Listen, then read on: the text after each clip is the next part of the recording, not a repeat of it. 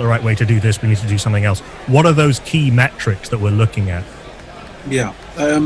And I think the other part of the South Asian community, I know you just touched on the Afghani community, but NACC, working with Hampshire Cricket Board, we've just helped set up the first Nepalese cricket league in the country. So that's a great platform as well for the guys around Hampshire and working within the army barracks around Aldershot. So they're going to be in 2021, if things go back to normal, hopefully that there's a brand new member of the South Asian community setting up their own league. But look, I think if you sat down, there's probably 5 or 6 things that I've already mentioned on a wish list, and we've highlighted at the wish list. But if you then broke it down to what is the top 2 or 3, grounds, facilities, funding, these are crucial.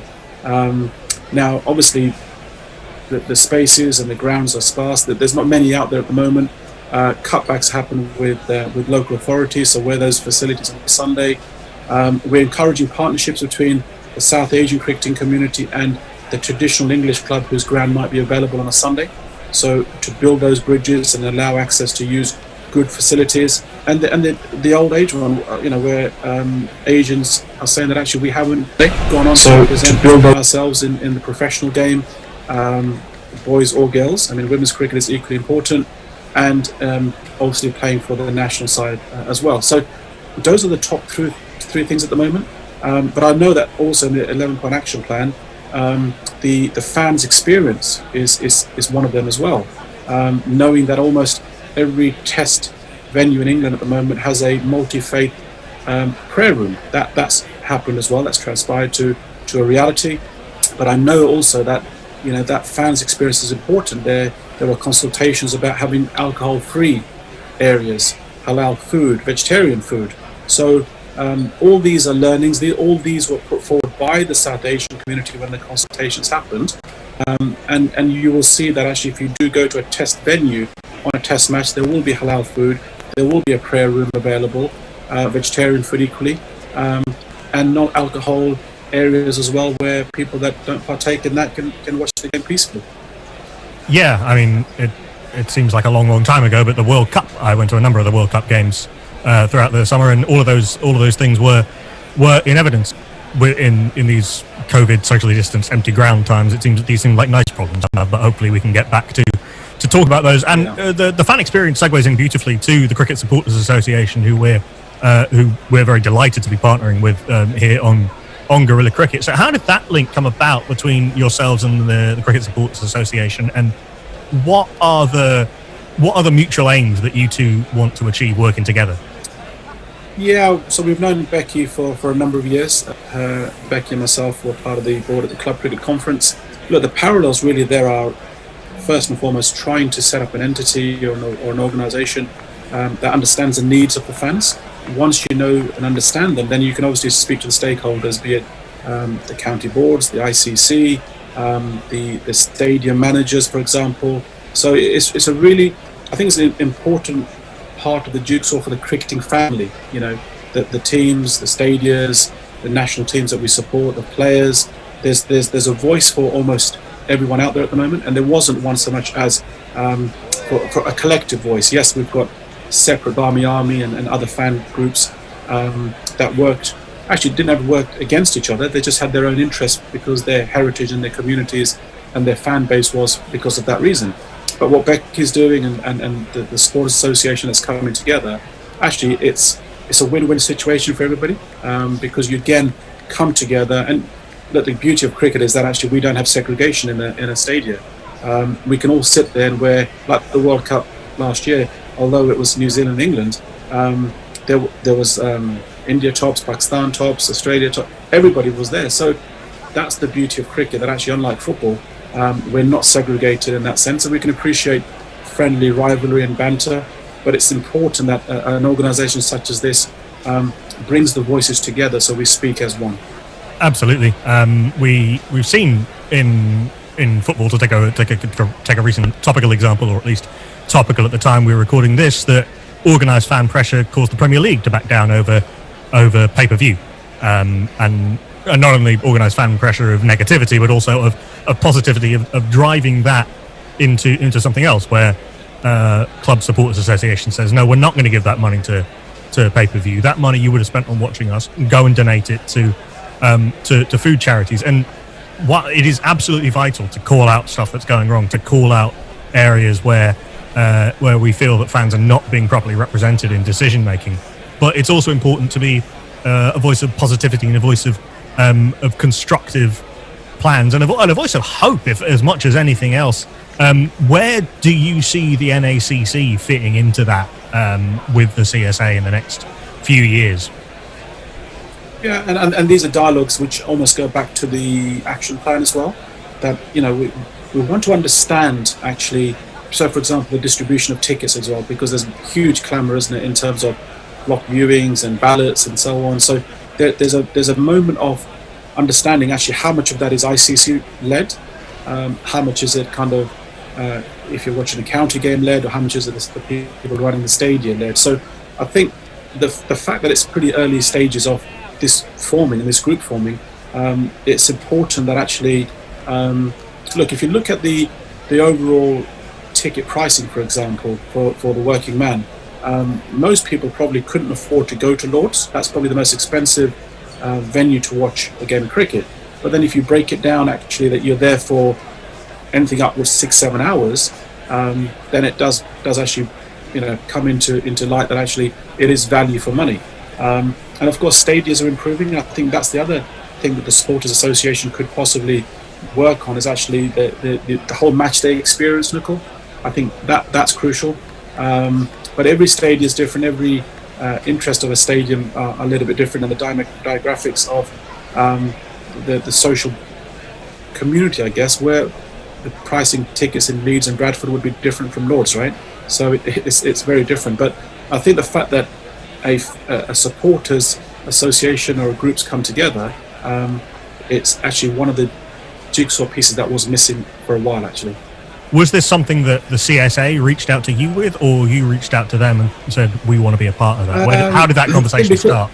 Yeah, because I've known of Becky for 2-3 years, so there was early dialogue, early communication, and to be fair, we still need to have extensive conversations as well with Becky, and build on that, because you can come together, and I think sometimes it's easier to come together, and actually it's harder and longer to stay together to understand what we're trying to drive here. But I mean, for example, over the last 2-3 years, we've had a fans cup at Edgbaston where we, the NACC, have played the Barmy Army. So we play the Barmy Army, but it depends if India are here, then we will have an Indian NACC-led team. If Pakistan have been here, then a Pakistani 11 would play the Barmy Army in Birmingham, Edgbaston. So that is, again, bringing the cricketing fans together. And I think, so if, you know, Sri Lanka are here next year, I believe, as well, for a short period, we'll be looking to have a Sri Lankan Asian or Sri Lankan NACC 11 playing against the Barmy Army. So I think forging relationships that were always there on a mutual way, mutual respect was always there. But I think it's still, we're still learning what more we can do, and there's more to come from the Supporters Association. But I think overall, the initial communications and the initial feedback's been good. It's been positive, and that's exactly what we wanted. That's fantastic. Really excited to hear that there's a NACC versus Barmy Army game. I'd be remiss of me as a as a cricket commentator to ask if we can commentate on those games at some point. That would be wonderful. And then also as a cricket journalist, who's come out on top in those games? Yeah, it's been good actually. We played the first one. The first one was an NACC 11, played at Ad Hoc CC in Birmingham. And there's some fantastic pictures on our website with St George's flags and you know the two fans groups coming together. We've also held actually an India v Pakistan game indoors because it rained in Birmingham that day. But look, we would love to have you there commentating next year. I firmly believe it's the Sri Lankan fans, or it could be 3 separate games because India are here, Pakistan are here, Sri Lanka's here. The Asian teams are, I believe, we're 2-1 up. We're 2-1 up out of the last 3 years. But it's so much fun and it's so much camaraderie. And we do remind the guys, look, it is fun and it's social and it just brings people together, and we have some food afterwards as well. but that's been running as the Edgbaston Fans Club. So Warwickshire Cricket Board, Cricket Club, have been huge supporters of this for the last 3 or 4 years. So we're definitely going to have it next year, and Mukul, you'll definitely be commentating. NACC 2-1 up with many more to play. Exciting stuff. We should touch on a couple of bigger picture issues that affect both the CSA and the NACC. The first one, frankly, is COVID. I mean, I don't want to say how frustrating, but how difficult has it been? What has the impact of COVID been on the activities of the NACC when it comes to fan representation? Yeah, it's been challenging because obviously we had Pakistan here this year, and we saw some desperate fans. I think it was at Old Trafford across the road for where the train station is with their drums and trying to motivate the teams from that aspect. But look, I think the important thing is that great and huge credit goes to the ECB for getting cricket on, and obviously West Indies and Pakistan for coming over and working in difficult environments like the bubble. But from a fan's point of view, I think we would have taken, if we go back to March, April, almost hearing of no cricket at all. So some cricket is better than no cricket, and watching cricket on television is definitely better than no cricket at all. So look, we understand circumstances are difficult, and we're still a sport. We're an enjoyable sport. We're recreational, be at international level, but there's been some huge sacrifices made by key front workers and doctors and nurses and others in the NHS. So we're just grateful that actually we saw some cricket. But look, I'm not sure if you're like me, but I'm getting a little bit tired of these artificial noises with the crowds. It doesn't feel the same as much as you try to think that they're there. But the important thing is safety, and hopefully we can get to some normalism for next year. To be honest, when we're commentating, we don't hear any of that. We make the artificial noises ourselves, frankly. But so we're probably not the right people to ask. I then also want to also touch on the recreational game. There can be a danger when something like COVID takes over, that all of these priorities that we've talked about representation, about building bridges from both sides, can get lost a little bit. So when what did what we got of the recreational season look like from the point of view of your objectives and the objectives of the South Asian Action Plan? Yeah. Well, if you ask the Pakistani community that were fasting, they probably thought actually it was brilliant, because for the first time in many years they weren't able to play cricket during the fasting period. But so that was it. That would have been a challenge. And I think in some ways the South Asian community, from what I've heard and from what I've seen, they were averse to having teas outside and separation and social distancing. If you see some of the guys playing cricket on a Sunday in the parks, they will get their biryani pots and whatever food they bring, and they'll be sitting socially distanced away under a tree. Don't have the luxuries of changing rooms and being in clubhouses as such. But it did have a knock-on effect. We were given probably a 9 or 10 week season at the recreational level. A lot of teams, and this is where I was very proud of the South Asian cricket leagues. They some of them went to a T20 mode only. Some of them played two T20s in a day, with colour clothing and white ball. So very resourceful, very well organised leagues with good people running them. But the challenges were there absolutely, and not having because some local authorities couldn't make grounds available local because they had other priorities with cemeteries and other works that needed, and staff being on furlough. So we learnt a lot actually. The resilience of the South Asian cricketing community. Almost every league managed to get a cricketing program, which is fantastic. And they're resourceful, they're strong, and they're able to manoeuvre and adapt very easily. Yeah, there's a word in Hindi called jugaad, which is about resilience and about adaptability to situations, and there's been, well, we've all needed to show a little bit of that, frankly, over this year of 2020. The final point, and it's something that you and I have touched upon, and you touched upon when you were on the show last time, is about it's quite easy to think of the South Asian community as almost intrinsically linked with cricket. as though they're almost mutually sort of almost symbiotic, as that you almost can't have one without the other.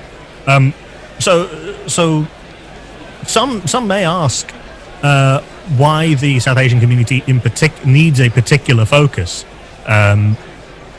with everything else that's going on, but it's fair to say that actually this isn't something that can be just assumed.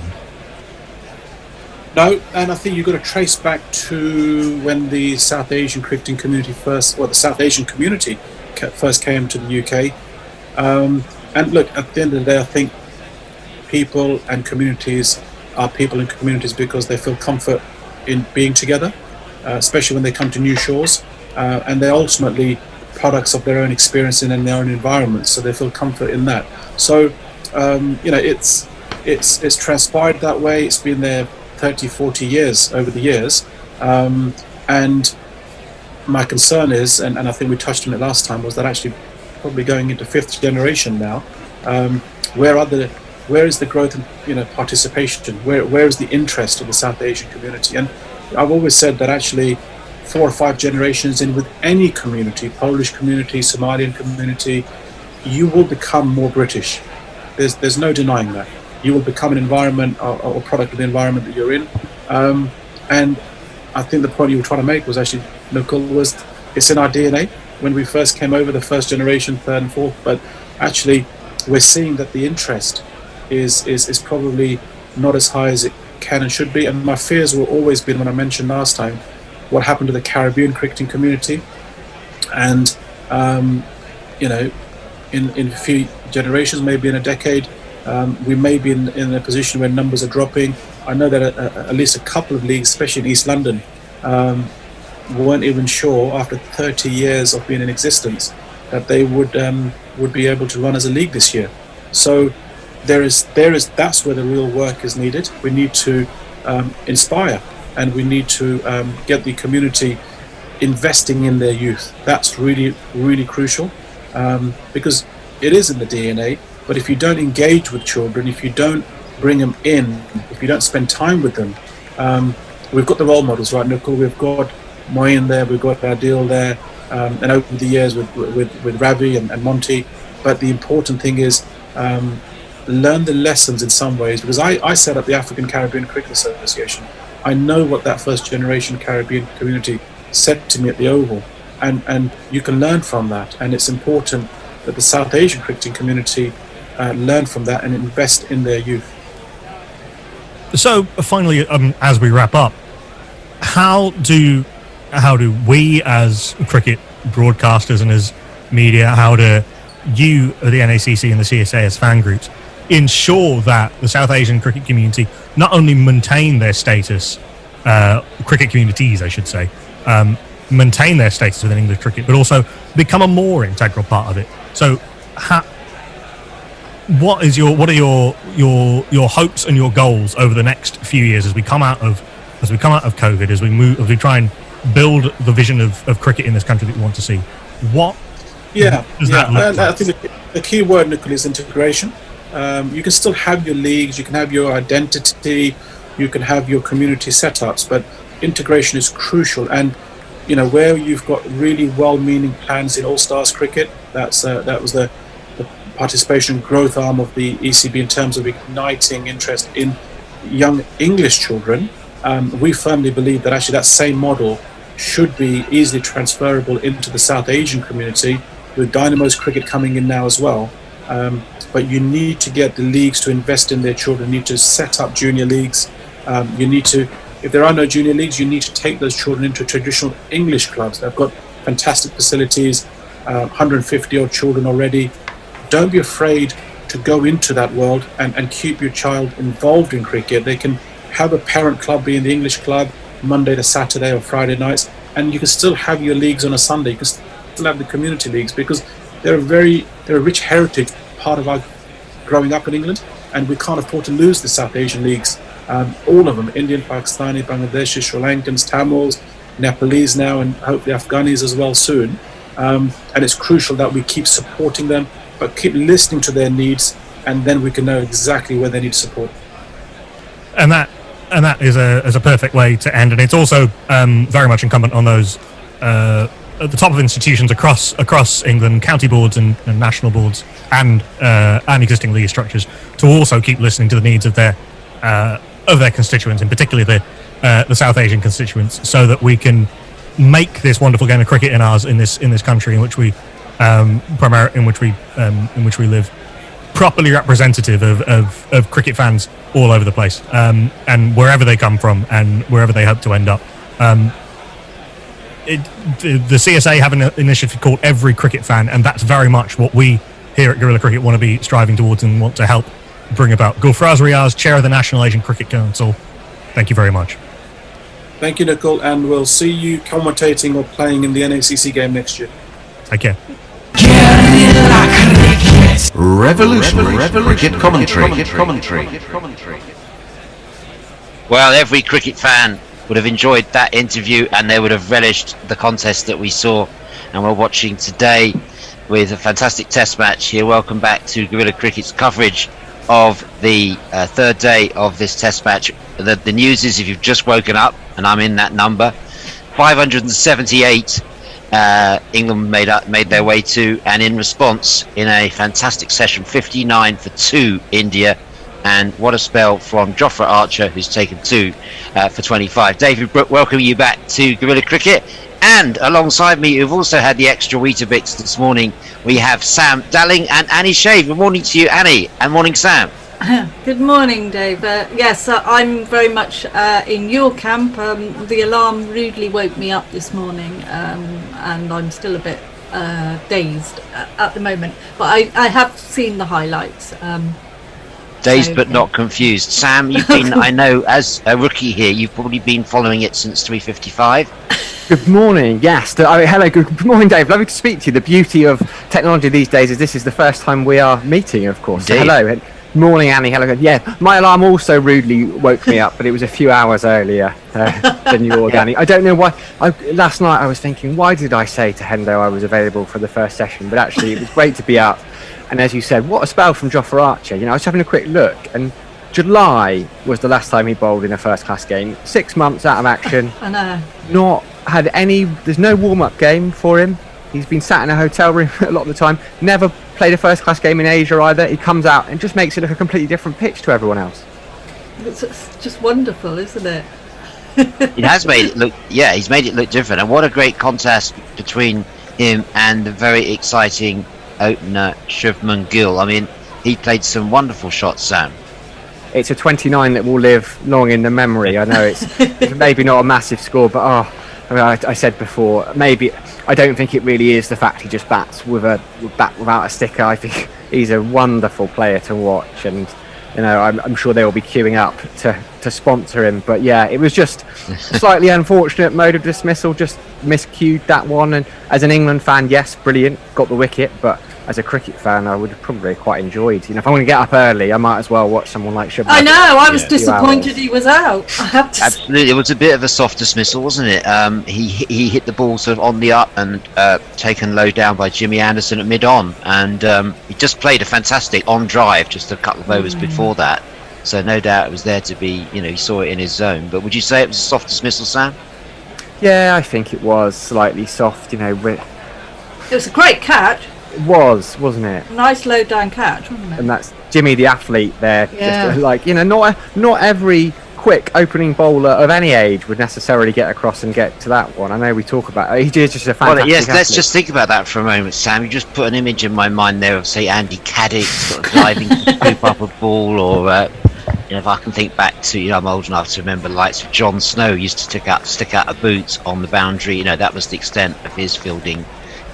You know, interest in fielding, and yeah, there's a few other opening bowlers who wouldn't have taken that catch. That's an interesting thought.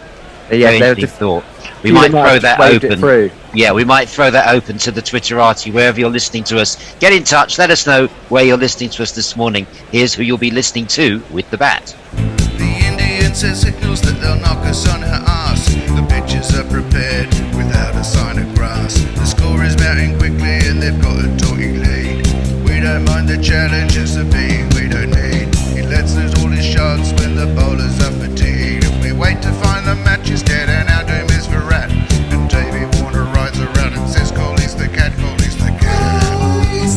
you don't need no IPL, and I'll be satisfied. Tell me that you want to do well inside of the test side. I don't care too much for run rate of Jedishwa Pujara, Jedishwa Pujara, Pujara, Jedishwa Pujara. Oh. And after that fantastic musical interlude, here's Anderson to bowl the first ball, and it's forward defensive, and from Kohli, who is on 4, Pujara 20, Virat Kohli. Now, Annie, I wanted to ask you this question: how easy is it to go from changing diapers to getting back onto a cricket field? I'm sorry. Well, Virat I Kohli's don't remember getting back onto. It was a long time ago. I was changing diapers. I just wondered if you'd give any insights into that. You see, I can't imagine. Here's Jimmy Anderson bowls, and that covered up by Kohli, pushes it out into the offside. I would have asked Tony Bishop the same question. If you go from paternity leave or maternity leave back onto a cricket field, I wonder how easy it is to go from, that type of environment. I remember your focus is very much on the baby, so your whole life revolves around the baby. So yeah, because we got a clue, didn't we, with Rory Burns? A, with his astonishing haircut, and second with that sort of frazzled reverse sweep that he played, that his mind might not have been fully on the job. Hoping for that. England fans will be hoping that Kohli's not fully on the job here from Anderson, as that squares up. Kohli goes out into the offside. And there's no run. So Virat Kohli, because he only played the first test in Australia, the one that India lost, and then he had to watch as Rahane took over the captaincy with such assurance. And here he is he's playing now. For his place now, isn't he? Yeah, and here he is to face this man. As you can see, we've had our eye on you for some time now, Mr. Anderson. Mr. Anderson. Mr. Anderson. Mr. Anderson. Mr. Anderson. Mr. Anderson. Jimmy bowls, and Kohli just pushes that onto the offside, and there's no run. Yes, what a time and what a situation to come back into the I have side. to say, I don't think Kohli will be doing much nappy changing, really. I don't know. I think you might misjudge him there, Annie. Maybe. You don't think he's a new man? Well, I don't think either his wife or him. Right. Yes. I suppose it's more that hothouse environment where you're focused on your, the wonders of the newborn. Here's Anthony bowls to him now, and he flicks that comfortably off his legs, and looks like they're going to run a quick 2 for Kohli, so he's going about his work this morning. But it's quite a daunting situation in a sense, because India trail by 517 runs. That is quite a deficit to make up. Yeah, I think you just put that out of your mind, don't you? These two, whoever's out there in the middle just goes out to bat. They're not really thinking about chasing a total. That comes just by batting time, naturally. Well, wherever you are in the world, you're very welcome to join us this morning. If you've got up with that extra Weetabix, let us know where you are and what you're consuming. Anderson bowls, and that's played by Kohli out onto the offside, and there's no run. So the first over from Jimmy Anderson after lunch is complete. India are 61 for 2. Anyone out there awake and listening to us? We got Matt on Hot Mic saying, "I admit to dishonour. I have heard that interesting interview already." That's the one we played at lunch with Nakul and Golfraz. So he put on the Hotstar commentary, and Mark Butcher just predicted 3 wickets in this next session. I can't see it. I say 1, but what do you reckon? 3 wickets. Depends if are they going to bring Archer back on? Well, one imagines fairly quickly. Yes, Sam. Where would you go in that? Would you go in that range between 1 and 3, or would you go outside that range? Yeah, I think so. Well, England would certainly be very pleased with 3. I think in this session, if we I think none. Do you really think so? Mm-hmm. I don't know. We'll see. We'll get Jofra back into the attack. I have faith. I have more faith, Annie. Yeah. Anyway, I've got one tweet. The Ghost of Zoob says, "What lunacy is this? I have awoken to find real cricket on free-to-air TV. It's as if Rupert Murdoch has joined me in the afterlife." and normality has been restored in the world. You got what you wanted, Sam. Jofra Archer back into the attack. Can't ask for anything more. He will break your helmet, break your heart. Hotter than lava, cooler than Bogart. In your face, at your stumps, on your toes, on your mum. Jofra. And that first ball is outside the off stump. Pujara doesn't need to play at that one. But what a wicket he got earlier! The wicket of Rohit Sharma. Caught Butler, bowled Archer. I was expecting Sharma to get loads on this. He bowls now, and Pujara guides that into the gully where Burns does the fielding. Yeah, it was. Can you talk us through that? It looked like it hit the surface. It was a slight fast. It was a very fast leg cutter, which really bounced, got big on Sharma, caught at Butler. Yeah, I think you've just talked us through it perfectly there, David. It's the perils of being an opening batter, isn't it? Say India do what we expect them to do and now bat for a day and a half. He spent two full days in the field, gone out there for an over and a half, and now he's back up in the dressing room watching them. Absolutely. Oh, you missed his main contribution there, Sam. Pujara pushes a run, his first run of the day.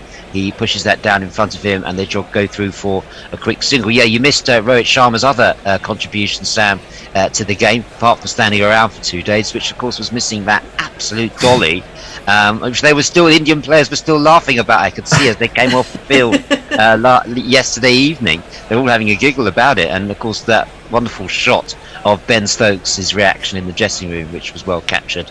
Oh, I missed that. By the host broadcaster. But yeah, no, it's great to see it on free to air and to see the Isn't Channel it? 4 logo in the corner as Archer slightly squares up Kohli there. He wasn't looking to play that onto the offside, and it goes through for a single. And That Kohli must be moves weird on. for you, Dave. Well, it's a real pleasure actually, Annie, Yeah. because it's sort of feels like, oh, it wasn't an aberration. It is now a lasting legacy. That the current regime, there's been a couple of 2 or 3 different regimes since I was there at Channel 4 as their director of sport, and it's a real legacy that they've actually gone back into cricket.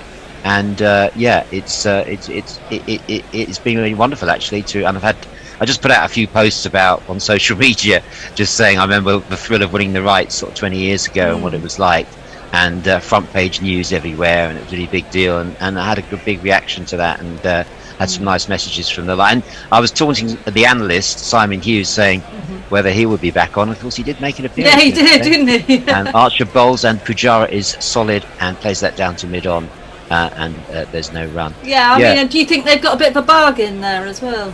Well, I mean, I do think it's a very smart move. Yeah, people have been sort of crawling over, everyone's sort of been crawling over the audience figures, and they're trying to work out the ad revenue. It's much simpler than that. It's just a really good programming move. For during lockdown, with an India series, with Channel 4's remit of diversity and inclusivity, for British Asian audience, it's fantastic. And obviously for all cricket fans, outside the off stump from Archer, completing that over, no trouble there for Pujara, successfully negotiated it. He's on 21 and Kohli on 7. But yeah, it's great to 63 for 2 India. Great to see it back on free to air. Peter Jones has sent us a picture of a pint of beer, saying lunchtime equals beer time. But that's fair enough. Absolutely, it's certainly a little bit early for me at the moment. I haven't even had my porridge yet. Brian001 says, good morning from rain-soaked Northampton. A day off today, so I'm tuned into you and have the pictures on the TV via Super Sport from South Africa. Expecting to see Kohli take on the bowling and get India up to the England score. Well, that's kind of what I'm expecting too. Leah says, listening in from a very snowy Hanover, Dave. Ooh. Well, And Anderson bowls, and that's covered up by Kohli, plays that out onto the offside. Very interesting news from Bangladesh, where West Indies are chasing an improbable 394 to win. They've had an excellent 4th wicket partnership. I was actually singing the praises of this man yesterday, Kyle Mayers. He's on 99 not out on debut. Another debutant at the other end in Nkrumah Bonner, who's on 60. And what a great partnership from them. So I'm really willing Kyle Mayers from Barbados to his first century. Yeah. Great guy. they could do with some Good Absolutely, news there. Anderson outside the off stump. Well, it's just and Kohli leaves that alone. There is a relentless negativity about West Indies cricket from West Indies supporters, including including our dear Mash, who loves them. But they're also just inherently negative about the prospects, and the older guard in particular. And it's wonderful to see a debutant coming in with a very weakened team. He wouldn't have had the opportunity. He wouldn't have been next in line. And to come in at number 5 or 6 as he's done, and let's hope he gets that extra run. He's on 99 out. But here's Anderson now outside the off stump. Kohli leaves that alone, and that's outside the off stump. He leaves it alone. Goes through to Butler. Yeah, so I'm sure we'll get news of whether Kyle Mayers, the debutant, a century on your debut must be a great feeling if you can get there. And all the West Indies fans, I'm sure, will be willing him to that landmark. Pakistan, meanwhile, 209 for 8 against South Africa, leading by 280. So a lot of Test cricket, and great to see the focus of the World Game on Test cricket. Anderson bowls, Kohli covers up, and plays a little bit of keepy-uppy. You could actually, I don't think I've ever seen that before. You said nothing that man can't do. He sort of scoops it off the ground instead of sort of bending down and handing it to the fielder. He sort of plays a bit of manages to scoop it up and play some keepy-uppy, and then knock it to the close fielder. I don't know, maybe he was trying to, take a bit of the edge off the ball, take a bit of the hardness off. Oh, yeah. Well, premeditated. He's not Australian, come on. No, at least no one appealed. If he'd have done it with the side of the bat, it would be more impressive. With the face, it's nothing. And that play guided out by Kohli. He's found the gap, but they've decided not to run on that occasion, and the score remains at 63. So, Dave, you heard about the news about Ezra Mosley, I'm assuming. I have. It's that's absolutely tragic. He was a lovely man. Really, I was going to say, did you know him? Yeah, he was coach of the women's team during my one of my stints over in the Caribbean, and it's an absolute tragedy that he's to be killed. Knocked off his bike. Knocked off his bike by a 17-year-old. In a car. Anderson outside the off stump. Kohli leaves that alone, 63 for 2. But it is absolute tragedy. He was a lovely man, Ezra Mosley, and it's being mourned. I know the West Indies team will be wearing their black armbands today during that Test match in Bangladesh as a tribute to him. Right, tweets. Mayank says, if India can finish the day at about 250 for 2, I reckon they've got the day in their favour, and most likely this test would end in a draw. Lots of hard work needed from Kohli and Pujara. Well, I think they've got the people at the crease that could do that. Leah says, Sonny was talking a load of bollocks about quick singles and his Kohliness being quick between the wickets, which doesn't really matter when you have Pujara at the other end. Well, I guess strike rotation, and it's an interesting point that Pujara does tend to play slightly differently when he's on Indian soil, I think. Archer outside the off stump, Pujara leaves that alone. Be interesting if I can ask Knuckle in the studio, or even Sam, if you're really on into you're a stats man, Sam. What's your I was about to say yes, I am, but I haven't got the answer to the question you're going to ask to hand, so I can't really back it up. I'll direct it to Knuckle. Difference in strike rates, Pujara in India compared to Pujara outside India. My hunch, and it's only a hunch, is that he gets on with it a bit more in India. Yeah, that's my hunch. Because he's pushing. Certainly he's batted like that this morning. He's on 21. He waits up for Archie, plays that one onto the leg side, and there's no run. Yeah, it's certainly true, says Knuckle, that Pujara scores a lot faster off spin than pace, but he certainly does the drop and run stuff, whereas in Australia he was very content to dead bat. Hang in there. Hang in there. And get all the abuse he suffered from TV commentators. I know. Kerry O'Keefe and all those guys. He was outstanding star of that series. So I should have given myself a little bit of time, because I pulled up the stat. So Pujara's strike rate in India is 50 from 42 tests. Not quite. Sri Lanka it's 53, but yes. So Australia 37, New Zealand 29, West Indies 32. England 40. So you were basically spot on. Almost doubled. Yeah, so it doubled what he was doing in Australia. He plays that ball for no run out off Archer into the offside, and he's looking pretty solid. But 29 strike rate in Australia. Some Australian TV commentators couldn't see past that, but what a fantastic role he played in that series victory. It's essential, absolutely essential. Well, I'm sure I heard people talking about how well Australia bowled at him, but the fact they couldn't get him out was pretty much the key to why they lost the series. Exactly. Archer to Pujara, and who leaves that one outside the off stump. Good carry from Archer there. Resilience is an underestimated quality. Difficult word to say at this time. But he's got it, hasn't he? He really does, and that's what you need in Test cricket. I remember when England won, when Nick Compton used to open the batting for England. You'll find I have a tendency to link back to Somerset players, but people criticised him for the speed at which he scored. But that's just what you needed in Test cricket. And when Alistair Cook scored all those runs, it was Nick Compton at the other end. Not saying that Cook scored them because of him, but here's Archer to Pujara, who drives pleasantly to mid-off. And yes, a 4 for Kyle Mayers, meanwhile, in the West Indies, Bangladesh. He's gone to his maiden century in his first Test match for Kyle Mayers for West Indies, who are really making a go of their unlikely target of 394 to beat Bangladesh. They're 3 wickets down. What's the score there now? He got 103 off 178 balls with 12 fours and a 6. And I was very happy. Here's Archer bowls, and that's very solidly behind that. Pujara, it's the end of that over, and was a 1 ball to go. That is the end of the over, 63 for 2. But I gave Carl Mayers a shout out yesterday because I'd seen him bat a couple of times and thought that he was one to watch, and it's great that he's come through today. Yes. He's the 14th West Indian to score a century on debut in Test cricket. Lawrence Rowe still remains the only West Indies batsman to score twin centuries on Test debut. You have got to go back to Kirk Edwards, who was the previous West Indies batsman to score a century on debut. George Headley was the first. It's a distinguished group to join, isn't it?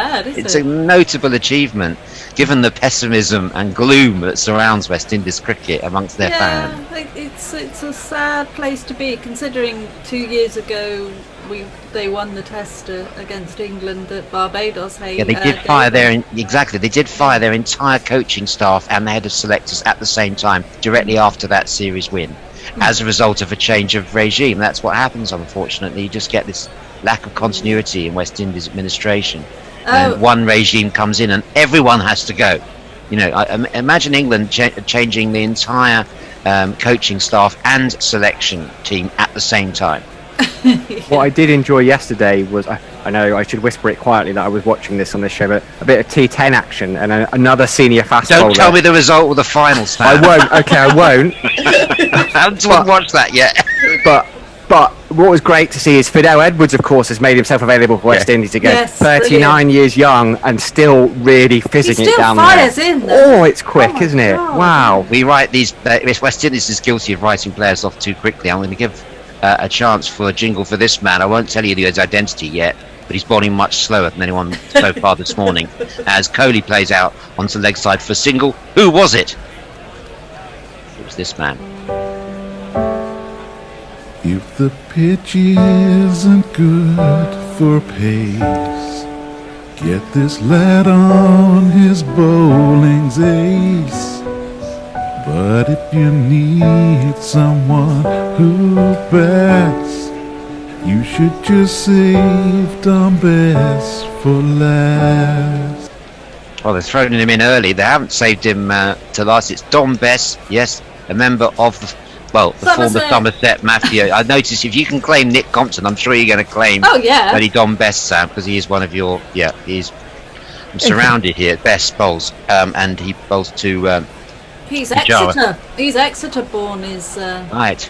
Best. So this is the Somerset Mafia here, out in force. Yep. We are allowed out occasionally. We do cross the border. Right. Here's Vess with a hop and a skip, and a little bit of a jump. Gives that rolls his arm over. That gives a bit of air, and Pujara plays that out onto the leg side for a single. So Pujara is 22 from 48 balls, but he has shown that he wants to get a move on here. So tell me, is there any connection there? You're both Somerset members. You know each other through the Somerset cricket world, Sam and Annie? Yes, Sam's written in my magazine. I have had that honour. I was very lucky to be asked. No, I didn't. I asked, to be fair. I don't know why I said that. I said, please, can I write for you? Best to Kohli, who plays that defensively and there's no run. So, yeah. And the host broadcaster, of course, we've infiltrated as well, because I'd imagine Murali Kartik is on comms. Yes, for he is. You're claiming him. 4. Yes, you're claiming we're him as absolutely well. claiming him, absolutely. Yeah, no, Kartik's been interesting. Here's Bess again. Bowls to Kohli, who covers up, plays that one back to him. Kohli not looking like he's in any difficulty this morning. So sad to see Don Bess go to Yorkshire. I think it's right for him. Yeah, I agree. Unfortunately, he is second choice at Somerset for him. And he hardly played at all any red ball, did he? So. Here's Bess now to Kohli. It's on his leg stump. Kohli just turns that one round the corner. It is odd that with the importance of playing against spin, that Somerset have been punished for preparing spinning wickets. Don't start us. No, that's sorry probably about that. 65 for 2. India at the end of that over. I'll do some tweets instead. El Chopanos will be pleased because he's been saying, "Where have you hidden your Bessie and your Lychee, Rooty? Bring them on now." You must have known, obviously.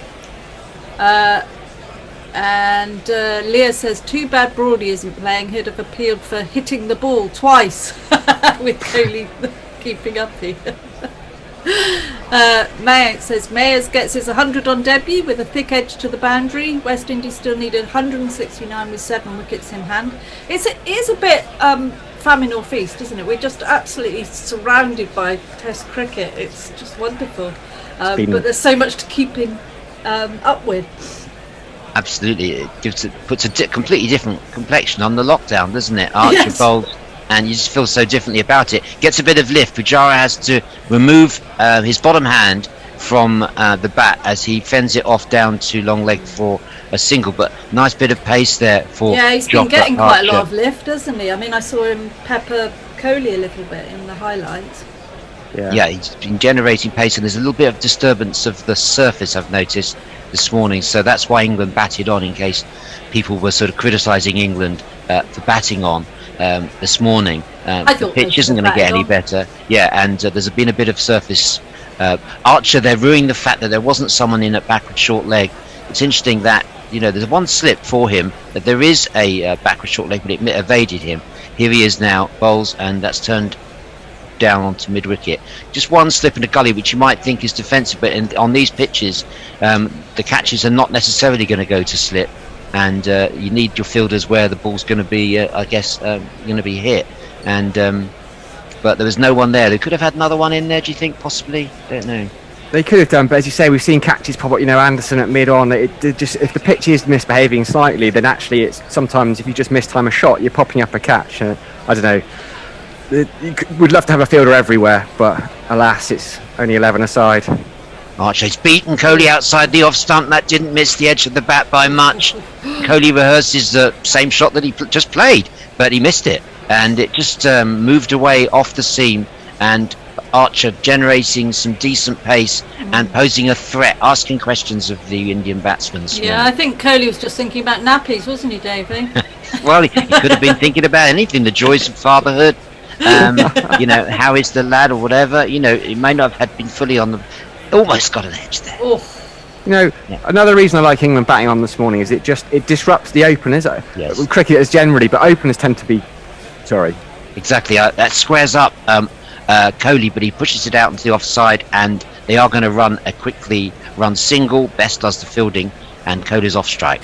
Yeah, they tend to be very particular openers, and 8 down, they're going in overnight knowing, we're probably going to have to bat quite quickly in the morning, but they don't quite know when. Whereas if England declare overnight, then at least they've got that time to prepare. But actually, the openers have to get ready, go out and field, knowing they're going to be out there, and then suddenly you're in a bit of a rush with the turnaround. So I quite like that element of it as well.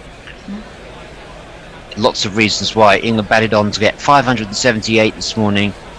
With Leach with a red inker at the end, and that's short from Archer. Just goes down the leg side. Pujara's not interested and doesn't even bother to duck, actually, just sort of walks inside it. But yeah, it was Leach that ended up not out, and with Jimmy Anderson being the last man out. Alistair Cook was pretty disparaging about Jimmy's batting this morning. Really. Do we really want to spend any time talking about Jimmy Anderson's dismissal? He's only got 2 shots against the spinners. Jack Leach is a proper batsman. I love watching him play. He works so hard on his game. I mean, he's, of course, at club cricket he always batted it a bit higher up in the order, but he takes it so seriously. It's brilliant. How far up the order? Oh, I'm sure I saw him. Sorry, his Archer, and that's covered up by Pujara, no run. In the Baker Cup final, which was is the kind of local 20-over competition. I'm sure I saw him come in at 3 or 4 and play a match-winning innings when he was 15, 16. So not, some people are always tail enders, but it wasn't the case with Jack. You can tell he's not always a tail ender, can't you? I mean, he sticks around, and he nearly got 100 for goodness sake. Absolutely. I was there that morning. I wish he'd have got there. I really do. So wherever you are in the world, let us know where you're listening to us from. Have you had breakfast yet? What was your last meal? We were interested to know where and what. Anything. Annie's waiting for your messages here on social media. Annie's beginning to wake up now. Didn't have your porridge. Have you had? Yeah, I'm going to have my porridge as soon as I come off in a minute. Right. Because we'll be having a change soon. I'm going to get my porridge down me because my stomach's rumbling. Well, let's see if we can get you a wicket from Dom Bess as he bowls to Kohli. Well, no chance there. Kohli's very solidly behind that one. This session we've had 6 overs and just 8 runs, so you haven't missed any runs as we've been chatting. As it's been tight, but close, but no cigar so far. Knuckles pointed out that most of the catches and dismissals have been bowled, and even the catches have tended to be in the deep, so nothing in the slip area, and that's why Archer was bowling with 1 slip. This next ball, Kohli covers up, plays that one down. He's on 9. Pujara's on 23. So long way to go for India. I'm interested to see how the odds have changed this morning. Everyone obviously odds on a draw yesterday, and that's the favoured. Most people are saying that, but who knows what's going to happen this afternoon, I should say, out there. And Kohli's going to get off strike again, pushes that out into the offside, and they take a single to a ball that was slightly shorter. And I almost don't want to say it because it's so obvious, but this is a key session for England in terms of you kind of have to say it, don't you? But actually, if this is a 3-wicket session, then England just probably feel they have a chance to win the game. I can see Knuckle on cue is reaching for the jingle that we all know and love. The crucial session. Best gives that air. It's nice to see down the wicket comes Pujara and flicks it down towards deep mid-wicket. So Pujara looking to take advantage of scoring, or was that Kohli? It was a Kohli flick, and that's the end of that. No, it's not the end of the over. I've gone all over the place. You got me so excited, Sam, about that crucial first hour jingle. Crucial first hour. Yeah, Gorilla Cricket. Crucial first hour. This ain't no TMS. I love that jingle. So best bowls, and it was Pujara. I was right the first time. I lost my train of thought there. It was Pujara who skipped down the wicket and played that one down to deep mid wicket for a single. And it's Kohli now on strike who plays the next ball from Best defensively down. So Best 0 for 6, just about to complete his 3rd over here, and he's bowling to Kohli who's on 10. Pujara's got 24 at the other end. Best in his glasses. And that is... Oh, it's chance! Was it a chance? It was a bit uppish. It was flicked away towards mid-wicket. And did that... No, it didn't carry, but was it up in the air? Was it aerial, or did it go straight in the ground? We think it was aerial. They're reacting like it was aerial, aren't they? Didn't carry. It wasn't a missed chance to Rory Burns, but it looked like he didn't quite get on top of that. It was given England some encouragement there. We're seeing an advert instead of a repeat, so can't be absolutely sure whether it is aerial or not. Oh yes, adverts. Yeah, not many, eh? No, people were talking about that there wasn't a lot of ads, but we're having a change. Oh, good news for all Gorilla Cricket listeners. It's the voice of Gorilla Cricket coming on to replace my squeaking around. And I'm going to pass over to Hendo, who's going to resume the ball by ball. I'm going to go and sit in the pupil's chair next to him and observe the master at work. And Al is coming in on the tweets. Thanks, Dave. Always love to be introduced by you because you say such nice things. Oh. Well, it's true. You've got me through the lockdown, Hendo. Even your IPL coverage got me through it. The IPL. We've got another of those coming up in about a couple of months, haven't we? Anderson bowls to Pujara, who opens the face to a full ball, pushes it into the covers to best. There is no run. Let's have some jingles. Jimmy, Jimmy, Jimmy, aja, aja, aja. Jimmy, Jimmy, Jimmy, aja, aja, aja. Jimmy, Jimmy, Jimmy, aja, aja, aja. Jimmy, Jimmy, Jimmy, aja, aja.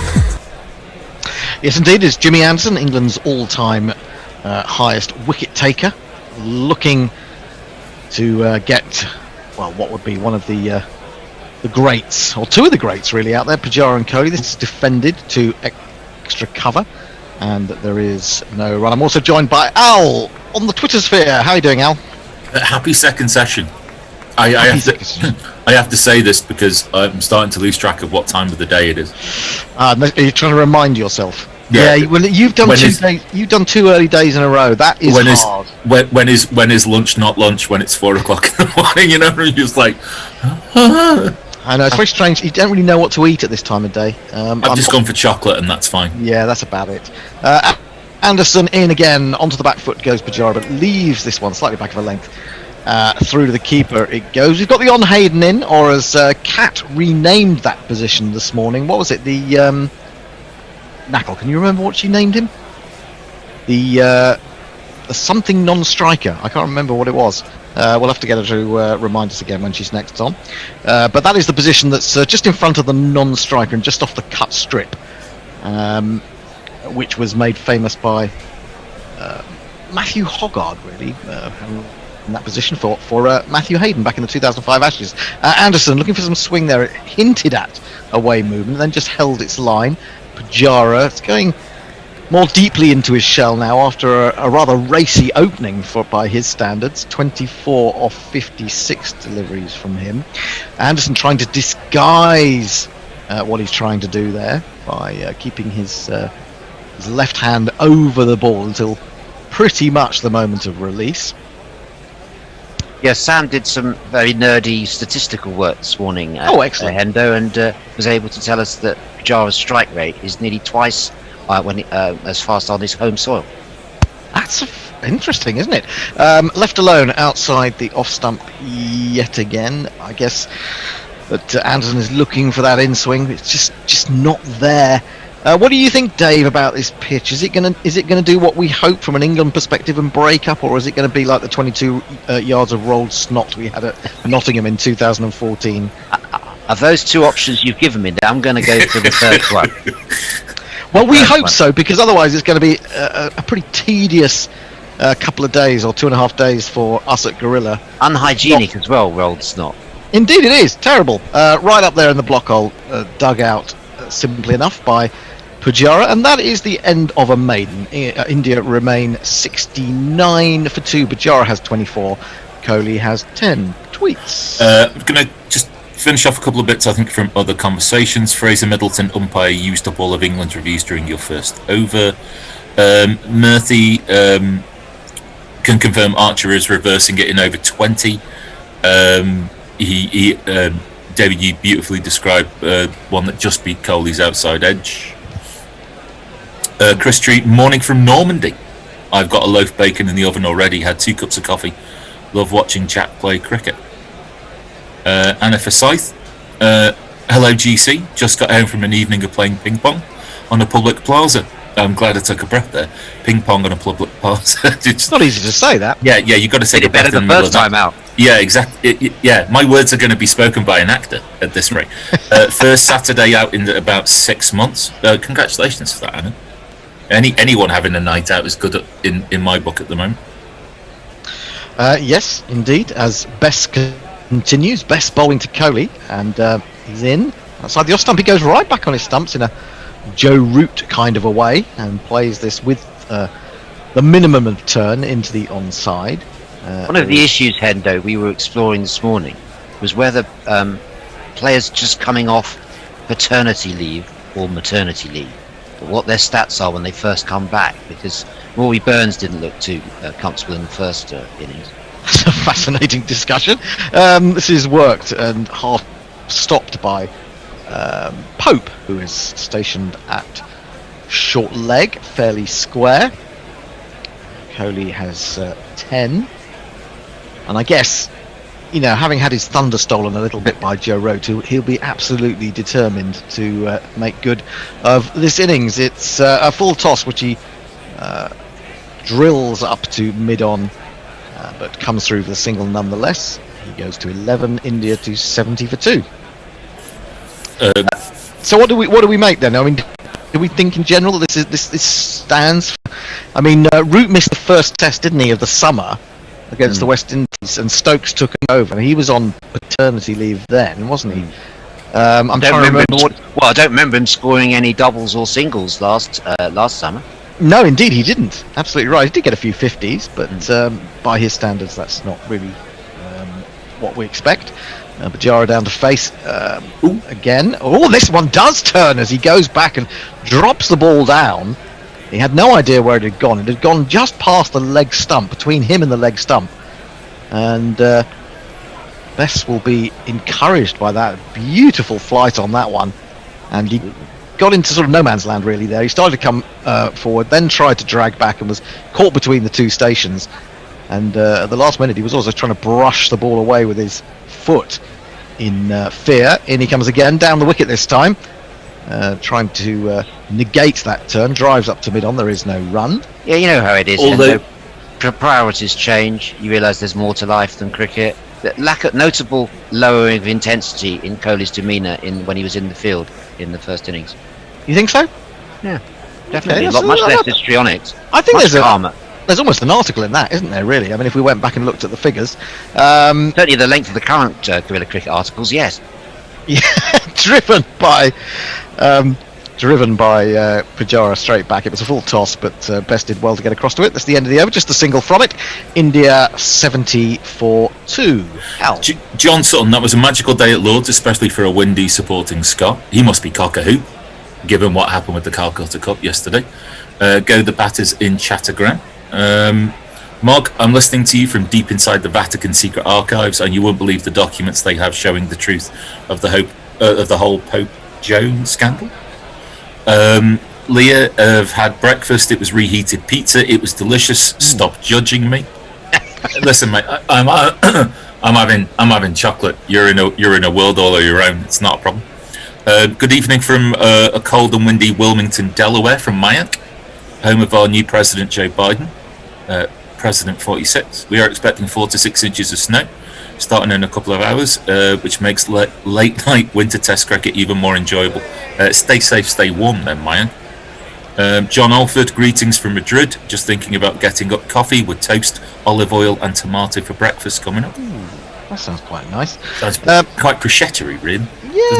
Yeah, I could do that for breakfast, definitely. Yeah. Pastries, Hendo. How are you able to do your pastries during lockdown? Well, I haven't been.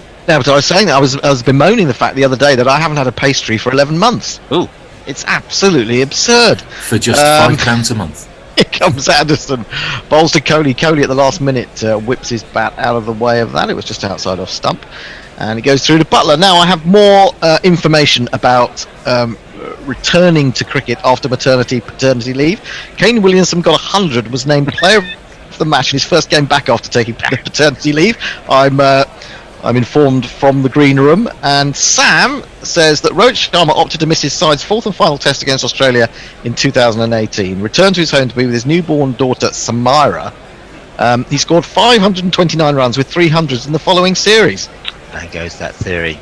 Onto the front foot comes Kohli, not quite in the direction I think he was trying to play it. He played it out to extra cover. I think he was trying to play it a little bit straighter than that. I mean, the alternative explanation, Hendo, to the change in Kohli's demeanour is the effect of watching Rahani's calm style of captaincy, because it has been said within Indian cricket circles that players responded better to that style rather than the sort of animated histrionics that we usually see from Kohli. He was noticeably more restrained in England's first innings in the field. That is a very good point, actually. Yes, because we are used to seeing him sort of heart flying off the handle. Yeah, absolutely. Outside the off stump again, left alone by Kohli. He is very demonstrative, isn't he? Normally in the field. Well, if you've played in a team with a captain like that, it is difficult. You make a mistake and your captain, with his expressions on his face, it makes you feel 10 times worse. Well, you'd be on tenterhooks all the time, wouldn't you? And I suppose it's the antithesis of what you want. You want to be relatively relaxed. You know, you've got to be alert but relaxed rather than fearful in the field. So, that makes perfect sense. I mean, you can carry it too far the other way. Some would say David Gower was, so laid back he was virtually comatose. Yeah, and there are one or two others, aren't there, outside the off stump in terms of this is through to Butler.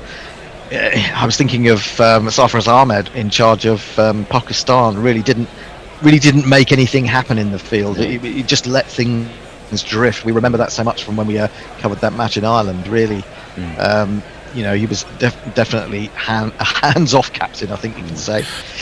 There's theories in business about situational leadership, and I'm wondering about as the team develops, so how the captains the team also develops as well.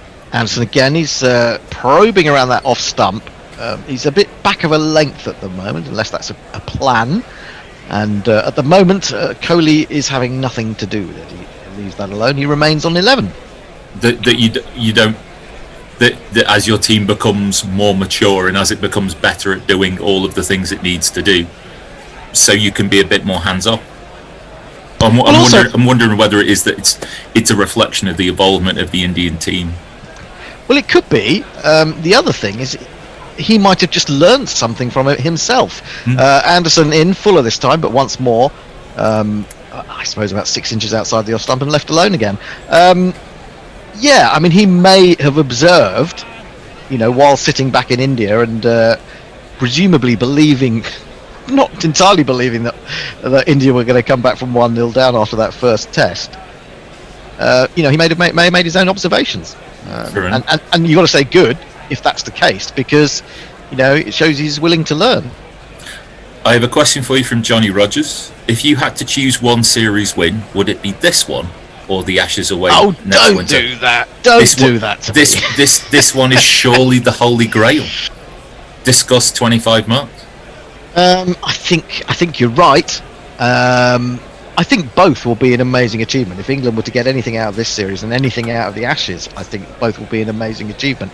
Not only because they will have had to play so much Test cricket in so many different conditions over that period, but because these are two really good attacks they have to take on. Well, my answer to that, Al, after our robust discussion yesterday. I think this series is just as important, if not more important. And, absolutely. In current world cricket, it should be treated just as seriously as the Ashes. Oh, it should be, but it hasn't quite got the history of the Ashes, has it? In comes Bess bowling a new over after that maiden from Anderson. Pujara defends this one down towards short leg, and there is no run. No, but neither has it got the history, say, of the Abu Dhabi T10 tournament. Well, to me, that's a classic. I mean, that is a classic of the genre. It really is. In comes Bess. He comes down the wicket and swings this across into the leg side. And he'll pick up a single out to Dan Lawrence at deep square. Mayank and Ravi Nair both remind you that Cap called it the short non-striker. Or forward non-striker. The short non-striker, that was it. The on Hayden, the short non-striker. Which I think may be more descriptive than the on Hayden, because every time we talk about the on Hayden, we actually then have to describe what the on Hayden is, because in case you haven't heard us before. A slip and a short square leg for Kohli as Bess is in, and he reaches round in front of his front pad and swivels the ball into the onside towards mid-wicket. And there is no run. 11 for Kohli from 47 balls, 25 for Pujara from 63. And England have got a stranglehold on at the moment. But you always feel with India they just need a couple of shots to get them going. And he's got him! He's got him caught! Would you believe it? Virat Kohli has gone. Now, if you go to the Guerrilla Cricket news section, which is new and wonderful, you will find that Dominic Bess said only a day or two ago that if he was to get Virat Kohli out, he would run round like a loony. And I'm afraid that he hasn't done himself justice. That wasn't really quite a good enough celebration. But it is a brilliant wicket. What a wicket that is. What a ball. Oh, he's reaching for it. It's taken the inside shoulder of the bat. Ollie Pope has done the rest. And wow, that is an absolutely crucial wicket. Dominic Bess has got the possibly the best batsman in the world out. He's got his biggest scalp in world cricket so far, and Virat Kohli has gone for 11. You can finally have the out jingle. How's that? You messed about, I caught you out. How's that? David, it seemed like we weren't really sure about which line Kohli was playing down, because I don't think he was either. The inside edge was. It didn't really seem to turn and then take the inside edge, but it turned a little bit. But the bat face seemed really, absolutely, really down. I'm not sure what Kohli was playing for there. It was neither fish nor fowl, and maybe, just maybe, Al, his mind had temporarily drifted onto other things. Yeah, I know more than that, Hendo. But I backed up my theory with. I put my money where my mouth was yesterday by backing Kohli to score less than 40 runs in this innings on my, as it happens, ill-based statistically theory of someone coming back into the side after being out on paternity leave. I just thought more pressure on Kohli, maybe because he was captain, coming back, picking up the pieces of his team that has been winning. More pressure on him in this game, perhaps. But that shot was neither one thing nor the other, and Kohli at top form wouldn't have played that shot. Well, he's gone, and the vice captain, or captain in India, has come to the crease. Let's just see how calm he is. This is his jingle. You're fat and everybody comes a-running. Take a run, get down the other end. A Jinkirahane. Quick 50. A Jinkirahane. And then out. Yeah, so go and read what Tony was writing yesterday on the website gorillacricket.com/news, and you can read all about how not only did he want to get Kohli out in particular, but the fact that he's inspired by some footballers who played cricket for Somerset. Anyway, it's Rahane to face, and Bess, the adrenaline must be surging through his veins. He throws that one up, it's drilled up to mid-on, and there is no run. India 71 for 3. It's not breaking up, but that did take a little puff out, and you really feel that probably, looking at that from side on, Kohli might have gone back to that in the manner of Joe Root, rather for feeling for it as he did. Lunged. Yeah, he did lunge, didn't he? Lunge is a good description. This is defended. A straighter ball, maybe going on with the arm from Best. That is the end of the over. He has figures of 1 for 8 from 5 overs. Magnificent figures at the moment. India 71 for 3. Al. Mark, can you remind me, are runners still allowed in cricket these days? I think they are, aren't they? No, they're not. Are they not? Not even? Nope. Oh, right, okay. Mm-hmm. Drag your range of body around then in that case. Murthy, Anderson also covering the ball and bowling much fuller.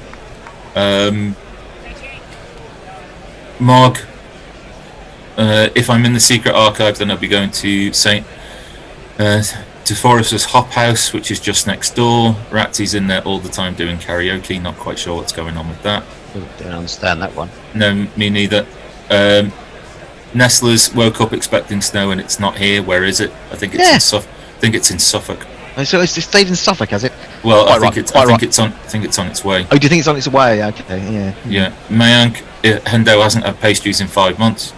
The Bears been cutting down on a beer intake. Am I in an alternate universe? Oh, swinging delivery this time from Anderson, and Pajara gets down on it late, but manages to turn it away down to long leg. They will come through for the single. India move to 72 for 3. Talking about runners, I think that was a mistake. I think runners bring something extra to the game. Usually a good degree of hilarity as one of them forgets to run, or the striker forgets that he's injured and actually does run. And then you find often them at the two at the same end getting run out. It's hilarious stuff, and that to me is cricket is diminished by the lack of runners, in my opinion.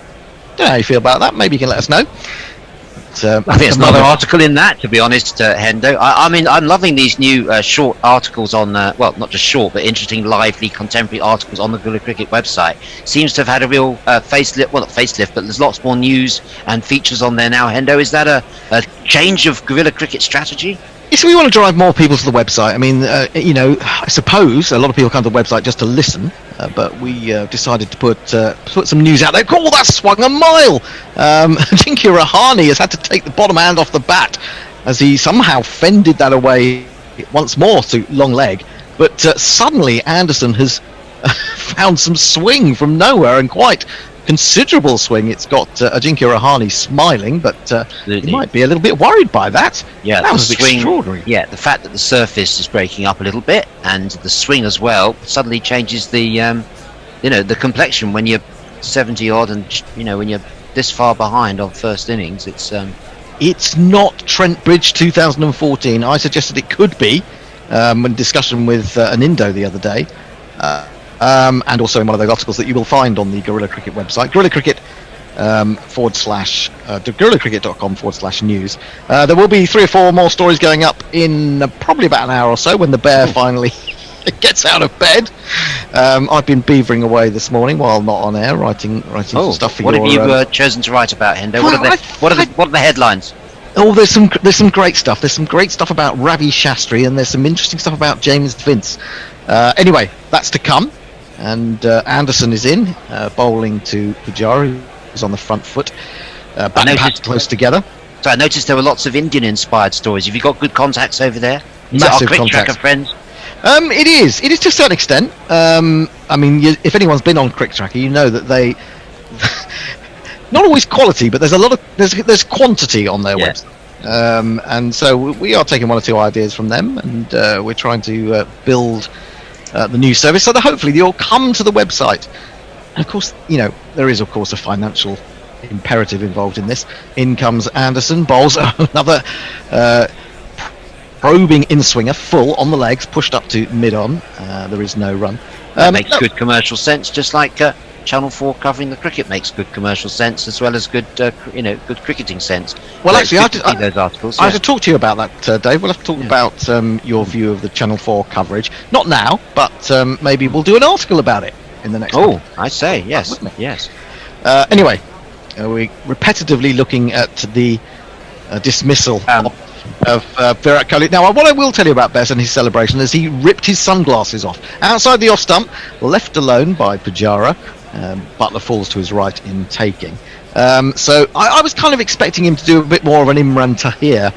So I'm a little bit disappointed, but he did rip the sunglasses off emphatically, and that of course may become a thing as time goes by. The ripping off of the sunglasses. He may have just started something there. So we'll look out for that. I suppose not that many bowlers bowl with their sunglasses on, but 1 or 2 do.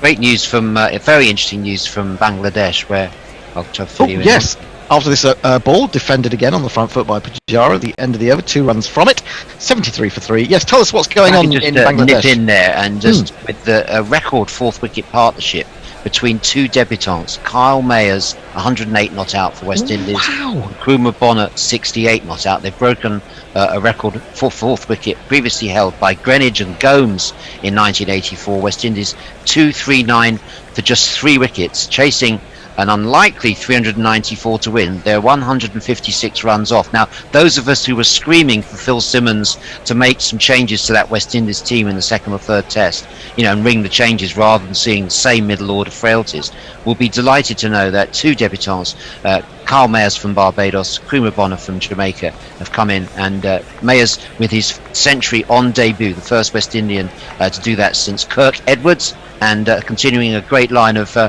debutants who've scored centuries for West Indies, including George Headley and Lawrence Rowe. Well, that's brilliant. I mean, that's brilliant to see that test is bubbling up into what looks like it's going to be an exciting finish. There's also a decent test match going on in Rawalpindi, isn't there? South Africa v Pakistan, and when I last looked, Pakistan were about 240 runs ahead, I think. Which is going to be tough to get in the 2nd innings. They still had 3 wickets in hand. I don't know what the update is. Bess then into Rahane. Rahane down the wicket, whipping that away. Oh, I thought for a moment that Burns had taken a leaping catch at mid-wicket. He didn't take the catch, but he stopped it brilliantly, diving away to his right. I'm guessing that was it well short of him, or was it just short of him? Oh, it wasn't that far short of him. But a cracking stop, nevertheless. Oh, yeah, brilliant, because, I mean, it really didn't get more than about 4 inches off the ground. When we say uppish, it wasn't very much uppish. Bess, again, He's also got a shortish mid-wicket. Rahane goes back, turns it to square leg. Will they come through for the single? No, they won't. India remains 73 for 3. Just pointed out to me that since lunch, India have added just 14 runs in 12 overs. They've also lost their talisman in Virat Kohli. Amazing stuff. Here is only 505 runs behind. Yeah. 505. This could be a fascinating test match, couldn't it? Bess then in again, bowls to Rahane, throws it up outside the off stump, and is he being caught? He has brilliantly caught and extra cover by Joe Root. It was a horrible full toss that he drove at it, and Joe Root leapt to his left, one-handed, grabbed it, and Rahane, vice captain and captain magnificent or not, has gone for just a single.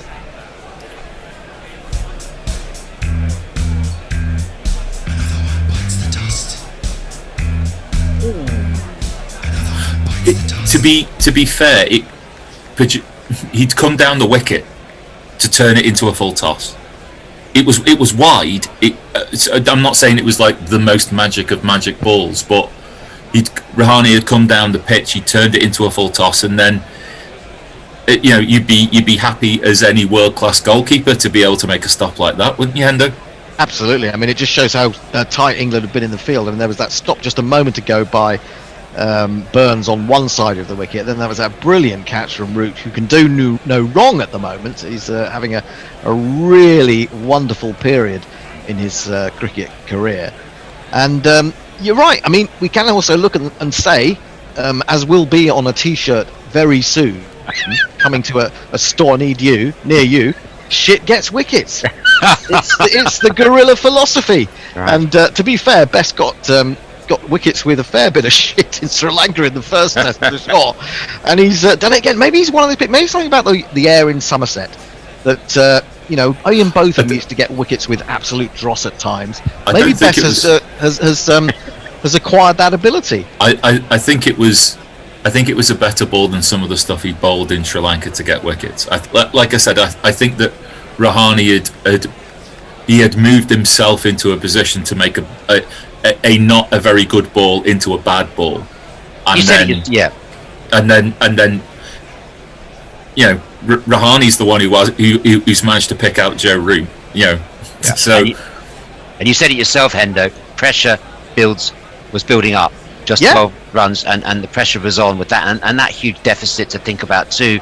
There's a lot of pressure building up with that tight bowling. So Bess deserved that. Yeah, it was a great ball, but he deserved it. Can I just make a correction? That fourth wicket partnership of 180, which is still going strong, is the second high.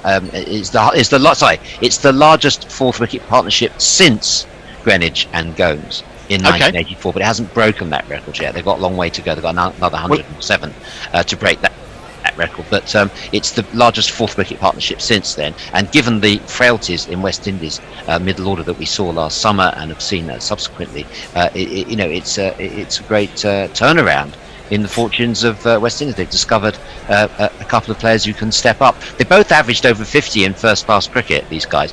So people are too quick to write off a whole nation sometimes, including West Indies' own fans. But talking of brittle middle orders, Hendo, Kohli, Rahane, but this man Pant now, what's he going to do in this situation? That will be fascinating. We're just looking at wickets. I thought for a moment that Jofra Archer had been brought back, but he was the man who got rid of Rohit Sharma, and then Shubman Gill will feel he was a little bit unfortunate. He punched beautifully, but a little bit aerially to mid-on. Brilliant catch diving forward by Jimmy Anderson. And then Dominic Bess has stepped up. He's picked up 2 wickets, one with a great ball, one with an indifferent ball. But Rishabh Pant, I mean, he took the game to Australia, didn't he? Is he going to try something similar here? I would love it from an England perspective if he tries. And to be fair, I don't think that he's got another way that he can play, so I think he will try. He may play a little bit like Stokes. He's a left-hander. He won't want the ball leaping from Leach, coming over the wicket from the footmarks. So that's another thing. I don't think Joe Root will make some of the mistakes that Tim Payne was making in terms of placing the field to him. You may be right. We should jingle up the new batsman.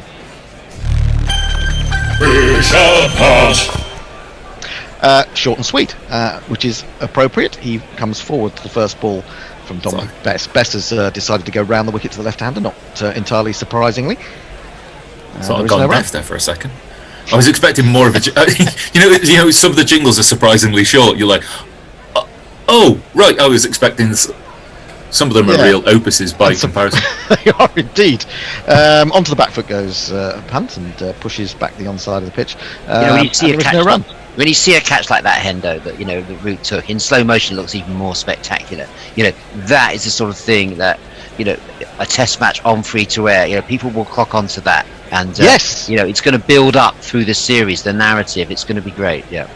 This is too short from Best. Punt goes back and chops it straight to extra cover. He'll be annoyed that perhaps he didn't pick up runs from that. The news from Rawalpindi is that Pakistan are 217 for 8. They lead by 288, which probably should be too much for South Africa. Mohammed Rizwan, he's developed into a fantastic cricketer, hasn't he? He's 73 not out. Here in Chennai, India, are 73 for 4. You heard that right there, 73 for 4. Let's have some tweets. Right, I'm a mile behind on tweets, so bear with me a sec. Leah, this is proof that Hendo doesn't love pastries enough. If he did, he would have learnt to make them by himself by now. Humbro Novo, Hendo on the absence of fresh pastries. The supermarket that rhymes with where your mum goes to buy your best clothes sells some half-decent frozen ones, if that is not too much of a sacrilege suggestion. Nestle's cold pizza for breakfast is an option. Just grab it out of the box from last night. From off the floor, no doubt, presumably. Well, a pizza that's been lying on the floor for about 9 hours, I think you'll find is particularly rewarding. Anyway, there is a change in the bowling. Jofra Archer's coming back to see if he can blast through one of these. We'll jingle him up in a moment. He's bowling to Pujara. Pujara's still going at the far end. The 26 not out after 69 deliveries. Turns this one to mid-wicket. Let's jingle up the bowler. He will break your helmet, break your heart. Hotter than lava, cooler than Bogart. In your face, at your stumps, on your toes, on your mum.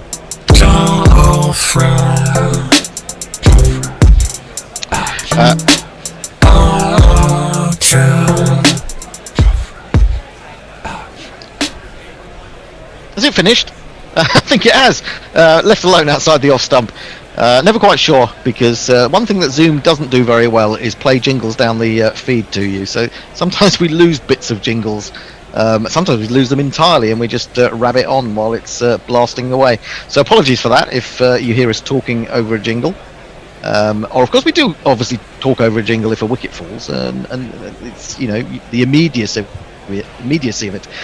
Archer in again, bowls to Pujara outside the stump. It rather dies on its way through to Butler, and there is no run. Yes, Mohammed Rizwan. I'm told, Hendo, that a lot of the music stations, it's quite a normal procedure for a presenter to talk over music using the fade control. Yeah, we don't have that. We don't have that luxury, I'm afraid to say. We don't have individual fade controls. On the few occasions that I have been in a studio at TalkSport or whatever, yes, you feel, oh, that's wonderful fun. Oh, we do have fade controls on the jingles. Of course we do. Outside, off stump, left alone again by Pujara. And we do have someone controlling the jingles, but Bear often invites us to talk over them. Yeah, I don't like that. I don't like talking over jingles. We are at odds on that, the Bear and I. I suppose it depends whether it's a musical ditty or one involving words. Yes, exactly. You don't want to talk over, some of the artistry involved in these jingles. This is turned off his legs, but there's an interesting position taken up by an England fielder at a shortish square leg. He's about 10 to 12 yards from the bat, just behind square. So you could almost say a leg gully, but a little bit, maybe even a little bit squarer than a gully might normally be. Anyway. Have we got a change coming up? Oh, I was thinking about that. That was the thing. I'm glad you reminded me, Al, because I was beginning to think it must be around time. We'll finish off this over. Defended up to mid-wicket, and that is the end of the over. India are 73 for 4. Sam is going to do a bit of ball by ball. I'll be back. No, I'm staying to summarise. And who's joining us? Knackle is coming on as well. Hi, yes. Sam. Hello, Hendo. Thank you. What a time to be coming on, eh? What a time to be alive. What a time to be alive, absolutely. What a time to watching England play Test cricket. So since lunch, I believe we've had 14 overs that have cost just 14 runs and a couple of wickets. I mean, England must have been listening to us talking about crucial sessions and all that. They must have heard the jingle, because they've really come out and piled pressure on India. Dom Best is bowling absolutely superbly.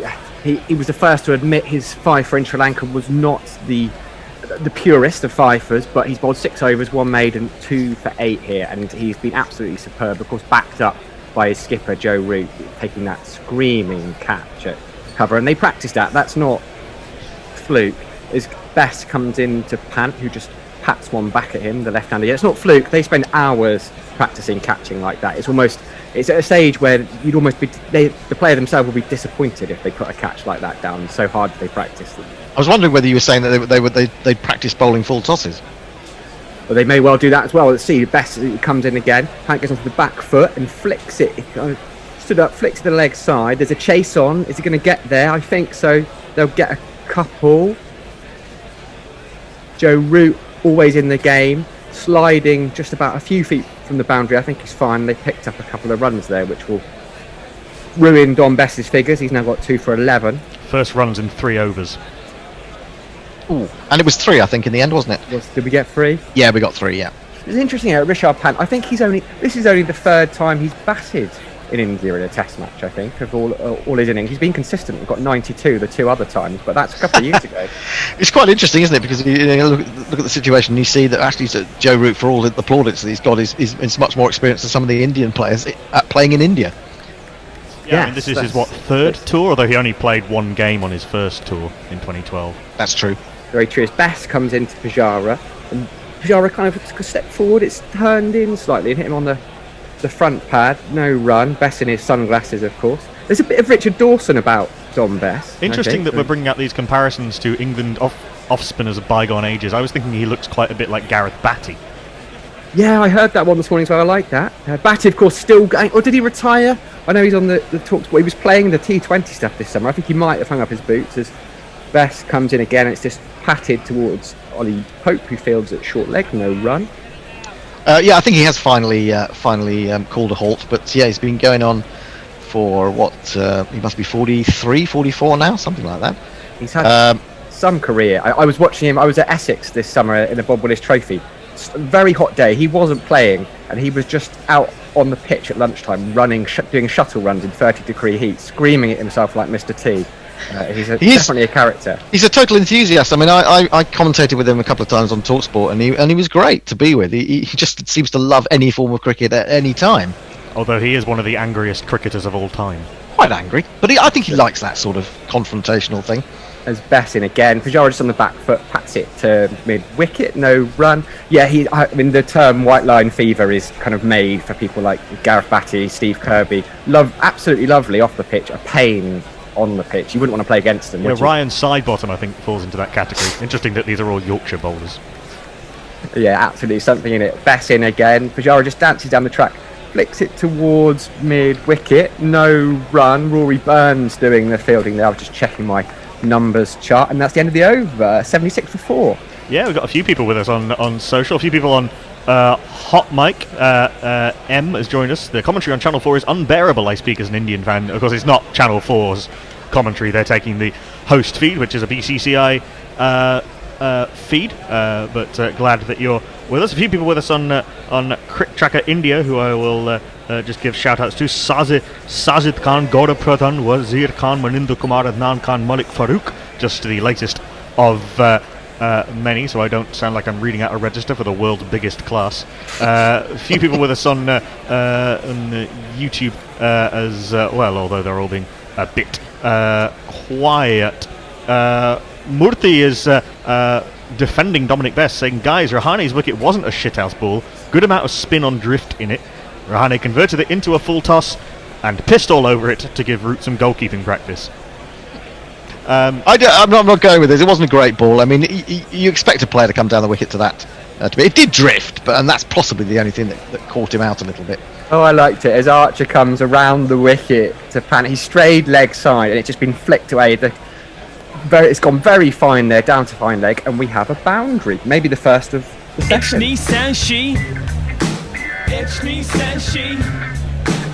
Yeah, I think that is the first boundary since the penultimate ball of the 12th over. There we go, a long time. It was just a bit wayward for Archer. He came around the wicket, didn't quite get his radar right, and all Pant had to do was tickle it down the leg side. It's one of those, half the time you miss it and the keeper goes across and takes it, but you just need the slightest of touches, and it's 4 runs as Archer at the top of his run comes in to Pant again. Just the one slip, outside off stump, and it's a bit short, slashed away through point, and I think we're going to get back-to-back boundaries there for Rishabh Pant.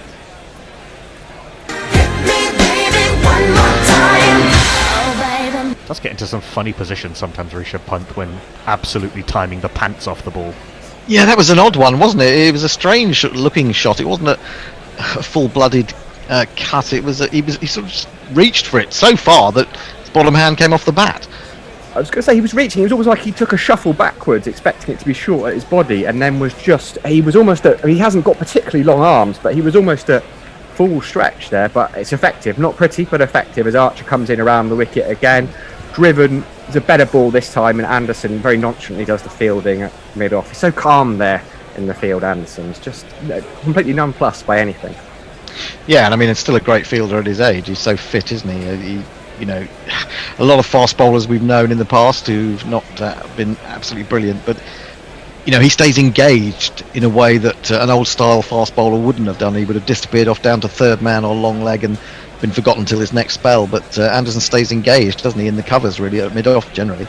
He is quite something. As Archer around the wicket, that's a bit straighter line there. Pant just pats it back to him. No run, 84 for 4. Yeah, he leads there. I mean, he's so good at his close catching as well, isn't he? I've seen him take some spectacular catches at gully.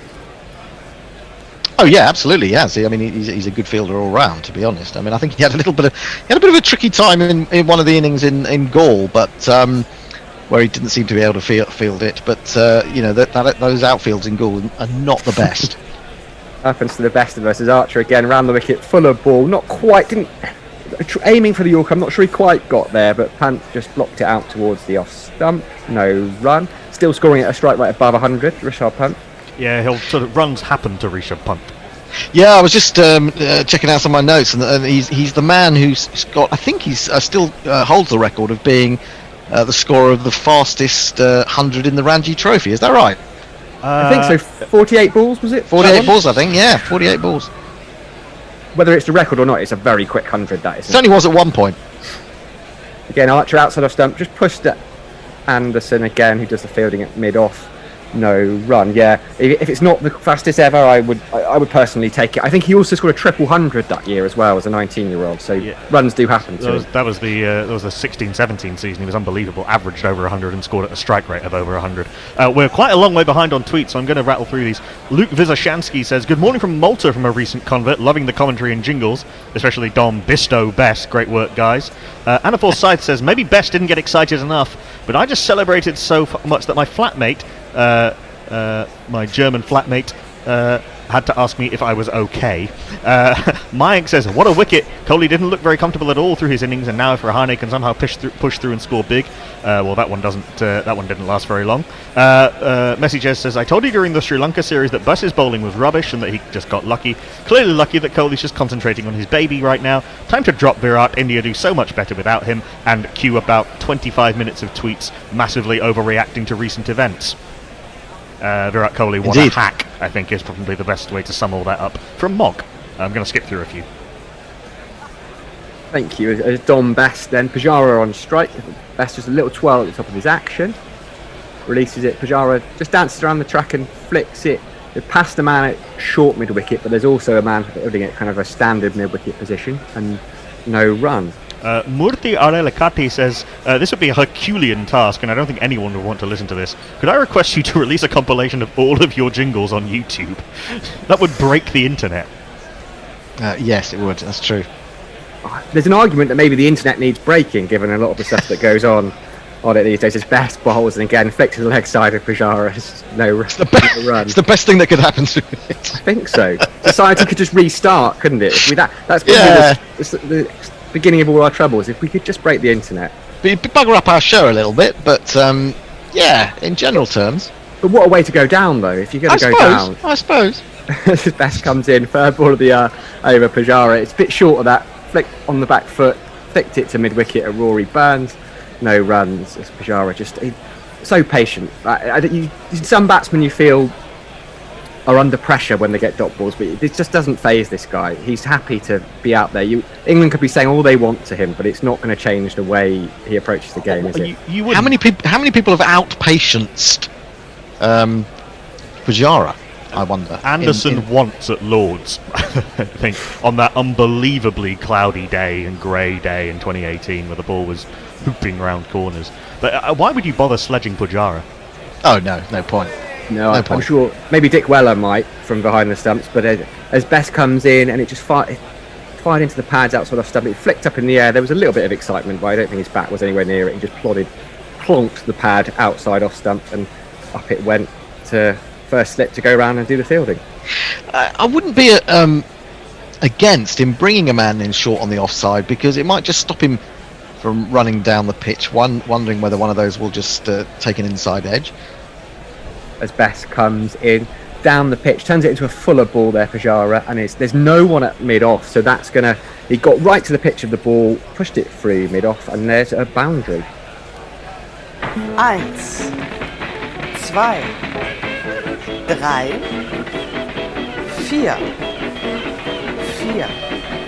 I actually thought he might have got too close to that at one point. He did almost overrun it, didn't he, actually? And the other point I was going to make, it's quite unusual to see an off-spinner without a mid-off. You often see an off-spinner without an extra cover because they want to use the spin, they want to tempt you to drive outside the off-stump into that particular angle and hopefully get between bat and pad. But it's unusual to see a mid-off missing. I think we were all taken aback by that. We sort of watched it and thought someone's going to come into view in a minute and pick it up, but they didn't. Exactly right. I hadn't clocked it because we don't see the wide angle here, so I just assumed it was going to be maybe a single at best. As he does the same again. This time it's fuller. He didn't have to dance quite as far down the track, and Pujara is racing along.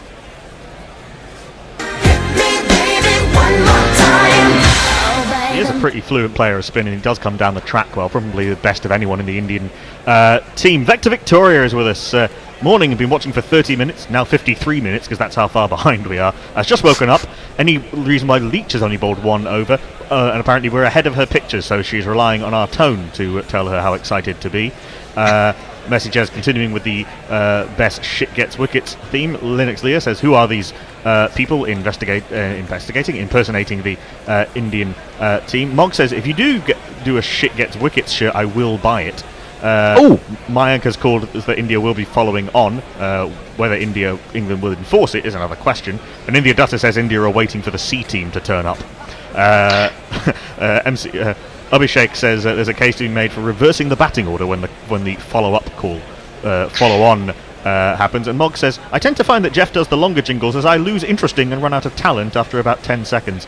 Mog, this self-deprecation complex is becoming a problem.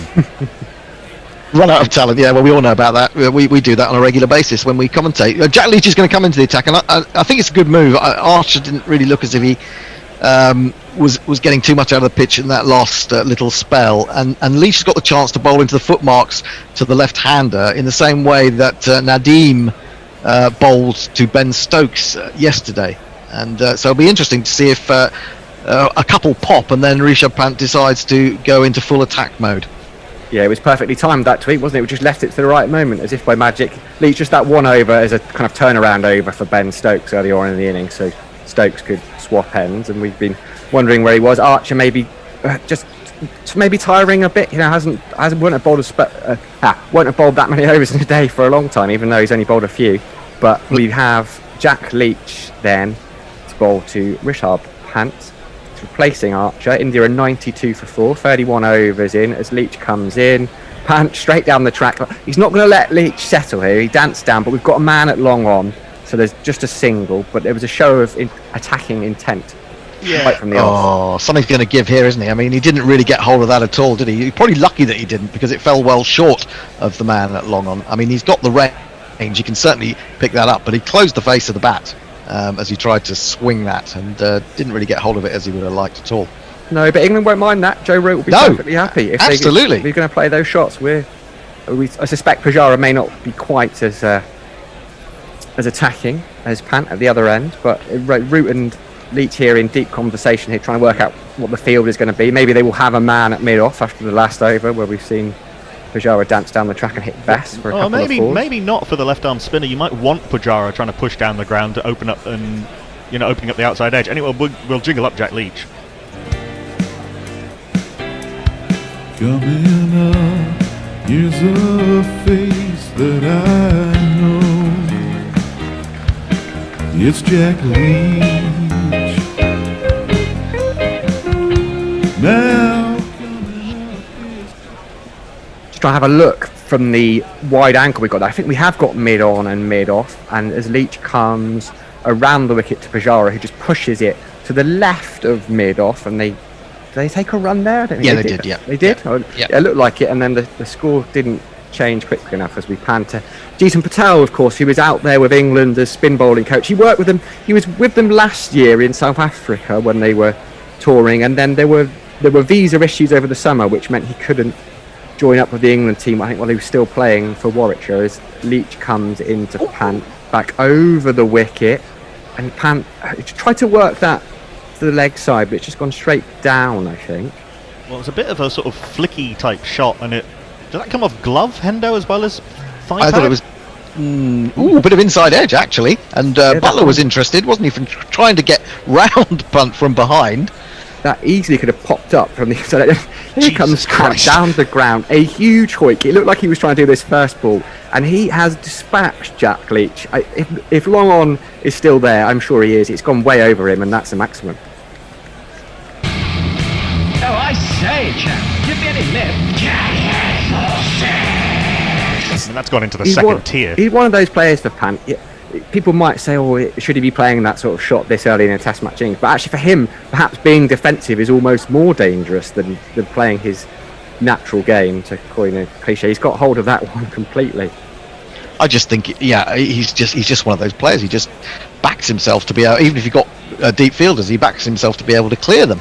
There aren't many batsmen around like that at all in the history of the game, really. But he does seem to be something special in that regard. And now England have got 3 men back on the leg side, so if Punt wants, he can find 1 or 2 anywhere he wants on the leg side, almost. Yeah, it'll be interesting to see whether he works that out in a sense, or whether he wants to play in this attacking vein. Yeah, you're absolutely right. He can just pick off singles, but whether he's got the patience for that, we'll see. As Leach comes in, it doesn't look like he has got the patience, because despite there being men out, he has gone for it again, and the man at deep mid wicket was sprawling. He was interested. Leach has got his head in his hands, but he's cleared him. There was a dive. Dan Lawrence was interested, but 6 more. Rishabh Pant, don't play by your rules.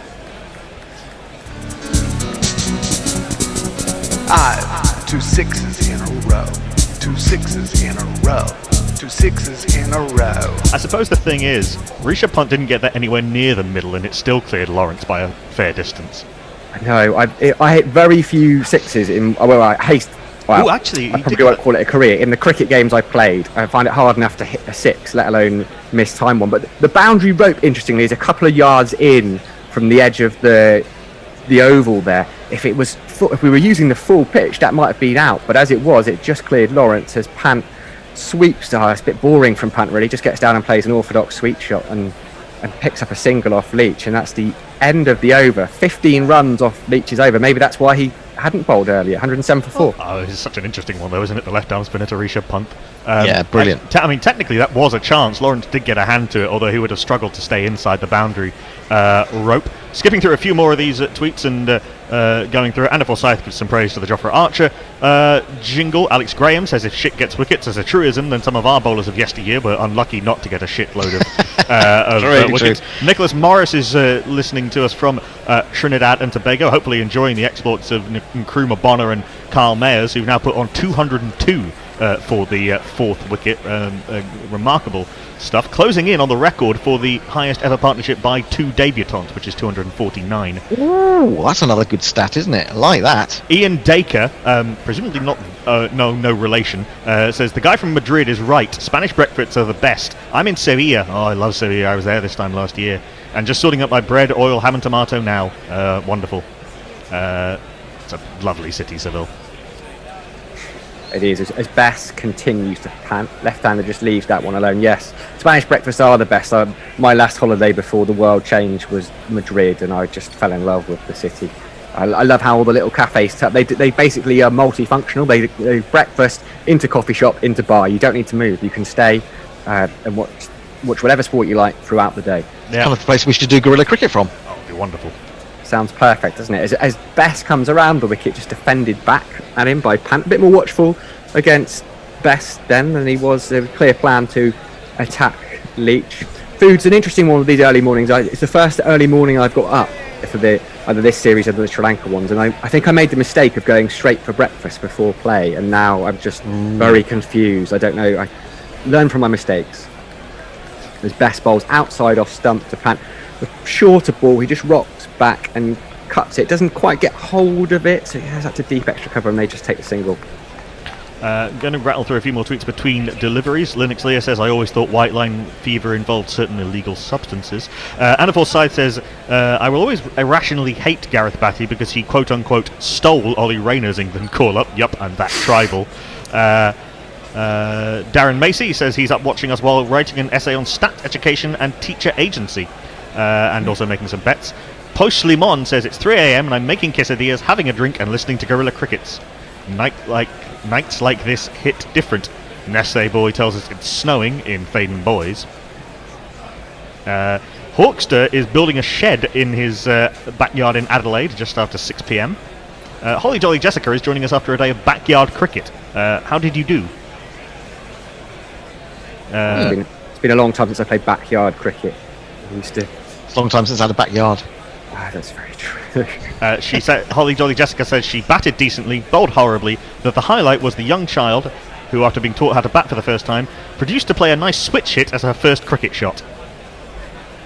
Perfect. And you have your wish, Hender. We've got a man in short mid-on. It's Joe Root, of course, always in the game. He's got the helmet on there, sporting his 66. He's now in Pujara's line of sight as Bess continues to him, so he will be now watchful of that. He can't necessarily dance down the track and just plonk his pad there, and just in case he gets that edge and Root's there for the catch. As Bess comes in, Pujara watchful on the back foot, just pushes it to mid-wicket. There's also potential for a run out in the way that Root got out in Sri Lanka. I know it's a short leg as opposed to the man on the offside, but he comes too far down, it pops up or just runs out to Root. He can flick it back.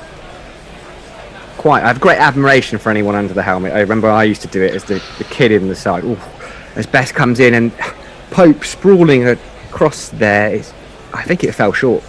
Short of him in the end. But they're such good fielders. It used to be you were just there basically to stop it and get hit, but now it's such a specialist position that you'd expect them almost to take the ball cleanly, even when there's not a catch. Should we see that one again? Yeah, it did fall well short, but Pope is one of the best under that helmet, I think. It's interesting. Yeah, but Bess is getting that little bit of bounce, isn't he? Taking a bit of something out of the pitch.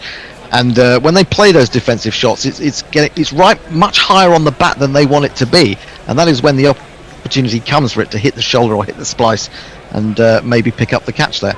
Well, it's interesting you mentioned the man in short on the offside. Nathan Lyon did that to Pujara early in the Australia series because he was doing precisely that. He likes to get outside off stump, and it means that he's, rather than coming down the track, he's sort of reaching for the ball a little bit, and so that extra bounce and that extra dip does come into play. It's interesting. I mean, we might well see Pujara preferring now to hang back in the crease and cut. There wasn't a point fielder in place. Bess, for once, is shooing the deep point that he likes so much. El Chopiner says, on TV we now have Jeetan Patel, better known as the Kiwi whose job Graham Swan pines for day and night. And we're up to date with tweets. Ravi Teja, Reddy Jalla, and Rahul Pandey and Shambhu Tiwari and Saurav Singh and Nirav Patel have joined us on Cricket Tracker India. As Leach continues, we had a quick drink break there, and it's almost like it's just repeat from Pant. Leach, first ball of the over, down the track, and he's smashed it over long on for a third six in the space of 7 balls. You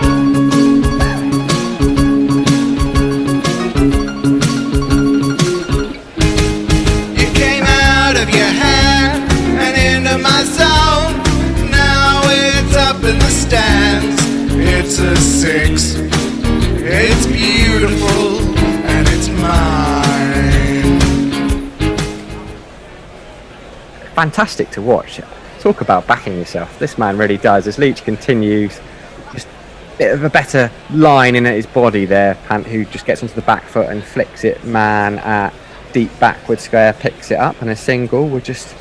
Yeah, I'm just happy he's not going to be discouraged here, Leach. And that last ball was a bit too short. It's fair enough to vary your length a little bit, but I don't want him to go into his shell. I think he's just got to, maybe he's going to be taken off after 2 or 3 overs, but he's got to try and get him to continue to play those shots, and maybe hope that he mistimes one.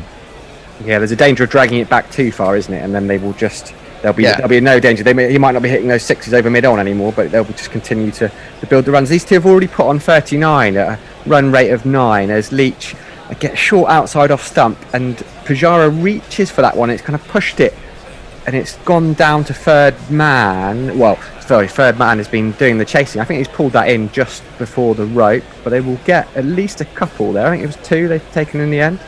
A bit short again from Leach. Yeah, it was too short. I get the feeling that he is just worrying about his length now, which is not what you want him to do. Good work though by Dominic Best for his fellow spinner in chasing that down. It was indeed. The plan was definitely to unsettle Leach, and it seems to be working. They've in fact took 3 as Pant is back on strike, so we'll see what happens here as Leach comes in. Again, a little bit short. This allows Pant to go onto the back foot and just flick it away. Another single there, 4th ball of the over. He's earned those shorter, flatter balls by those 6s down the ground. Yeah, he has. I mean, that's it's good work. But I still think that Leach has got to keep throwing it up there. Eventually against Lyon in that innings, I'm trying to think which game it was. Was it in Sydney? He mistimed one, skewed it off an outside edge, and it was called at short third man. As Leach comes into Pujara, a bit fuller there, that one. It was a better ball from Leach. Pujara just pushed it out to the man at point. Leach, 2.5 overs, 0 for 32 so far, looking more like T20 or even T10 figures. But that's just a sign of how well Pant has been striking the ball. As Leach comes in again, last ball of the over. Better length, but it was too wide there, and Pant was able to just leave that one alone, and I think we've got a change now at the end of the over. We have indeed. Knuckles going to take over ball by ball. We'll welcome Annie back. Al is going to do some summarising. I'll be back a bit later as well. Over to you, Knuckle. Thank you, Hendo, and what fun we have watching Rishabh Pant. He's an absolute delight to watch. He is 34 of 22 balls with 2 4s and 3 towering 6s off he's nearly Leach. caught up on to Pujara, hasn't he? He has indeed, 38 off 91. I mean, these two batted so well together in Australia. They complement each other beautifully, don't they? I mean, these two helped save the Test match in Sydney and then win it in Brisbane. Jack Leach has been hit off his preferred line and length. The field has been spread by this little bit of aggression by Rishabh Pant, but India still They're a bit good cop, bad cop, aren't they? Oh yeah. Talk about having to change your plan all the time. You talk about Yes. right-hander, left-hander, but in terms of the tempo, India still though 119 for 4, still trailing by 459 runs. Dominic Bess has managed to keep Rishabh Pant relatively quiet because he's got the ball. The ball's turning away from him rather than into his hitting arc, and Pant stretches forward and blocks into the offside. I'm also joined by Al Hodge. I wonder if England can manufacture a way to keep Bess bowling to Pant and Leach bowling to Pujara, maybe with some very tight fields tossed up and driven by Pant nicely, but no real power or timing, fielded by the dread pirate Rory Burns at cover. There is no run. Bess has got to be careful not to drop too short as well, because Pant does like to cut. I think they've got him a bit them a bit nervous. Rishabh Pant can happen to anyone. Back of a length, a little bit of bounce. Bess has got some bounce from this surface. He's bowling with a lot more overspin than he was in Sri Lanka, where he was sort of just kind of rolling the ball out at times, and he's Seems a little bit more confident, mind you, getting Virat Kohli out for. That was one hell of an over, wasn't it? Yeah, it was lovely. I mean, that was fair play to Anderson at the other end, also creating pressure from both ends, which has been rather blown apart by Rishabh Pant, who now blocks into the offside, and there is no run. But what a treat for viewers on free-to-air TV. I think that it's he's box office. Bess is in, tosses this up. Nicely played by Rishabh Pant. Not a particularly aggressive shot, but just opened the face of the bat and managed to get it to point for a single. Nicely played, and he will face up to possibly Jack Leach if Root is brave enough to keep him in the attack, and I hope he is. I agree with Hendo on that score. Pujara now facing up to Dominic Bess. He's box office, but so is Archer box office, I think, too. Oh yeah, I'm Pujara in a different way. Different box office, different film. yeah. It's I was going to say waiting for Godot, but that's not quite fair. Short ball from Bess, and Pujara misses out there really, and pulls it with no power at all straight on the ground to Rory Burns. That could have gone anywhere. Bess rather gets away with an over for one run. Weirdly, that's that's probably the worst over he's bowled in this innings. 2 for 21 off his 10 overs. They'll take that. India 124-4, still trailing by 458 runs. I see we're a bit behind on the tweets. That's my fault, Annie. I caught up a bit. The last tweet read out. I'm on Mog, I think. The last tweet read was Holly Jolly Jessica's talking about the switch hit. Yeah. Okay, so Mog, you could conceivably set up a Bandcamp page and put some select jingles on there for a nominal fee. Do some market research and see which ones are in demand. We have done something similar like that in the past. I mean, you can subscribe to the archive for just £20 a year and get all of our jingles. GorillaCricket.com/archive and full recorded play of every day we've ever done. Well, almost. Leach is continuing to toss the ball up, and Rishabh Pant is continuing to come down the ground and smash him back over his head. Archer was in attendance down there at straight long on, but backpedaling, he used the full extent of the rope, but couldn't do anything about it. 6 runs yet again to Rishabh Pant. What fun. Let's talk about 6. Let's talk about 6. Let's talk about 6. Let's talk about 6. This shot is to Rishabh Pant what the sweep is to Joe Root, Al. Yes. Well, a certain amount of risk reward in there. There was nothing really wrong with the ball. No, I mean there generally isn't when you're being hit back over your head. There's still the slip in the short leg. This is tossed up outside off stump, different line, and Pant takes off for a quick single. Pujara's not the quickest between the wickets, but they responded well enough. A nice bit of placement there by Rishabh Pant. I mean, he did hit that right out of the middle, didn't he? Knew exactly where that was going. And it's a great response to the situation. That one's more the moonshot than. It's gone slightly higher and it hasn't cleared by nearly as much as some of the others, but I think you just got to stick to your guns.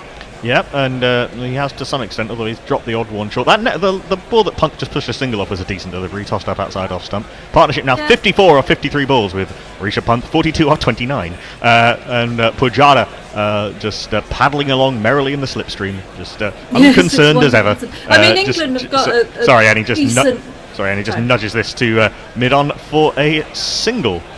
England have got a decent enough lead anyway, haven't they, to like you say, Al, keep plugging in there and bowling to Pujara. Yeah, the lead 450. But Pant has made England think a little bit. This is shorter outside off stump. Pant waits for it. It does turn a bit, and Pant sort of wanders down the pitch, admonishing the ball for not going faster as it dribbles past the man at sort of backward point, comes short third man down to regular third man for a single. I would be much more worried if I were Jack Leach about the easy singles than the sixes, which is weird to say, but there's a lot more. You're making Rishabh Pant do a lot more, even if there isn't more risk per se. This is a good delivery from Leach. A little bit of drift, a little bit fuller, and Pujara blocked off the inside part of the bat. Back to the bowler, there is no run. But the fact that the fact that Rishabh Pant has done this means that the close fielders have moved out. There's a few more gaps in the field, and that stranglehold that India were building during that England built in the first hour after lunch has been lessened somewhat. The next ball is outside off stump and leapt through by Pujara to Jos Buttler. There is no run. India 129 for 4. Neil Franklin says that it was one big mistake, the internet, as was the telephone and electricity. The future is Luddism and going back to the land. A man says, at least you guys breaking the internet would be better than when Kim Kardashian did it. Did Kim Kardashian break the internet? I didn't know that. It's not something you want to know about, really. Yeah. She sat, yes, it was... it's a meme from some years ago now. It's not really relevant anymore. Leah says, somewhere Ian Chappell is crying tears of impotent rage into a glass of what he thinks to be beer. I'm sure of it, and that's in response to Holly Jolly Jessica. And Inya Duchess says, be careful, you could be slaughtered on Twitter these days for saying something negative about a Kiwi cricketer, and that was El Chappell's. Bess continuing to Rishabh Pant. Turn from the footmarks, but well wide of off stump, and let go through to Buttler, who takes him nicely, and there is no run. Has Bess got a decent arm ball? Not that I've seen. You'd sometimes bowl the one for turn that doesn't really turn. Of course, in this case, it would go straight on and hit the pads. This one doesn't really turn, but that's because it was kind of off the main part of the wicket and down the leg side, and Pant turns this round the corner to Dominic Sibley down there at long on. It's amazing how many different ways there are to be mighty effective in Test cricket. Dominic Sibley and Cheteshwar Pujara put up against Ben Stokes and Rishabh Pant, and then you have Joe Root rising above it all. For the time being. The cat can be divested of its pelt in many ways. Pujara on 39, facing up to Dominic Bess, who's over the wicket. Leg slip, and that man that Hendo was talking about, silly mid off. A brilliant bit of fielding from Ollie Pope at short leg as Pujara came down the track, flicked it straight to Ollie Pope, and managed to flick the ball back to Buttler in his turn, who flicked the bails off. A lot of flicking going on. Pujara diving back into his crease to make sure that he made his ground. They're going upstairs to have a look at various things, I think, possibly a catch at short leg and a run out. Nitin Menon signals that his soft signal was not out. I think Pujara made it back into his crease, but brilliant work from Pope again at short leg. Brilliant work from Hendo as well, eh? Seeing that. Yes, indeed, that chance of the run out, and also the silly mid off in place. I think Nitin Menon with the umpire was also gesturing to see whether it was clipped off boot onto pad, but no, it was clipped off. So it was tossed up outside off stump. Pujara turned the face onto it and jammed it into the floor onto the boot, so the catch is not really relevant. Lots of puffs of dust as Pujara tried to come down the wicket. It was a little bit flatter, I think, than Pujara was expecting, hence it jamming out to Ollie Pope. In fact, I don't think they're even they're not even reviewing it for a run out. They're just reviewing it for the catch, apparently. Which was not out. Easy decision for Cheteshwar Shamshuddin in the third umpire's box. Presumably no one was particularly interested in the run out. It wasn't a massive appeal from England, to be honest. Oh no, they are looking at the run out, and Pujara's back comfortably. Well, the TV feed's looking at the run out. The umpire's not. Is that the case? Yeah. Okay. Well, it's already been signalled as not out on the field. Oh, I see. Well, anyway. Oh no. Right. They rather than do it all in one go, they've decided to review it twice, which is completely redundant. Fair enough. Anyway, Pujara was back easily. It was a good bit of work from Ollie Pope, but he's double not out. Yes, indeed. So good, he's not out twice. But great work from Ollie Pope there, diving and flicking the ball back to Buttler. So alert there, and got the ball away pretty quickly. But Pujara was alert to the situation. I don't really... just a quality bit of cricket all round, really. The end result, there is no run. 130 for 4. India, one of the more eventful dot balls that we've seen. Stokes in position at slip to short leg. Root himself is in under the lid at silly mid off. You don't often see captains in there, but it does happen sometimes. And then Pope at that sort of deepish square leg, and Rory Burns at mid-wicket, who fields the ball as Pujara comes down the track, meets this one more comfortably, clips to mid-wicket. Rory Burns, for some reason, points as though he's going to look over there, and then doesn't throw. There is no run. Whereas Pujara's scoring options, a leg side heavy field, Bess outside off stump. Pujara wanted to go back and push through the offside, but ends up pushing straight to the man at mid-wicket, to mid-on. There is no runs. An interesting little battle here in its own way between Dom Bess and Chiteshwar Pujara. There's a huge gap on the offside. There is a deep point and a wide-ish mid-off. Trying to get Pujara to play through the offside. He's managed to pierce the onside this time, comes down the track well outside off stump he gets. So he's not being deterred by coming down the track, which is one of his favoured modes of playing the spinner, by that man at silly mid-off. Takes the single through mid-wicket, moves to 40. India 131 for 4, but very, very interesting. It really is. So we've got Suman Nag saying, meanwhile, 2 debutants for the West Indies having a double century stand in the 4th innings. Yeah, amazing work. It's T in Chattogram. As I said earlier, closing in on a record for the highest partnership by 2 debutants. Yeah, it's T in Chattogram going into the final session, I think. Yes, West Indies are 266 for 3, having put on 207 for the 4th wicket. They need 129 runs with 7 wickets to spare in the last 32 overs of day 5. What a win that would be if they could do it, but it looks like they've made the game. It's so fantastic to see them have a bit of fight like that. Looks like they've made the game safe. Kyle Mayer's 117 not out on debut, and Kruma Bonner 79 not out. Back with the action in Chennai as Leach is into Pujara. Not a great delivery down the leg side. And Pujara made it into a full toss as well. They clipped it round the corner, and they'll come through for 2. Sibley retrieving at long leg. Wonder how long it's going to be before we see a change if Jack Leach continues to be milked for runs. And it's not even milking, is it? Who would you bring on, incidentally? As this is too short, and Pujara loves playing that back cut, and he gets this very fine. Doesn't make the boundary as Best chases back from backward point. Another 2. It's very demoralising for Leach, and this is what Hendo was saying, isn't it? He hopes he isn't demoralised by this. But I would potentially put Stokes on from this end, with the view of you can use Anderson and Archer from the same end at the beginning of the 3rd session. Yeah, indeed. We're only 10 minutes or 12 minutes away really from the tea break. This is outside off stump, a little bit flatter and not as wide, and Pujara does try and cut but can't beat backward point, and there is no run. These two are on exactly the same number of runs, but Chiteshwar Pujara has faced 69 more balls. Nice. Well, you could argue that Leach is hold that thought, Annie, as Leach goes wider on the crease. I like that. Gets a little bit of drift into Pujara, who watches it comfortably enough to silly mid-off. There is no run.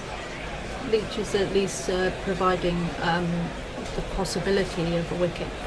Yeah, possibly, although not if he's just being nudged for 2 very comfortably. Nudged and then hit. That's a lovely shot from Chiteshwar Pujara. Comes down the track and just with a modicum of effort just clips this between mid-on and mid-wicket down to the mid-wicket boundary for 4.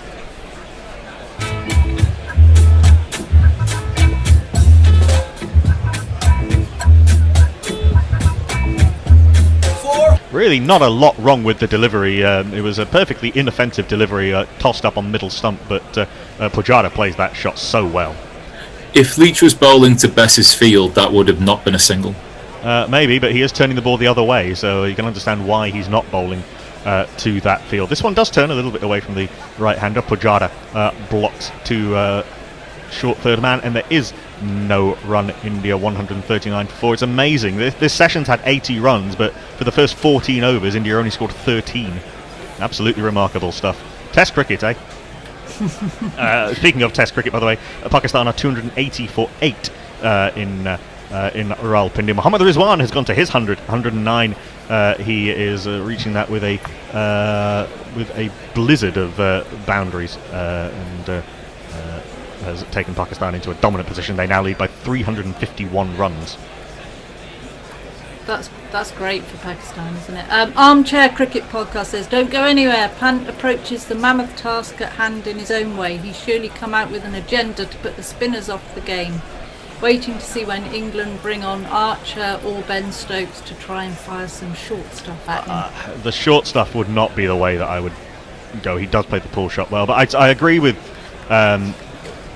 also, this pitch is still fairly slow. We're going to keep going with Dom Best, which is fair enough. He's bowled very well, I think, from this end, from the Pata Biraman gate end. There's just the slip in play, so there's no man in front of square on the catching in short, and Punt plays his first properly aggressive stroke off Dominic Best and comes down the track and smokes it through cover. Slightly aerial perhaps, but right into the gap, 4 runs. The number of the day. Who could ask for more? The number of the day is 4. Hey, now the boy can play. His head's so, I mean, with all of that movement, it's the head's just right over the top of the ball when he hits it. It's lovely to see. Short extra cover did not move. The man's now gone back on the deep cover fence. Not quite sure where he's gone from. So we've got a slip, a backward point quite fine, a catching point, a regulation extra cover, a mid-off, a man back on the cover boundary. His best is in to Rishabh Pant. Very slow outside off stump, tempting Rishabh Pant to try and do something with it. He does nothing with it. Through to the keeper, there is no run.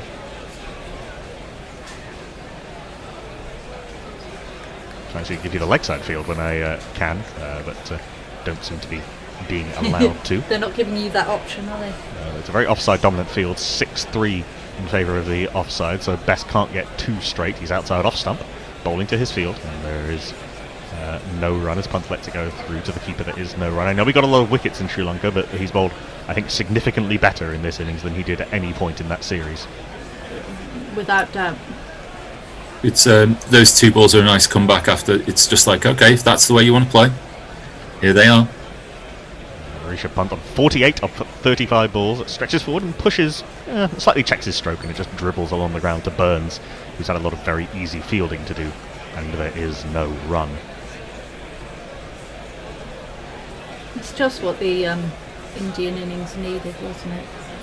Well, there's a lot of different ways to go, and Pujara and Kohli were just trying to accumulate their way out of trouble, and God knows we've seen that work enough times. Punt leaves this comfortably outside off stump. Best sort of puts hands to head as if there was some sort of moral victory there, but it seems like a fairly comfortable leave to me. I love how filthy Best gets all the time.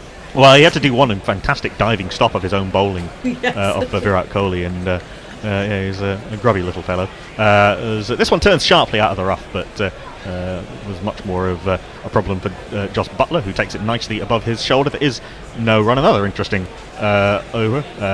4 runs off it, and India are 143 for 4, trailed by 435. Mike Pollard joined us from YouTube, says still listening from Stavanger. -8 degrees centigrade today, pining for the fjords. I bet. Neil Franklin says county championship countdown, 60 days to the first round. There's a man after my own heart. Looking forward to that. And Tony Bishop says, blast, I fell asleep and missed it. Did we get a good loony celebration from Dom? He ripped his sunglasses off. He did look pretty bloody happy, didn't he? Yeah, wouldn't you be?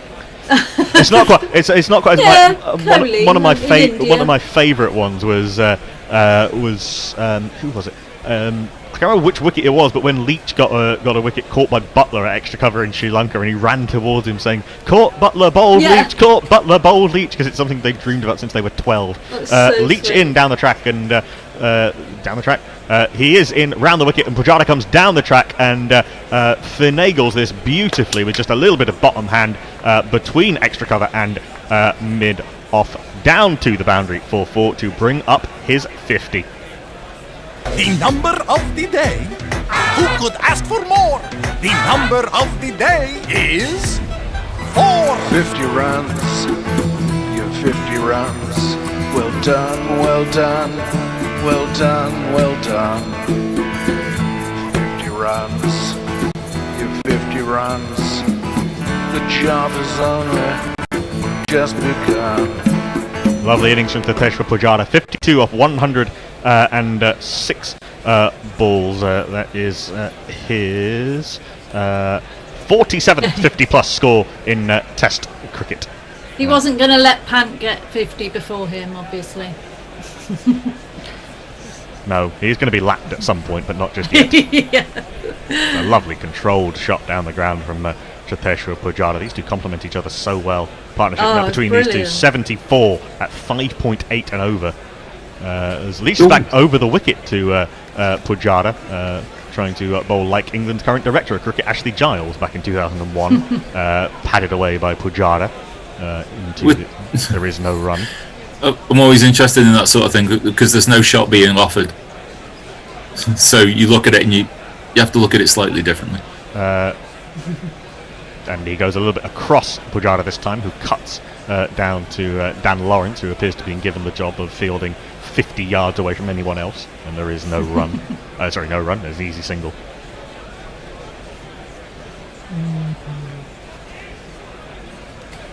Bringing Rishabh Pant back onto strike, and the leg side field runs away. So yeah, I think the fielding positions are on the boundary, row 10 and row 20, aren't they?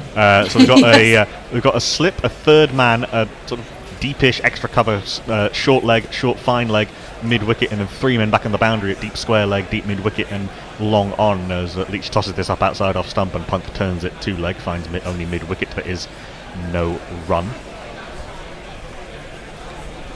I think on a video game they would call this scatter. It's a sort of definition in outfield, really. Down the track comes Pant and absolutely hammers that. Mid-off was in position and just watched it go by, admittedly about 10 yards to his left, and Rishabh Pant brings up 50 with a 4 through mid-off as well. What a wonderful contrasting partnership between these two. 52 off 40 balls, 3 4s and 4 6s for Rishabh Pant.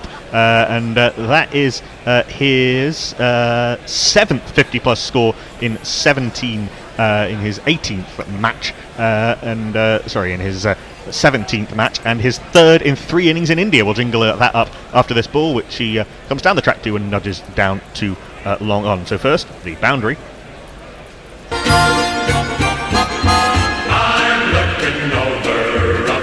And then the 50, as that was the end of the over. 153 for 4 off 40. India, they trail by 426 runs, thanks to thanks to 50 for Rishabh Pant and Cheteshwar Pujara. 50 runs, your 50 runs. Well done, well done, well done, well done. 50 runs, your 50 runs. The job is only just begun. Partnership 80 off 81 balls with Cheteshwar Pujara, very much the silent partner. I won't say silent partner, but certainly the quieter partner. Rishabh Pant 53 off 41 in this partnership. Pujara 27 off 40. India still trail by 425 runs, but the stranglehold certainly has been broken. This might be the last over before tea. Is only 2 minutes left as Best continues bowling his 13th over in a row from the Pathaburaman gate, and I think he's bowled it almost unchanged through this session. I think Archer had a couple of overs as Pant stretches forward to this and tries to drive, but it just dribbles back to the bowler. There is no run. There's a slip and a gully, a short third man, a deep point, an extra cover, a mid-off, a long on back on the boundary, a mid-wicket and a deep square leg. Thank you, TV Director, for showing a field radar. Tossed out outside off stump, and Pant stretches forward and defends into the offside, and there is no run. Best gets through his overs pretty quickly, doesn't he? But he might get through this one even quicker. Yeah, I think it might be in England's interest to just go and have a cuppa and work out what the hell has just happened. Yeah, may well be. As Bess in wider on the crease, a little bit short, and Pant has time to go back and push between point and cover for a single. Bess hasn't dropped very many short in this spell, unlike in Sri Lanka, where he was seemingly just trying to sort of roll the ball out there quite a lot of the time, but he's actually trying to toss the ball up and spin the ball There's definite plan there, isn't there? Even if it's not tossed up, there's so much more action on the ball, and I'm sure it's partly confidence as well. But it has been a very good spell, probably the spell of his Test career thus far. 12.3 overs, 1 maiden, 2 for 28. Jack Leach has had a chastening time at the other end. As Bess is in short ball and clipped nicely to Ollie Pope, who does very well diving and falling and parrying like a goalkeeper facing a shot from very close range. Knocked down into the danger area, but there is no run. Slip and a silly mid-off and a deep-ish short leg as Bess is in and out again because Cheteshwar Pujara and Dominic Bess were mutually unready. It's just like, I'll back in a sec. And now definitely will be the last over for T. 2 balls left of this engrossing and magnificent session as Pujara comes down the track and just works this into the onside. Bess again doing some fielding off his own bowling, trying to get matching dirt stains on both legs. He doesn't manage it. He just manages to make brown kit instead, he just manages to make one of them browner. There is no. It's like as if he'd find any puddle, wouldn't he? Yes. I'm sure there are dogs like that as well. What's that joke? Fetch my brown trousers. Last ball before tea is defended on the bounce to Ollie Pope at short leg, who volleyball digs it back to Joss Butler, and a wonderful session of Test cricket ends. 27 overs, 95 runs, and the wickets of Virat Kohli and Ajinkya Rahane, both to Dominic Bess. Virat Kohli caught at short leg very well by Ollie Pope with as Bess tossed one up outside of stump, and Kohli was not quite properly forward enough, and then Ajinkya Rahane coming down the track and hitting a loopy full toss into the offside for Joe Root to take a screaming catch at extra cover. At one point India had lost 2 for 14 in 13 overs, but Rishabh Pant took Jack Leach on, and how, and Cheteshwar Pujara has just been Cheteshwar Pujara. These two have put on 81 runs off 14.5 overs at 5.58 and over. Rishabh Pant is on 54 off 44. Cheteshwar Pujara is 53 off 111. India 154 for 4 at T on day 3, trailing by 424. I enjoyed that immensely. No, it's fabulous to watch. It's interesting though that it ends up almost looking like a carbon copy of some of the earlier England sessions. It's like 95 runs off the session, and it's like doesn't really tell the whole story. It really doesn't. It's interesting actually. That was almost like those. I think it was the second Sri Lanka test where almost every session there would be 2 wickets down down at the start of the session, and then a load of runs. Yeah. Really remarkable how Test cricket can go in these patterns. Well, you just need someone a bit like a Pant to come in and just change a little bit of the momentum, don't you? I mean, if you've got one. If you've got a Pujara as well at the other end. If you've got players who can do that. I mean, it's pretty rare. Well, we've got Stokes. Yeah, and he did, although he was coming into the much healthier position, of course. Archer took 2 for 37, dismissing both openers, Rohit Sharma and Shubman Gill, and Dominic Bess, 2 for 28, the 2 wicket takers. Anderson has been better than his figures have suggested. The figures of 9 overs, 3 maidens, none for 21. He was a big part in how Bess got those wickets in the first part of the second session with his super economical bowling. Ben Stokes has only bowled 3 overs, and 2 of them he was doing an impersonation of Neil Wagner. And Jack Leach, as we said, has been taken for nearly 10 runs and over. It's just as well that Jack Leach has got a fair bit of credit in the bank, Annie, because that's the sort of spell that sort of cost Simon Kerrigan his career. Although he hasn't bowled actually that badly. Right, it's 6 overs. Let's not pour dirt on him straight away, shall we? So what I meant was that's the kind of figures that cost Simon Kerrigan his Test career. Yeah, but like you say, Leach has got money in the bank. So. Yeah. Anyway, we're gonna get off air briefly for probably only about 10 minutes or so, and we're going to take you back to a bit of preview chat that Tony and Anindya did, our designated barakas for both. We're not always the most partisan of of crews who've been on today, although we do have that in our locker. But we are going to go see some of that preview chat between Aninda Dutta and Tony Bishop, and let's see how many of their predictions stand up to even the slightest bit of reason for the next little while. Join us again in about 10 minutes or so, where it'll be David Brooke, Not Fred Titmus, and Sam Dowling. Till then, have some Tony, have some Aninda. Chairman Mao, Jamie Howe, Ho Chi Minh, Asif Din, Václav Havel, Graham Saville, No Surrender, Percy Fender, Guerrilla Cricket. Hello, good morning and welcome to Guerrilla Cricket. I'm with Aninda Dutta, the author of Wizards, the Story of Indian Spin Bowling, the author of Spellbinding Spells, a man who is up there with Tendulkar, Dravid, Laxman on the Indian bestsellers list, man who knows his cricket. We're going to be talking about the forthcoming series. Starts on Friday, of course, between India and England. Now, if you look at matches overall in India, it's 19-13 to India and 28 draws. If you look at series, it's 7-5 to India and 3 draws. If you, but nonetheless, you could look at 2016 and think, oh my goodness, it was a 4-0 thumping, which of course it was.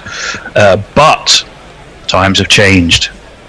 Can England do it this time, or will India, magnificently victorious in Australia, just be too strong? A lot to talk about. Now, Anindo, hello. Hello, Tony. Good to be here. And I'm absolutely amused that you put me with Dravid, Lakshman, and Tendulkar.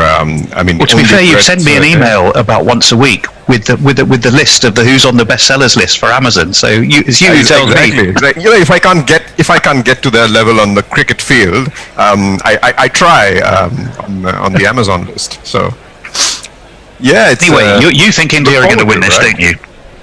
Let's get rolling. Who else is? Give me some reasons. I mean, who else is going to win this? I mean, not England. All right. Seriously. Well, put your money where your mouth is, and let's have always have a chat. If I was a gambling man, that's what I do. Yeah. Well, you fire away then first. Give me some reasons, or a reason why you feel so confident. I think India's a better team. Reason 2, they are at home, and it's not necessarily the crowd. I think very seriously, India are in a position of mental strength, if you like, after the last series. I know England's won in Sri Lanka, but I think England will be acutely aware of the fact that the competition that India faced versus competition that England faced was not, let's say, at the same level.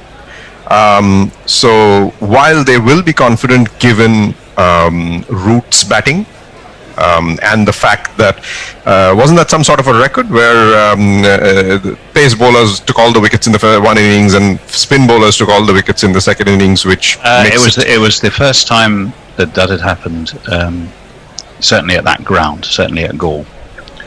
We think in Sri Lanka that pace bowlers took every wicket. We look back over history and we thought we'd found another couple, but then we realised 1 out of the 10 was a run out. So you probably but if you actually wanted to be technically accurate and say spinners took every wicket in a first innings, yes, that was the first time. Well, I mean, if you look at the stats in isolation, it could make you believe that England's got the best bowling attack in the world, and the most well-rounded. Now, the best bowling attack in the world from a pace perspective, I think there are few teams who could lay claim to that at the moment. All the teams who are in contention, I think, for the World Test Championships could lay claim to that one. Mm-hmm. But in terms of a well-rounded bowling attack, I think India has a far superior one. And that's one of the reasons I would say that India has more than an even chance of winning this series convincingly. Well, let me ask you then begin very with, quickly yeah. about the wickets. Now, we've heard rumours of an English wicket, which we think might mean a little bit of green, a little bit of help for seam on the first day or maybe day and a half, which helps both sides, because India certainly have proven, even with their C team, that they've got a pretty decent seam attack. But, you know, if you look at Archer and Anderson, Broad, and even young Ollie Stone, who I don't think will get too much of a game, because I think... And Mark Wood? Well, Mark Wood, when he comes in, he's not available. He's one of those who's being rested. I don't think that's an IPL issue on his case. Yeah. You know, that's some seam attack. Should England be required to bowl first, and I have to assume whoever wins the toss is probably most likely to bat. Therefore, whoever bowls first, that's going to help. That's a tough seam attack to face it under any conditions, isn't it? Whoever they play. Very, very, very much so. I think, you know, Broad. Anderson is, I mean, as you know from our commentary together, I have huge respect for Anderson. I have more respect for Anderson when he bowls at home than when he bowls abroad. But when he bowls abroad, he's come along in leaps and bounds in the last few years. So you have to respect what he brings with his experience. And I mean, 600 plus wickets, right? I mean, nobody gets that by being only a good bowler at home. You've got Archer, who I think in the Test arena has just started, but he's got a very good idea of Indian pitches, having played a bit in the IPL, I think. And you've got Broad, I mean, who's always been something to handle. So I think that's I haven't seen much of Ollie Stone, so it won't be fair for me to comment on him. But I think these three are already a handful for any batting side, as you rightly said. Well, I've got a little stat for you that you might find vaguely entertaining. Yep. Jimmy Anderson has played in 3 of the 6 games that India have lost at home in the last 15 years. Mm-hmm. So of the games India have lost at home, Jimmy Anderson has played in half of them, 50%, taking 13 wickets in those games at 21. That's a reason to be afraid. Well, you know, is that because much of the matches that India's lost at home have been to England? That could be the case as well. So Anderson might not be the only reason, although those are amazing numbers. I can tell you, 2006 against was England. That was at Mumbai. 2008 was South Africa at Ahmedabad. Yep. Where, by the way, I don't think India go quite as well as they go at Chennai. We'll come to that. Because yeah, I'm sure you will. You're making a terrible assumption there. We'll come to that. 2010 was South Africa again at Nagpur. 2012 was twice, of course. It was Mumbai and Kolkata. And 2017, you'll, I'm sure, remember, was a defeat to Australia, which has now been well avenged. But that was at Pune by 330 odd runs, 333. That was Steve O'Keefe, I think, taking 8 wickets. You know, like I said, you know, anyone who's taken 600 plus wickets, I mean, you're not going to take any chances against them. But Anderson's not going to win you a series by himself this time, I can assure you. Look at the batting lineup. You've got Shubman Gill, who's very clearly shown in Australia what he's capable of, even on Aussie wickets, and I can tell you he's going to be twice as dangerous at home. You're seeing Rohit Sharma, who I think had a reason for all his, you know, the trash talk about him. He had a very reasonable series in Australia when he came in for the second half, and he and Shubman Gill put on the longest string of reasonably high opening partnerships, which most teams worldwide seem to have forgotten how to do now. So Rohit Sharma at home is about 4 times more dangerous than he is anywhere else. So you've got a potent opening partnership there. You've got Pujara coming in, who is hopefully going to put even Root to sleep. And then you've got Virat Kohli coming in after that. then you've got Rahane, and then Hardik Pandya, in all likelihood. Once you're done with Hardik Pandya, you've got Rishabh Pant coming in. Yep. You look nervous. Yet in Australia, no, not at all. I was thinking that in Australia, only Ajinkya Rahane made 100. Yeah, Ajinkya Rahane does play well on other surfaces, and he's been someone who's played reasonably well abroad. Except that other than this 100, he honestly did nothing as far as his batting is concerned in Australia, and people tend to overlook it because of the unbelievable way he led the team at Melbourne with his century to win the match. And I was talking to Simon Toffel some time ago, just having a chat, and according to him, Melbourne was where Australia lost the series. It wasn't at Sydney, it wasn't at Brisbane. It was just, they lost it there in all ways. So that's the batting lineup that you have, right? I'm not sure they're going to be overawed by any of the English bowlers, even before you get to spin. I'm sure we'll come on to. And you mentioned all the wins that England's had, the 3 wins that England's had. I don't think first any of them were at Chennai. No, yeah. Chennai is not the happiest of hunting grounds. Exactly. England. Indeed, and you've got 2 test matches. Yeah, was Chennai. You've got 2 test matches at Chennai. Chennai typically has been a happy hunting ground for India in the past. Not only for great performances, but also the fact that typically Chennai tends. Welcome back, everyone, to this exciting day of Test match cricket, a series that started so well. So welcome back to Guerrilla Cricket's coverage of the last session today. Those of you who just woken up or just turning in, the score 154 for 4 India in response to England's total of 578. So there's still 424 runs behind, but we've seen what an afternoon session we saw. We saw the first hour of just 14 runs, and the second hour of was it 81 runs in the second hour. So it really has been a tale of 2, and we got Rishabh Pant to thank for that. And welcome back to Sam Dalling, who's been here since the start today, and for the first time today, the time when you've been waiting for. It's not Fred Titmus. Good morning, David. Morning, everyone. Well, a tale of 2 sides with Pant playing so well. Sam, you were on commentary, I think, for Pant's that spell of hitting from Pant. Just take us through that. I was very fortunate. What a time, if you are just getting up and having your Weetabix, as we were talking about earlier, you turn on a bit of Test cricket on Channel 4 and you see that's definitely going to entice you in, isn't it? It was a calculated assault.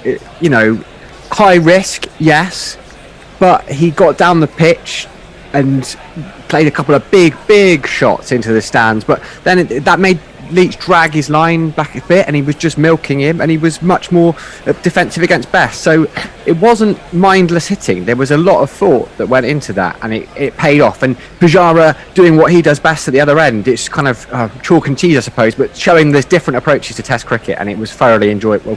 Right, the whole session was riveting to watch. And that opening spell from Archer to Gill, one of a number of kind of great trade-offs that we've seen today. Yeah, I said earlier, it's fantastic. Matchups is the word. Sorry, matchups is the word I was looking for. Sorry. Indeed, we are lucky to have Jofra Archer. I mean, I said earlier, he's not played any first-class cricket for 6 months.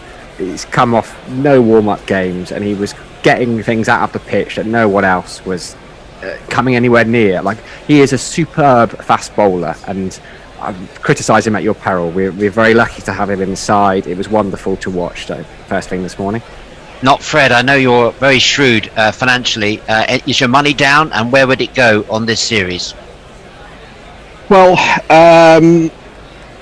interestingly enough, I was just thinking about this before, actually, because, of course, India, as we know, had an absolute disastrous start to their tour of Australia when they were bowled out for, was it 36? Yes. And managed to recover that and win the series quite comfortably in the end. So even if India do get off to a bad start, it's not absolutely guaranteed that they are going to get off to a bad start in this series, but that doesn't mean that they are incapable of winning the series still. But I think for cricket, if you were looking at this as a neutral, I don't think any of us are neutral, we would be, as far as the neutral is concerned, the best thing that could possibly happen for this series is for England to start off on the front foot, because that means we're likely to get an absolutely cracking series all the way through. And England have done the first part very well. They batted very well. They batted long, and they've got the runs on the board, and that's causing the difficulty for India in this innings. And if they can get out of this game with a win, which they are favourites to do at the moment, it sets up the series absolutely wonderfully, and it's a series that's going to go down to the wire. I know we don't necessarily agree on this point, Fred, but Sam just mentioned there about the fact that it's on free to air, and I do think that's significant. I think it's great that this series is available free to air without having to rely on someone having a subscription to Sky or BT. No disrespect to their coverage, not a comment on the coverage at all. It's purely there it is, available everywhere. And I think as this series builds, it's going to do a lot for the status and profile of Test cricket. Well, you're a man with a television background, and you're thinking like a man with a television background. You're thinking of ratings and momentum and diversity and all these buzzwords that they use. But I don't think it matters to the world of cricket, outside perhaps of England, which channel it's being. Oh no, I think England. It's the UK. But as far as the world of cricket is concerned, this could be an excellent series. Whatever channel it's on. Yeah, no, it's a UK topic, the free-to-air coverage. But I mean, Sam, I think you feel that there's going to be more people tuning into this, and I certainly think as the series builds, Test cricket is a narrative, isn't it? You get hooked, and you're more likely to get hooked on this than you will do on a bit of wang bang, thank you ma'am, kind of 100 ball T10 thing. I 100% agree. I mean, I grew up. So I was 16 in the 2005 Ashes, so I had only ever watched Test cricket on free-to-air TV, and actually I didn't have Sky at that point, so it wouldn't have been available to me. And so I'm so glad it's back on Channel 4, and actually, by luck, rather than any judgment, the third Test I think is the day-night game, which makes it slightly more favourable times for viewing in England. Certainly I think it starts at 9 o'clock, and so if the narrative, we were talking about narratives and buzzwords, but if the narrative can build, if England can get a win, if the series is really going well come that third Test, they could be up for a huge audience, and I think in this country, and that would be brilliant to see. Yeah, I think it's good for Test cricket. I suppose my point, it's not so much about the impact on the broadcasters and the wisdom of the deal or the money paid or anything like that. It's just good for Test cricket, and which needs it always needs to be seen, and if you put it in front of people, I think who that Archer versus Gould tussle, the Leach versus Pant, the Kohli innings. I mean, these are the moments to me that are what cricket's all about. Here's so here we're going. Start the action. It is Archer straight back into the attack, and he's bowling to Pant, who covers up. And let's have a jingle. He will break your helmet, break your heart, hotter than lava, cooler than Bogart.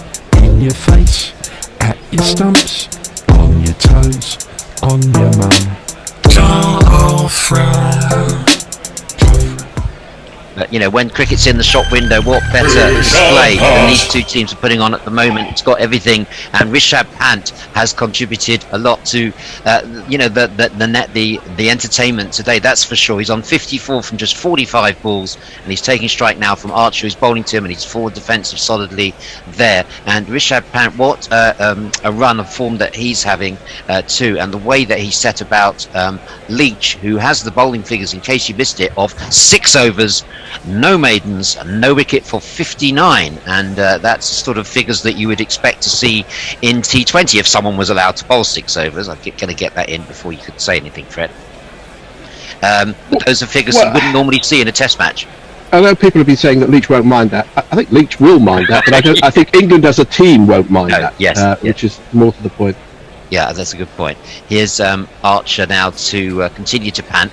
He's round the wicket turn, but Pant is solidly behind that. So Pant's obviously going to choose who he targets, and there's no doubt at all that he was targeting Jack Leach, bowling into this. Obviously playing with the spin, hitting him beautifully over long on a couple of times. And Leach is inevitably, even when he bowled to Pujara, was losing his line and length. It was noticeable that he'd been hit off his length. So I should imagine he'll be, happy to take a little spell on the sidelines there after that spell. In contrast, Tom Best, that's a Somerset man, Sam. Come on. Well, Tom Best bowling. I know, it was fantastic. I love seeing him develop. I love his enthusiasm for the game, but he has some quality too. Sometimes we forget that. We talk about that's drifts on the leg side, Archer, and that's picked up nicely by Pant. There's a man down at long leg, and they take a one run, but again that was very fluent from Rishabh Pant. Dom Best's qualities, which were more in evidence, I think, today than I've seen. I think that was one of his best spells in Test cricket, because the 5-3 he got Fred in Sri Lanka first Test was a bit of a lucky one, wasn't it? But that was a good spell today. It felt like he was really the line and length he bowled to Kohli in particular was admirable. Well, the 5 wickets he took in Sri Lanka, he happened to be bowling when wickets fell rather than he took the wickets. But he's a young bowler. Remember, he's only 23. People put Leach and Best together. Leach is closing in on 30. Best is still very, very young as far as spin bowling is concerned. He's got a lot of learning to do, but there is potential there, unquestionably. Yeah, there was a lot more sort of often spinners don't get good until their late 20s. So let's see what happens. Indeed. Here's Archer. That's outside the off stump. That one doesn't get up at all, and it's left through by this batsman. Leaves it alone. Say you don't need no IPL, and I'll be satisfied. Tell me that you want to do well inside of the Test side. I don't care too much for run rate of Jedishwa Pujara, Jedishwa Pujara, Pujara, Jedishwa Pujara. Oh. And it is Pujara who played that last ball of the over solidly to mid-wicket. He is on 53, Pant is on 55. India resuming after tea, 155 for 4. I believe I'm on social media. Oh, it's Fred, on social, yeah. Aman asks, by the way, is Joe Root still on a hat-trick? To which Gorilla Cricket responds, hat-tricks don't carry over from game to game. As far as statisticians are concerned, it's a fairly arbitrary rule that they carry over from innings to innings, but not game to game. He has 2 in 2, and if he took one with his next ball, it would be 3 in 3, whatever you call it. And SCG Gabba 2021 says he's replying to somebody else. So I'll leave that one, and I think we're pretty much up to date with tweets. I don't know whether Hot Mic, Knuckle, just give it up or down. Does it work from top to bottom, the comments, or from bottom to top? Which are the most recent ones? I'll leave those technical discussions onto the chat, but to all those tweeters out there, this is your ideal opportunity, because not Fred is in the hot seat, so this is your chance to most of you, yes, take issue or to challenge Fred. We've had challenge Knuckle and challenge Fred. So from the other end, it's not Leach, it's not Bess, it's this man. Jimmy, Jimmy, Jimmy, aja, aja, aja. Jimmy, Jimmy, Jimmy, aja, aja, aja. Jimmy, Jimmy, Jimmy, aja, aja, aja. Jimmy, Jimmy, Jimmy, aja, aja. It's James Anderson to Pant. He drops short. Pant gets onto that one, latches on, crashes it through the covers as easy as they come. Loosener from Jimmy, punished by Pant. That went like a tracer bullet. Well, I was just about to say, England have gone back to their no surprise, see them go back to their most reliable bowler and put some pressure on, which he did after lunch. But of course, that loosener doesn't help my cause. But I think generally the point still stands with the batsman, particularly going after Leach in the last hour of the last session. No surprise for me to see Joe Root turn back to James Anderson. Well, those of us of more advancing years, Sam, will know the feeling of coming back for a second spell. That was a second spell, horrible loosener from Jimmy there, and I'm sure he'll put that behind him, the true pro that he is. But that was asking for it, and he got it. Yeah, it was. I think most batsmen in Test cricket would have said thank you very much and put that one away for 4. Pant is Anderson again. He's very Pant's very quick on anything loose. That one's on the money. This time it's played down for mid wicket. I won't make a meal of that. Then just a loosener from Jimmy. He's entitled to that. And you got 606 wickets to your name. Is that enough? He's still wicketless in this match. Yeah, James Anderson's bowled 9 overs for 25. The wicket takers: Jofra Archer 2 and Dom Best 2. Dom Best. I did dwell on Leach's figures. I should say what Dom Best's figures are. 13 overs, 1 maiden, 2 for 28. He bowled exceptionally well to Kohli, and he's really kept the lid on things from his end anyway. Here's Anderson, bowls to Pant. That's what's more of a length. Pant covers up and plays it defensively down, and there's no run. We talk about Best. It was superb bowling from him, and there's so many. It's so easy to compare back to past players, and I won't mention the name just because I don't want to compare. But we talk about an England off spinner of relatively recent past, and people say he doesn't have the same fizz as him, but we forget that guy was a world class. Absolutely, you're talking about the great Ray Illingworth, of course. Exactly. You've got it in one. I don't even need the name. Yeah, there was a nice bit of a twirl about the way that Best was releasing the ball today. That's played straight by Pant to mid off. Yeah, Best was like really giving it the old hop, skip, and a jump and following through, Graham Swan on a good day. And it'd be invidious to compare him to Swan. But as Fred says, he's got a lot of. If I had a slightly broader northern accent, I would say he's got a steep learning curve. He's learning his trade. That's the phrase, isn't it? Learning his trade.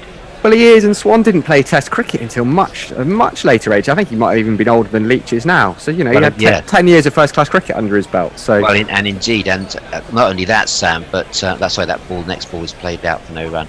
That Swan had that sort of less than auspicious introduction to England cricket, travelling with the squad to South Africa, where he didn't impress his teammates at all.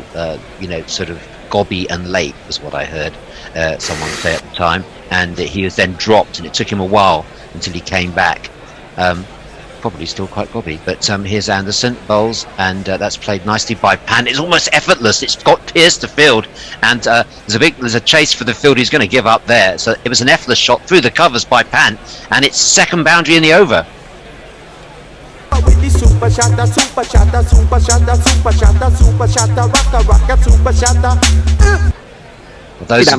Sorry, Sam. Sorry, I think that might be my favourite shot of his so far. The back foot punch, as they would say. Up north, a little bit short, but I enjoyed that. Aesthetically, very pleasing. And Pant looked like he enjoyed it as well, because he's held the pose. He's a very busy cricketer, but he was still enough there as holding the pose as if to say, I can play like this too, Shubman Gill. That's more of a Shubman Gill shot. Gill played a classic on drive this morning off Anderson, which was absolute class. He just leant on it.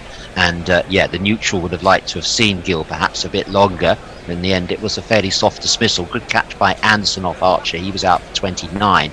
And after Rohit Sharma was first to go for 6 off Archer, who's bowling now, that's a half volley. It's punched up by Pujara. Latches onto that. It goes to the long on boundary for another boundary. England leaking runs here. It's Nissan Shi. It's Nissan Shi. That was a full toss, actually. I think he got that on the full. Oh, thanks, Fred. Yes, it was indeed full bunger. A few looseners here, isn't there? The England would have come out wanting to apply the pressure, and actually, you don't want to be too harsh on Archer and Anderson, of course, but they have given them a few scoring opportunities. They've been taken, but not quite what Joe Root would have had in mind, I don't think. Yes, India making fast work now. They've reduced the lead to 450. It's still a long way to go as Archer bowls Pujara. That's short. Pujara goes onto the back foot. He doesn't connect properly with that at all, and it goes to the cover boundary. What happened there, Sam? It just looked like I don't think he went to the cover boundary, did it? No, just it didn't. Sorry. He just dribbled out. Yeah, Like he didn't really cover it. I was expecting that to go much further than it did. Yes, if he'd have connected with it properly, I suspect it might well have done it. No, he almost hit it into the ground, did he? It was quite trickling. His Archer again outside the off stump, lets that one go. Reminder that Not Fred is on social media duties. Please get in touch. Let us know where you're listening from, even what you're having for breakfast. I'm sure we'd be interested to know if it is breakfast. Maybe you're somewhere else in the world and you're having high tea. Let us know and tell us how much you're, what you're thinking of this match so far. The man who goes way does what he does and says way. After this ball, I'll read a couple more. Here's Archer, bowls, and that's Pujara. Plays it down into the ground, thinks about a single, decides against it. Diana Patterson gets in touch. She's defending my honour against Dave. No, I think Dave's just being mischievous. We see eye to eye on very many things regarding cricket, and he's just trying to stir up a little bit of controversy that isn't there. But thanks anyway for your defence. Christian Gund says, is the Pujara jingle available anywhere? Rapidly becoming a favourite. To which the response will be... Yes, here's Pujara faces now. Again, that's outside the off stump. Doesn't get up at all. Goes on the second bounce to Butler, who rolls around on the ground behind him. You can get everything, all our output. You can get our jingles, our full archive of all the recordings that we've done of every broadcast that we've remembered to archive since 2014. It's £20 a year. You go to our website, GorillaCricket.com, look for the archive, and you can get everything. A favourite habit of some people is looking through the archive for stuff that commentators have got wrong. And Archer, Pujara covers up and plays that one down into the ground. He remains on 57, Pant on 63, India 167 for 4. Back to you, Fred. Speaking of which, I was going to say, here's Dave Brooke. But I will say one thing that we can very much enjoy about the coverage of this series from whichever channel in India is doing it. They have a very, very large and obvious sign for a replay, which flashes across the whole screen. And I think for this series, at least, none of our commentators are going to be confused by thinking a ball is live when it's a replay. Yeah, I was very happy to see, Fred, that Aggers really fell into the air about this one. Yes, he did. The Test match special. Well, they should have got professionals who are used to commentating off the telly. There's plenty of those about. It does stick in the craw that Aggers, who has been such a consistent critic of Guerrilla Cricket Test match sofa before that. Here's Anderson, bowls outside the off stump, and that's nicely angled down by Pant. Just leans on the ball, it gets another boundary, down to third man for 4. 1, 2, 3, 4. Yes, that Aggers one came straight into my mind as well. It was just the horror. Of course, he's horrified by it, and it will be used and used over and over again on social media. He basically leapt out of his chair, Fred, to celebrate a wicket that was a replay. And not just that, he said, how could he have played exactly the same shot as the guy last ball? How stupid is that? Yeah. Well, somebody was being stupid. Anderson around the wicket to Pant, who plays that nicely, pleasantly off his legs, down to square leg. They decide not to run there. Yeah, it does stick in the craw, though, with all the criticism that he's made of Guerrilla and Test match sofa before that. And the idea of commenting off a TV, and there he is doing that, and now you've got this Test match social thing going on somewhere. Perhaps now he will have a little bit more inkling of how difficult it is. Absolutely, yeah. We heard a lot about the difficulties, didn't we, and the domestic side of things, rather too much about that for some people's taste, perhaps. Here's Anderson round the wicket to Pant cover drives, off drives to bid off, and he thinks about a single. Did they get one, or does he run back? No, he was off for a single, but Pujara, the man of experience, was having nothing to do with that. Perhaps he's also a bit slower than Pant. Didn't fancy it. Unmovable as ever. People have been pointing out the field setting flashes up from time to time. I was watching a bit of Channel 4's coverage, and actually Simon Hughes, the analyst, was there. He'd kind of constructed a board that he was moving fielders around. A Sabutio cricket board. Yeah, it was absolutely fantastic, wasn't it? Old school, but I liked it. Yeah, old school. It was like Play School of 1974. That's how old school it was. It was like he'd made it out of sticky back plastic and bottle tops. It was like one of those. Do you remember that game when you catch the own tennis ball with the Velcro? It was one of those pads. Anderson to Pant. This time they do go for a quick single, and Pujara responds to the call, and a well-run single from Pant, who's already on 68. That's right, 68. He's only faced 58 balls, a strike rate that you would expect to see in short-form cricket, or as we have to now call it, white ball cricket. It's nice to see a bit of cricket being played with the traditional red ball. Pujara on 57, Pant on 68. Fred, are you a purveyor of? Have you ever bowled with the white ball? I don't think I have. No. I'm told it doesn't swing as much. Well, it wouldn't for me. That's certain. Messi Jez reminds us that the Pujara jingle is just one of 1,217 jingles currently available on the archive at Guerrilla Cricket for the bargain price of just £20 per annum, plus years of broadcast recordings. So there's a lot there. Get yourself over to the website and take Absolutely, and a lot of good news stories now on the website. New improved feature of the Guerrilla Cricket website. Anderson bowls, and that's played down by Pujara for no run. Yeah, the website's got a lot of great content on it now, and so it's not just a place to go for your live stream. It's also got a lot of articles. Tony Bishop is on there, Knuckles written, Hendo, and well, not Fred. Do you think you might be persuaded to, knock out a few well-chosen words? I think my agents in discussion with relevant parties, and a press release will come out as and when. There's no point. Sam, you a print man or purely the audio? Primarily print, really. Audio, I'm very much dabbling in. I'm dabbling in both of them. But yes, right. I do enjoy the written word. Right, here's Pujara. That comes in, and some bit more of a fizz about that one, and that wraps Pujara on the hand. He is hurt, but gloves remain on. He comes down the wicket. He's going to, there's no cause for concern there, but that was shows that the surface has got something. Anderson managing to get some purchase there, and it's 172 for 4. A quick word about the terrific test match going on in Bangladesh, between Bangladesh and the West Indies. West Indies need 76 more runs to win. They're 5 wickets down now. Kyle Mayers has 149 not out, but there are 19 overs remaining. So it's, you've got to the end of the last day of the test match with all results possible. That is a truly remarkable last day of a test match. Well, Kyle Mayers is a new name to me. Dave, what can you tell us about him? He is a all-rounder from Barbados.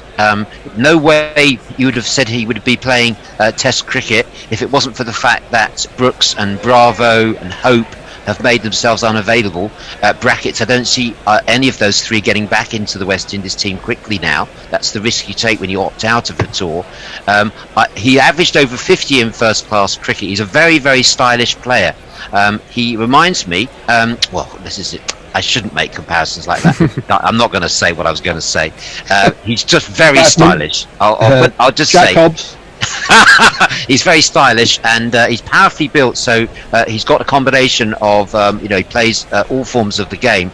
He averaged over 50 in first class cricket. His partner at the other end in that long 4th wicket stand, Nkrumah Bonner, also averaged over 50 in first class cricket. These are the people some of us have been screaming to get into the West Indies team, where they stuck with the same team last summer, wouldn't make any changes to it and wouldn't bring in any reserves, and yet their frontline batsmen have been consistently failing with test match averages of under 30.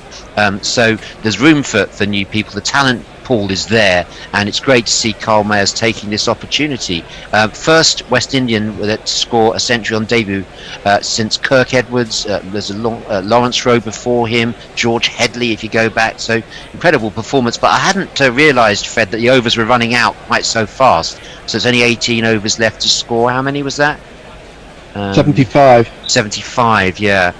They won't want to lose having come this far, so they have to be careful how they play that. Archer bowls, and Pant is covering up and playing that down. I mean, it would be an immense achievement for this second string West Indies team, even to avoid defeat, having had to chase 394 for victory. So I wonder whether they'll, with Gabriel and the long tail, you wouldn't want to see Shannon Gabriel walking out to bat. Well, you might want to see him coming out to bat for a draw. That's always entertaining.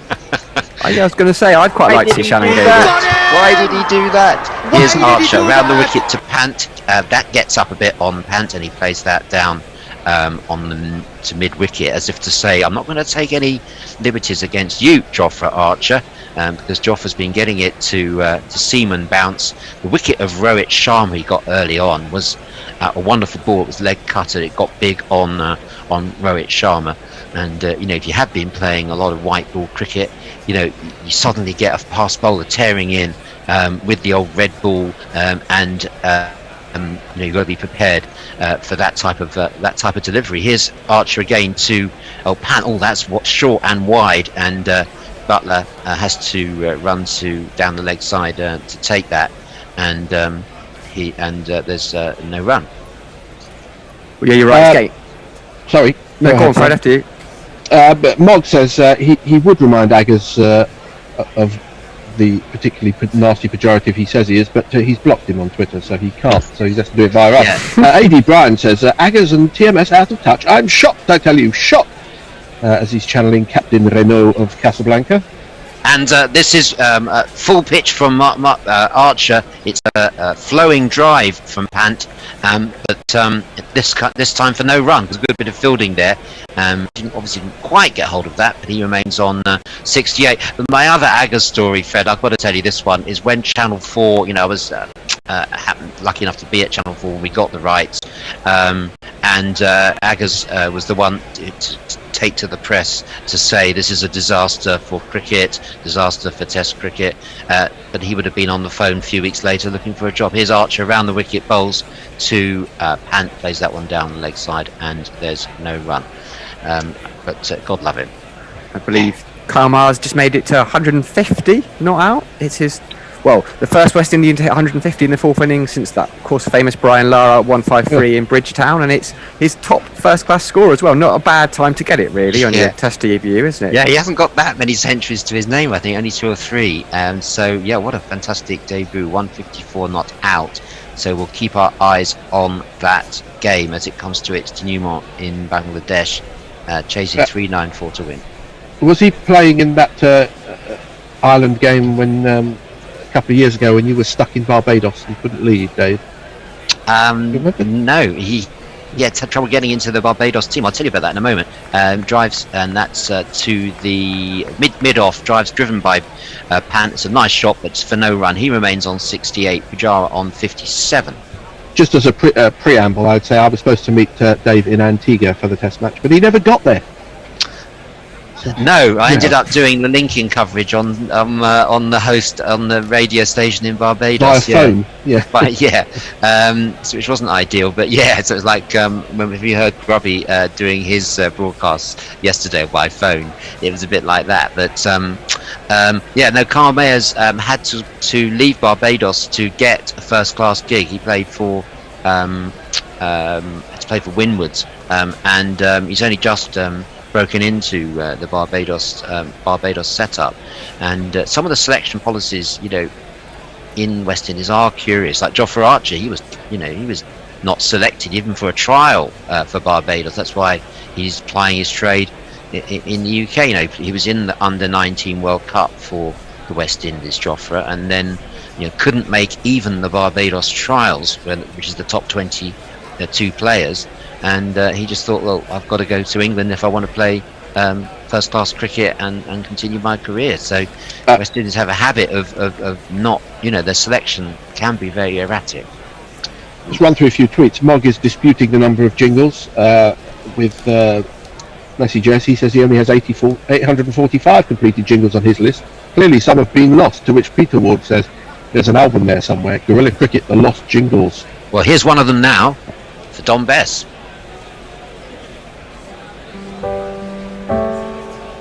If the pitch isn't good for pace, get this lad on his bowling's ace.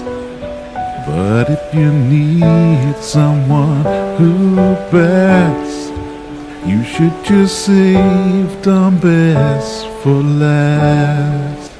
First ball is played for no run, and he bowls his second now to Pujara. Comes down the track with a little flick of the wrist there, but there's a lot of cover for him on the onside. There's 3 men on the onside in front of the bat, all saving the saving runs and there for the catch, really, because that's where, if there's going to be any catches, probably it's a place where they could go. There's also a short leg in for Pujara now. So he bowls, Pujara comes down the wicket and sort of dabs at the ball, really, just plays a sort of dab shot. And a wry smile there from Don Bess, who's got the measure of these Indian batsmen so far. As far as the series encounters is concerned, if you'd said before the series started, in terms of England weaknesses, you'd have pointed to their spin bowl as well. It's turned out the other way, hasn't it? It's turned out we're still halfway through the first test. Let's not get carried away. And that's short, and as I say that, he bowls a complete pie, and that's latched onto by Pujara, and it's 4 runs. It's Nissan Shi. It's Nissan Shi. Also, a couple of quick tweets. Messi Jez is saying that the ball looks pretty ropey after 40 overs, but I think the wicket is quite tough, and it's been taking a bit of tap off pants back. So. Yeah, absolute pie there from Don Bess. But it is a fact that I think India would have expected in the first clash. We're not in halfway through the first test, but his best bowls, and that's covered up by Pujara. And we saw a lot of overs from Shabazz and from Washington Sundar, and they didn't have a lot of success. And Bess has really performed creditably in that company. Here's Bess again, bowls down the wicket again. Nice flick of the wrist by Pujara, but some acrobatic fielding there by number 61, whoever that is. That looks like Lawrence, is it?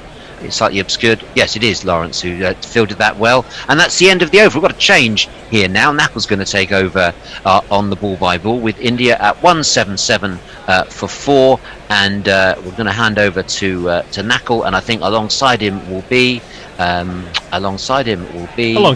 be Sam Dowling and Annie Shave. Thank you very much, David Brooke. As Sam, now actually lit, is commentating with a nice pot plant for company, and Annie Chave in her studio. Welcome, fellows. Which one of you is taking social media? That's a good question. It's a good question. I'm happy to do it. I think I'll go for it. Yeah, go for it. Last tweet read was by Peter Ward. But while you're reading that, this is the 100 partnership between Cheteshwar Pujara and Rishabh Pant for the second time that they've put on a 100, and 5 also who are of between 50 and 99. Is in the 1, 2, 3, 4, 5, 6, 7. I think the 8th time they've batted together. Very impressive foil they are for each other, as Archer continues from the under pavilion end, and he's out on off stump, and Pujara blocks into the offside. There is no run. It's been a lot less. I was just going to say, it's really nice to see them sort of sticking very close in score to each other as well, with Pujara almost double the amount of balls faced. Oh yes. I mean, we talked about this a little bit earlier, but it's talk about having to change your plans and change your approach. We talk about right and left-handers, but the changing gears between the two of them, it's there's no wonder they bat so well together, and they complement each other. It's a short ball from Archer to Pujara, and there's not a lot in this pitch for bowling that sort of line and length, and Pujara is very quick on the cut shot, puts it away in front of square for 4.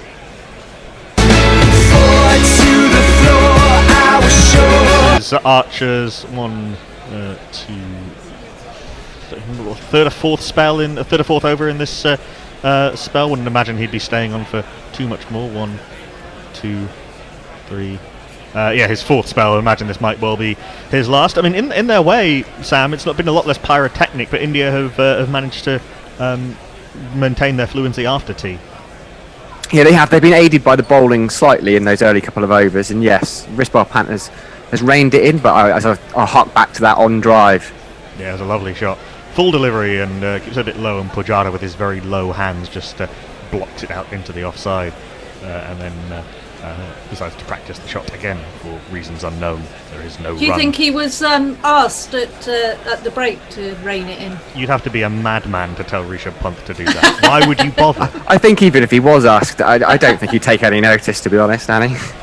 Why would you bother? No, it's just he is not. Sam said this expressed this very well, I think, before tee, as Archer is in very close to the stumps to Pujara. Gets this one to lift from back of a length, and that's a good quick single from Pujara. Off the back foot, not always easy to push through for those, but he just drops it in front of him. Punt responds to the call, and they make it comfortably and give each other the thumbs up. Rishabh Pant is not some mindless slogger. His aggression was, for him, the best way to play in the circumstances. Play Leach out of the game. Yeah, to hit Leach out of the attack, to hit him off his line and length, to make England think about it, to make England push the field back. And he's a very good player, and he's got a lot of different scoring options, and it's very difficult to stop him scoring quickly. You don't have. He's got a very good first-class record. We talked about one of his Ranji Trophy seasons. You don't have that if you're, just trying to shy the ball out of the park. A bouncer from Archer, which seemed to take a lot of effort for very little reward, and it loops apologetically through to just Butler. There is no run. It's not been easy to keep, is it, so far? There's a few that kind of pop up and come through at the occasional one at chest height, but there's a few that have kept low as well. I do feel for the wicket keepers on days like these. Yeah, Butler's been keeping well though, hasn't Butler's he? been tidy. Yeah, he's done well with the ball that's been spitting from the spinners. Yeah. It'd be interesting to see how folks comes in and keeps. Yeah, won't it? indeed. For the second, third, and fourth test, he's an artist behind the stumps, Ben Folks. He's wonderful to watch. Short ball. Archer Punt thought about hooking it, but just let it go down the leg side. Archer trying to wring the maximum possible out of himself, and what was probably his last little spell. 5 runs off the over. 48 overs gone. India 182 for 4. The deficit now under 400. Yeah, I think we're up to date on the tweets. There is one from Ken Groening, but I think that's a kind of conversation with other people. Just having a quick look on YouTube. Mike, I can't remember where we've got to, but Mike Pollard is still listening from Stavanger, -8 degrees. Yeah, Stavanger apparently a lovely spot. I can give you a few people who are on Crick Checker India with us. Mainak Dawn, Sandeep Pautnikar, Hasim Iqbal Butt, Shona Gujarati, Kunal Lakhtaria, Miyaka Anjibabu, Vinod Kumar, Vipin Kumar Yadav, Sadhanand Pradhan, Kali Mansari, Vishal Chitra, Piyush Verma, and many, many more. Those are just the latest of people who have made themselves known there. Best continuing, taking up his residency at the Patibiraman gate end, and this is just nudged by Pujara into the onside. A classic example of the forward press, then very deep in the crease and turning the ball to leg. And, the throw comes in, Butler breaks the stumps, but Punt was home comfortably. I tell you what, I love Josh Butler, of course, the Somerset link, but Ben, as you said, I think you summed it up, Ben Folks is just something else behind the stumps. The He's grace had a with long which break he does though, it. hasn't he? He has, but it's going to be tricky. I saw him play for Surrey. He'd just come out of the bubble, and he just makes it look effortless. Completely, it's like it's just automatic, complete muscle memory, and absolutely faultless. He's so fluid, and he moves so well for a guy that. Also, he's very, very handsome. He is handsome, but so's Josh. Oh yeah. Very different ways are handsome. Butler has those piercing blue eyes, and but Folks has that sort of slightly rakish quality to him. He's a dreamy. Yes, he is. A dreamy looker. But he also bats as well. He bats well as well. Yeah, well, he's not had a brilliant time of it with the bat, and certainly Butler has been excellent since in the last year or so with the bat, and I thought he was very good in Sri Lanka in particular. A little bit too short from best to Rishabh Pant. I understand him being a little bit fearful of tossing the ball up, but he's got to get get his confidence back to do so, because bowling that is only ever going to result in an easy run. On that occasion, do you think Bairstow's out of the picture now? Well, Bairstow, it was interesting actually. Graham Thorpe said in a press conference that Bairstow might be coming back into the squad from the second test onwards, but originally it had been the third. I haven't seen complete clarification on that, but I'd imagine not as a keeper. I'd imagine he's the spare batter in the squad, isn't he? Down the track comes Pujara and clips to root at short mid wicket, and there is no run. I think it's hard to see England making any changes beyond to the batting beyond Folks for Butler in the second test. I don't really see what the point of that would be.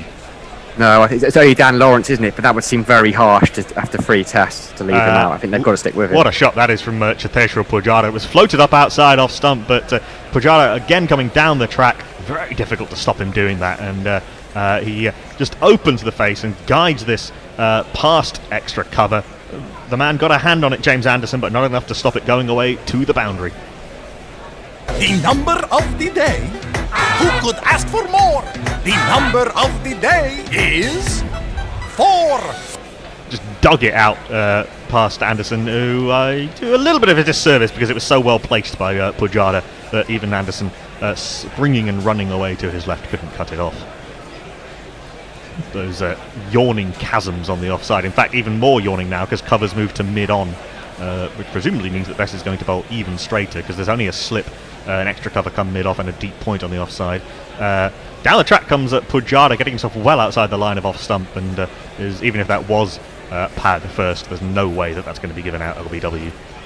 There is no run. A little bit of a chat between Joss Butler and Cheteshwar Pujada. Not really sure what that's about, but hopefully Butler is keeping it friendly, unlike he did to Vernon Philander that time. Who's the vice captain? Is it Butler? I think it's Ben Stokes. I was going to say, is it Stokes? I think Stokes was given the vice Bess. captaincy back, I think.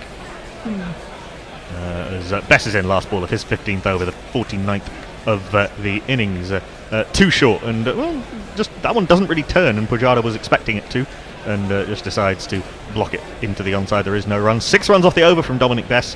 A little bit of a worry that the singles are coming so quickly, in particular India 188 for 4. Update from Chattogram, that incredible test match that is going. Kyle Mayers is still going. Joshua De Silva has dropped anchor completely, 8 off 37. He's a very sort of solid, stolid type, isn't he? We're into the final hour, and the West Indies are 334 for 5. They need 61 off 15 overs with 5 wickets in hand.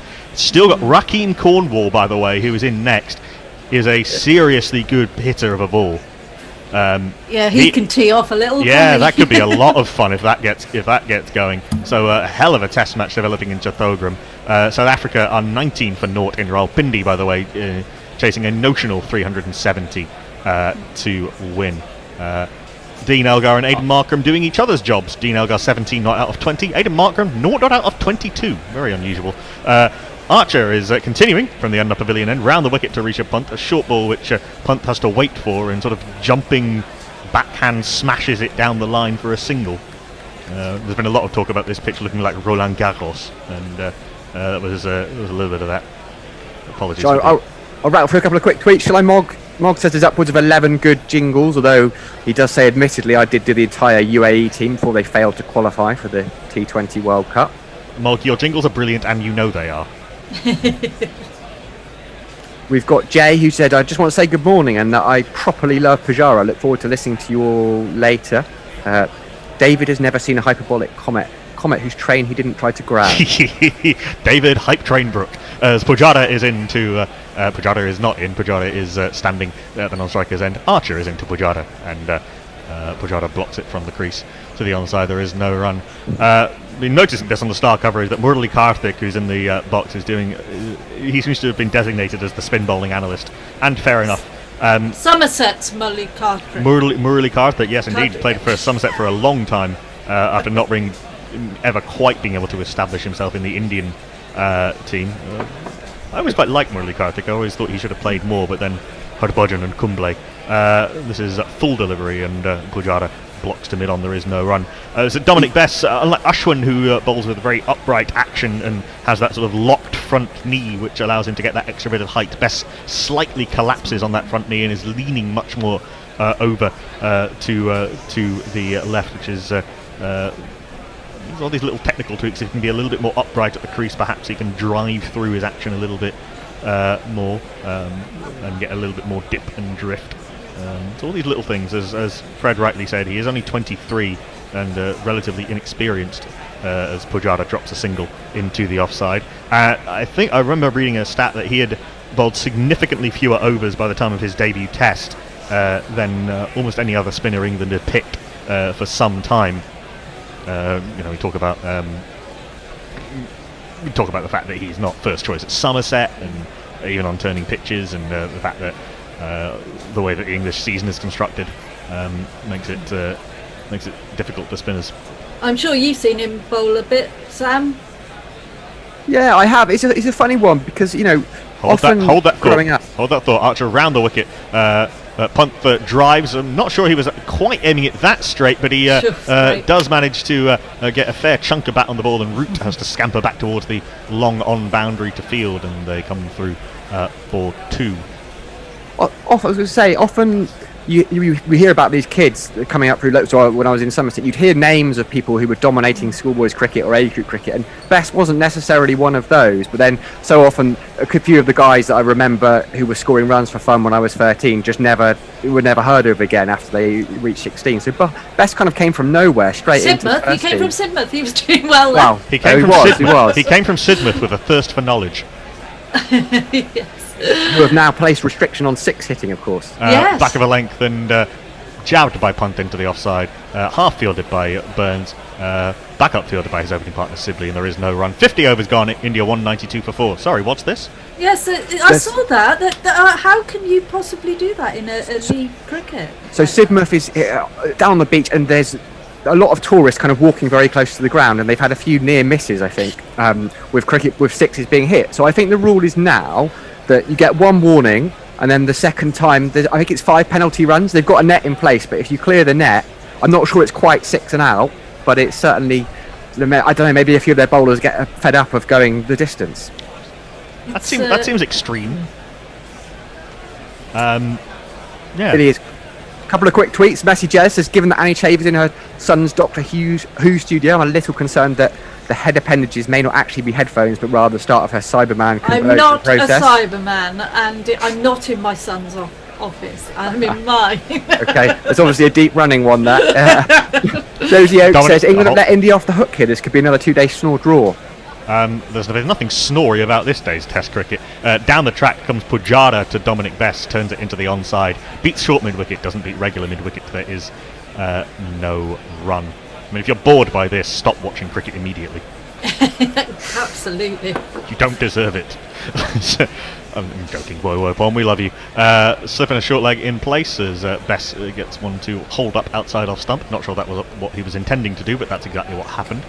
Blocked back to the bowler. That is no run. We're seeing this comparison of Bess and Ashwin again, which is perhaps a little unfair, but instructive. Ashwin bowls with a lot more generally overspin, and the seam position is much more pointed towards leg slip, whereas Bess is going for side spin and trying to turn the ball, and the seam's going at 90 degrees to the direction of travel, so it's a very different approach. Ashwin has the ability to change his seam position almost at will, and has such immense control and experience as Pujara. I think Simon Hughes was unfair about Bess. Hold that thought as Pujara comes down the track and doesn't quite get to the pitch of the ball, so just kind of pads it away. He's earned the right to move that silly mid off out of position, so he can do that with impunity. That's a poor ball from Bess and pulled badly by Pujara. Oh my lord, so badly he's hit it straight to Rory Burns at mid-wicket.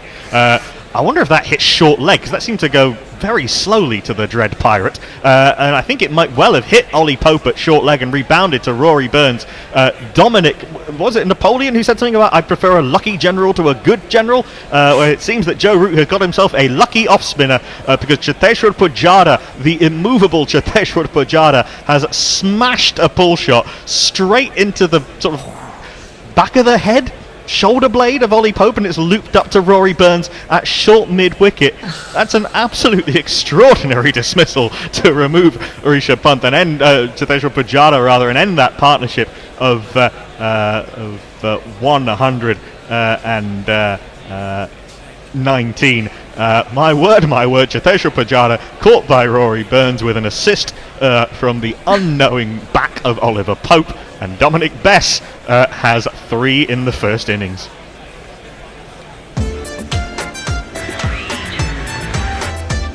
Go OUT the window, go OUT the window, go OUT the window, 'cause OUT. Oh my God, I can't believe it! Wow. Yeah, that's incredible. I hope they're going to have a look at concussion for both. Yeah, we still don't know really where it's hit him.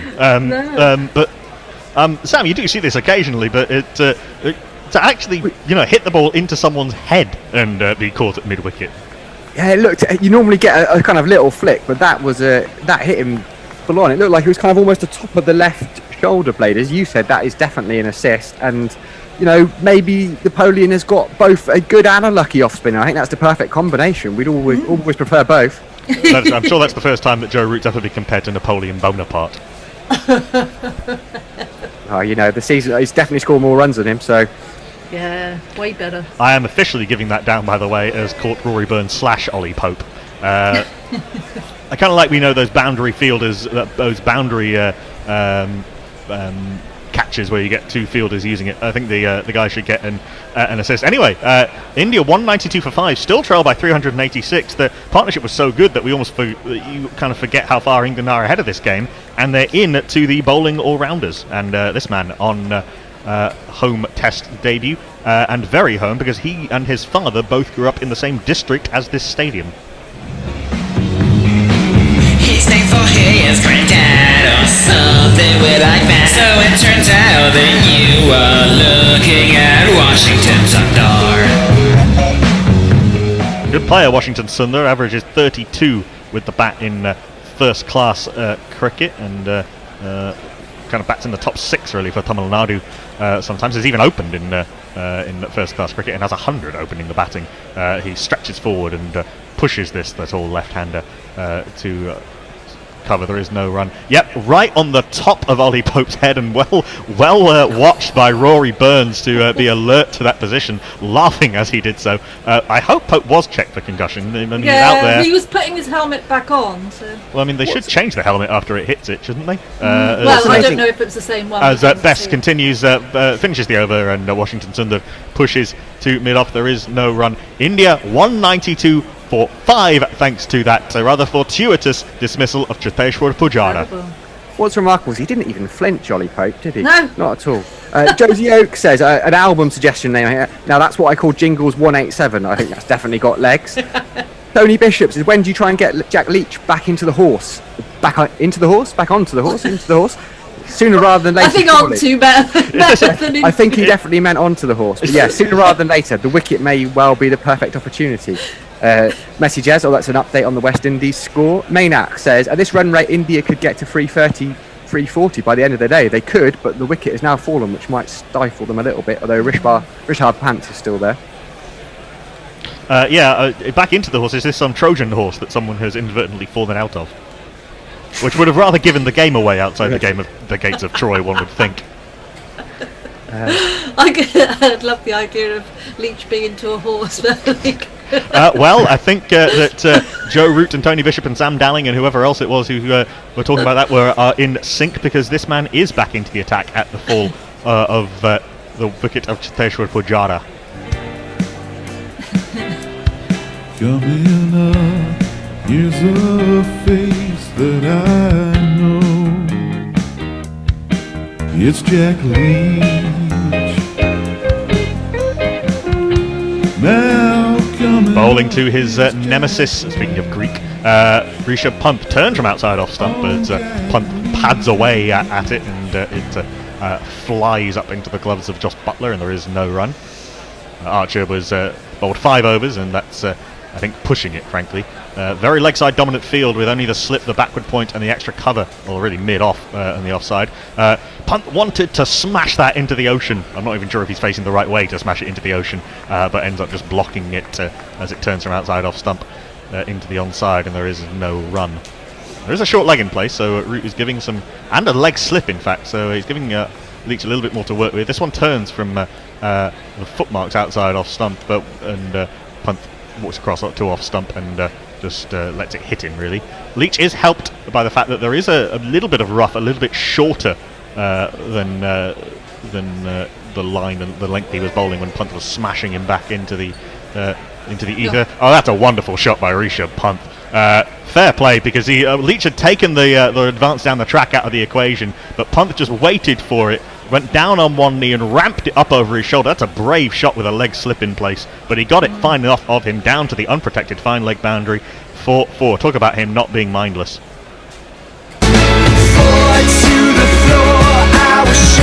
Heard of the dill scoop? That was the Pant scoop. Yeah. Definitely. He's actually down on both knees, and the back of the bat was on the floor when he played that shot. He's almost lying down, isn't he? It was risky though, as you say, because he didn't get it way over. He didn't get a lot of height on it. It was not that far to the leg slip's left-hand side.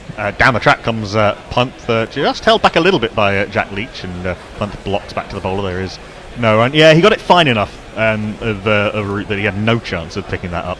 But he's got to remember he's a senior partner now. He is, yeah, risk reward. He's just got to be careful he doesn't drop short here. Down the track comes Rishabh Pant. That is the very opposite of dropping short. And Pant smashes this with a real wipe and acceleration through the line of the ball, up over wide long on for yet another 6. That is his 5th 6 to go with 8 fours. He is on 82 not out off 76 balls. India 202 for 5. Bessie Jazz points out Kyle Mayers has already scored 201 in his debut test. He has indeed. Brilliant. That is some effort. Leah, outside context, says Kohli presenting Root with a signed shirt after the match will not be nearly as good as Rahane allowing himself a wry smile while presenting Lyon with one after an absolute shit show. That was a magnificent bit of polite shithousery from India. It was just brilliant. The best, wasn't it? And the amount of time it took, Lyon had to walk a long way to go and get it as well, didn't he? They really put him under pressure there. It was superb. By the way, the West Indies are 358 for 5. Joshua De Silva still blocking away merrily, but in this partnership, Kyle Mayers has scored 55 or 50 balls in this partnership. He's now 182 not out. West Indies just need 37 runs off of the remaining, 11 overs after this. What a test match. Not a bad test match here in Chennai, or there in Chennai, as Bess starts to Washington Sundar. A little bit of loop and Sundar blocked back to the bowler. There is no run. Of course, Washington Sundar made a massive part with that 62 in India winning that test match in Brisbane.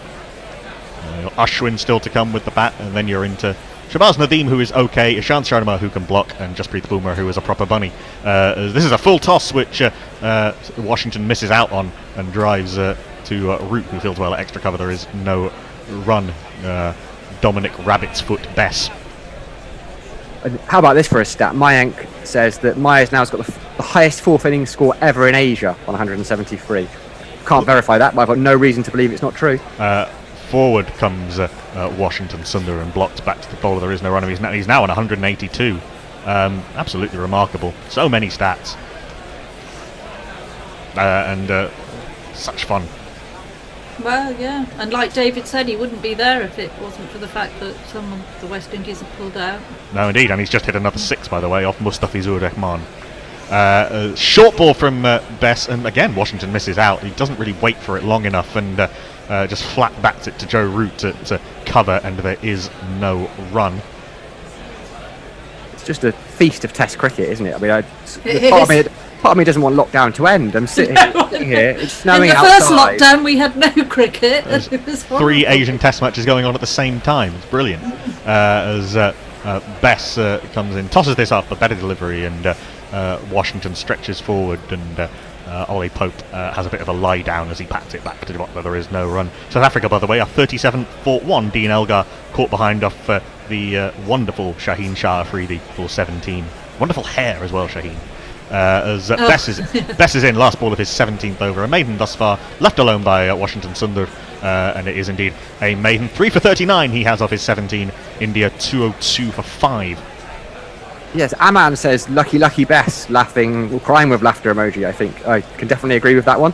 Martin White, I think if Leach wants to get back into the horse, he shouldn't do that in front of the TV cameras. Again, I agree with that. I agree with that sentiment. I thought it was onto a bike again rather than a horse. But You can get back on the horse, but you can't get back into the horse. Certainly, getting back into the bike would be difficult. No, and getting back into the horse suggests previously. Anyway, enough for that. Tony Bishop has clarified that should, of course, have read onto, not into. Mark Wood is grazing very nervously somewhere. Or it could be a very, very formal get back onto the horse. Very true, very true. Josie Oak says, was Sundar named after the city where he was conceived? No, Washington is named after. I think I've told the story a couple of times. His father's godfather was called P.D. Washington, and his father was not very well off as a young man, and so this P.D. Washington paid for his school fees, paid for his uniform, paid for his books, and sort of drove him around to cricket training.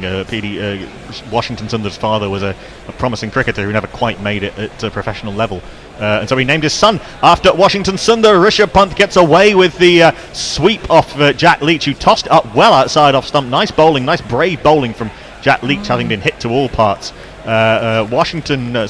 Punt was done in the flight, and the top edge sweep ended up with 2 runs, I think maybe 3 down to third man, but a little bit fine leg rather, but a little bit lucky from Rishabh Pant, a genuine false shot, I think probably for the first time off Jack Leach. He's nothing if not brave, is Jack Leach. I mean, you've got to beat it. We've talked about it a little bit. His health record in the last few years. The fact that he plays international cricket while suffering from Crohn's disease, sepsis. He thought he might die in New Zealand, and various injury concerns and things like that. Mystery bug in South Africa, unusually vulnerable to COVID because of that pre-existing condition. All of these things, but he's still there, still plugging away, and he's back in the England team. They did take 3, by the way. Rishabh Pant moving to 85, bringing Washington back onto strike. A change at the end of the over.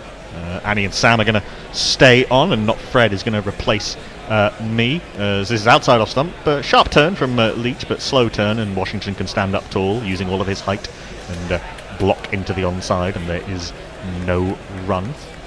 Leach is bowling a little bit more like Ashwin in terms of the seam position. It's a sort of diagonal seam, so he's trying to get dip and bounce as well as turn. This is tossed up outside off stump. It's a lovely shot by Washington. Sundar driving from out of the rough, theoretically against the spin, but using his reach and using his hands and driving very pleasantly through the massive gap that had been left for him at cover. Nice plans from Leach. Nice shot from Sundar. 1 2 ka 4 4 2 ka 1. My name is Lakhan. My name is Lakhan. It was a lovely shot, wasn't it? To get off the mark with that shot, he was completely in control of that.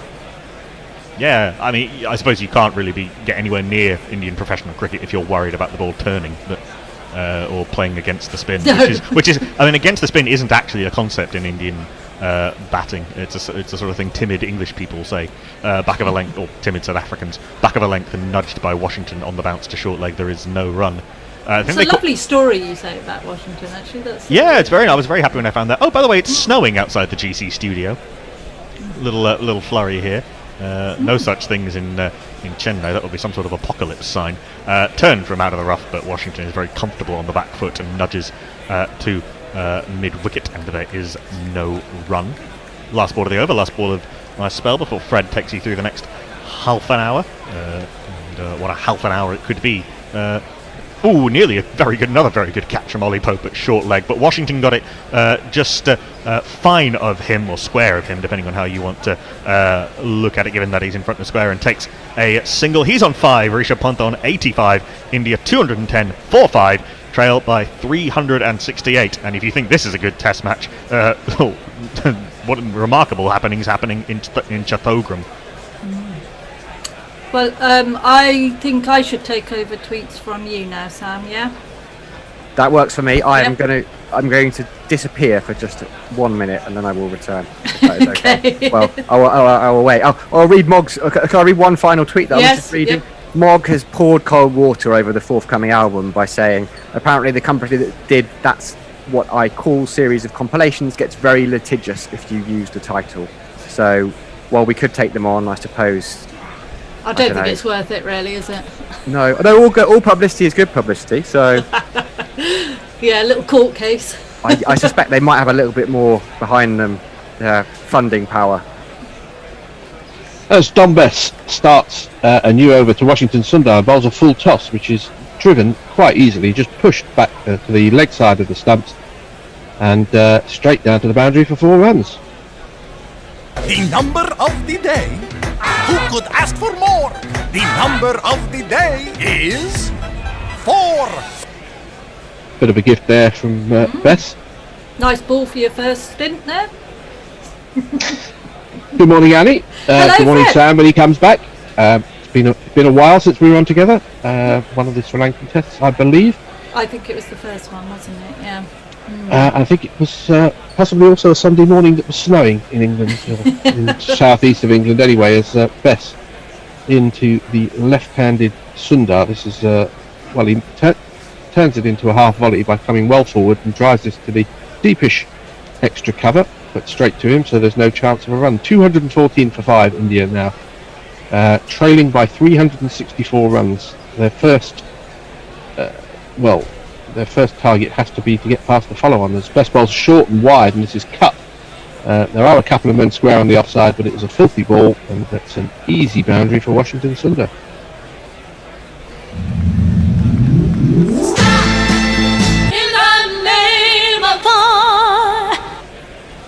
Are you a Best fan? I think there's something there.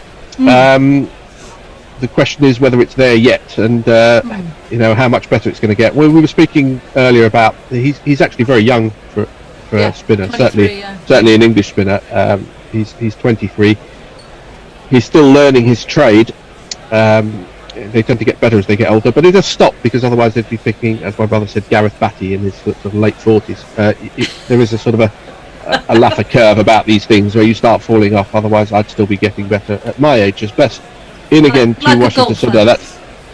That's a good ball, and it's just defended up to mid off. Sundar's getting well forward. He's quite a tall man, and he's using every inch of that stride to get to the pitch of the ball. I would imagine they'll be very different.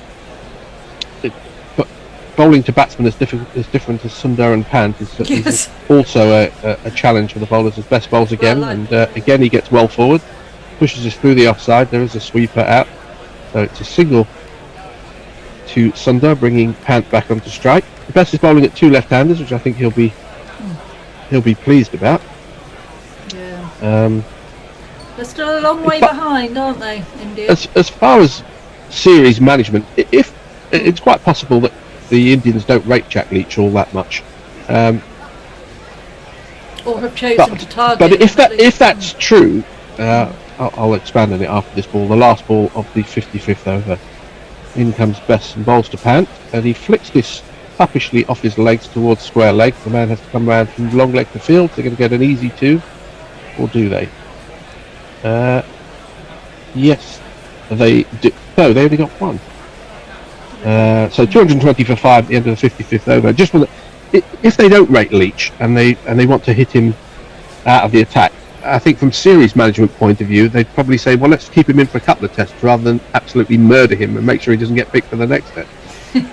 Sometimes you try and influence your opponent's selection, but let's see how that works out. Have we got any tweets? Yeah, Leah says she's fully expecting Root to be dropped for a few years, then return for a glorious 100-day-long purple patch, laying waste to Europe and then breaking all 10 fingers in a T20 friendly against Belgium.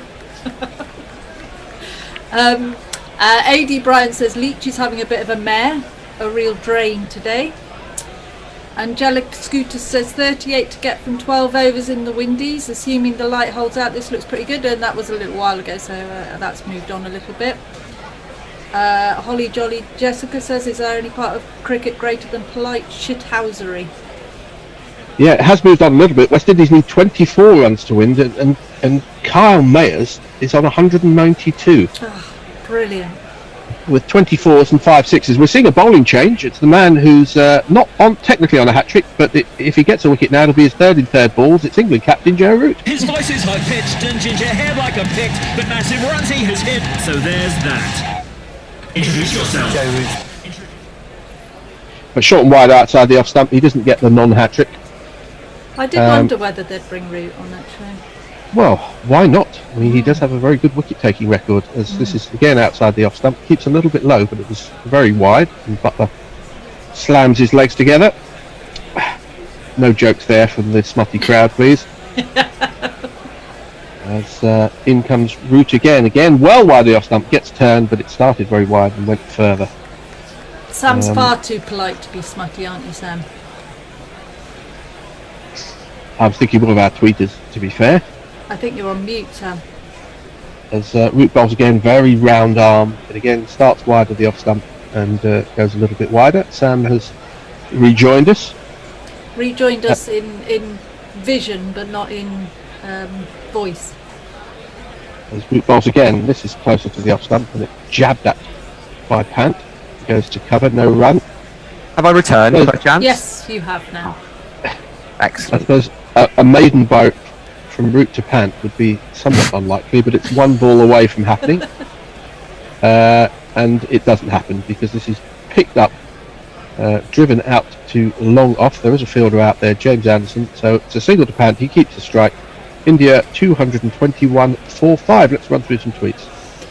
Yeah, AD Brown's very delighted about Windies. He says, goodness me, go Windies. Wondering if Stokes injured, can't they bring him on to hold up an end? I think Al was right. I think he was limping. I saw a bit of it on Twitter in the lunch break. I think he may be unfit to bowl. He's always got something, isn't he, Stokes? Yeah, he's not been used to bowl for a good while, really, has he? He's only bowled 3 overs in the innings. El Chopiner says, if England win this test, surely the knowledgeable Madras crowd will give them a standing ovation filled with deafening applause as they take a lap of honour, acknowledging each set of seats. Yeah, I mean, we all understand why there are no crowds, but it does diminish, all sport really when the only noise you hear are the players. I think the worst thing is listening to like Premier League football, and it just sounds like they're in a sports hall. Yeah, I'm not sure what I prefer. Well, I sometimes, because you get the wrong. Sky sometimes do 2 channels, and you can have the crowd noise and not have it, and I don't quite know which. No. It's the lesser of 2 evils, isn't it? Yeah. Well, the fact that the fake crowd noise is usually sort of 2 seconds behind the action, yes, which makes exactly. it quite. I think some people are better at it than others. And they're not booing the referee enough either, usually. No. It's a new skill set, though, isn't it? There's definitely a new job that's developed. Some of them are quite good at kind of following the action with the sound noise. So the away team tends to get disproportionately allowed compared to what the away following would actually do. Yeah, they do, but it just sounds artificial. I mean, my brother used to say that if you had no commentary at all, you could listen to the crowd noise at a football game and know exactly what was going on. When they get a corner, when there was a foul, when there's a streaker coming on the pitch, because that's got its own sort of noise as well, and same true of a cricket field. But when it's just a few seconds behind, it kills it. 199 now for Kyle Mayers, with 15 runs needed to win. Surely even Mash is thinking that this is in the bag. He normally does think things are in the bag until they're not in the bag. They fall out of the bag. He's got to 199 with a 6. Talking of crowds, Knuckle tells us that there's talk of maybe 100% or 50% in the day-night test. 50% at the next one. In the day-night, yeah. Well, isn't that the third? A third one, yeah. Yeah, it's the third. I'm sure John O'Gordon won't be listening to us. He'll be watching the West Indies because his mate Josh De Silva is keeping Kyle Mayers company as they chase down a remarkably improbable 395. How close are they now? Well, they're 15 runs short. They are huge odds-on favourites, but with Shannon Gabriel still to come, anything is possible in this game. Have we got any? I think we're having James Humberstone 4 minutes ago was saying he thinks Ruti should give himself a 12. So well done, James. I think he must have heard you. Tony Bishop says even Mozart has a lost symphony, Mog, so you're in good company. And Josie Oak says trials of a left-hand spinner. Locke took 1 wicket while Laker took 19 at Old Trafford. He did indeed. Simon Hughes is the analyst on Channel 4. He once took 2 wickets in 2 balls at the end of a season for Middlesex to win the championship. Actually, I was there, and for injury reasons, he didn't play till a couple of months into the next season, and he was getting a bit of jip from his teammates who were reminding him that he was on a hat-trick and he bowled a wide. So it could have been the longest hat-trick in history. It would have been about 8 months, but it wasn't to be. And it wouldn't have counted as a hat-trick anyway, according to these statisticians who take the fun out of everything. The score is 221-45. Let's not beat about the bush. England are in a strong position in this game. I know that after the 5th wicket partnership was dragged it some way back for India, but England, this is a filthy full toss, straight first ball after the drinks break, which Pant helps himself to. He gets it square on the leg side and down to the boundary for 4 runs.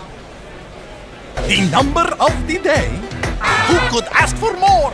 The number of the day is 4. He did well there, because it's just the kind of ball that you could just loft at. Having played so well, just pop up a catch. Particularly with Don Bess's luck, it would be typical for it just to go straight to a fielder. Well, luck is cyclical.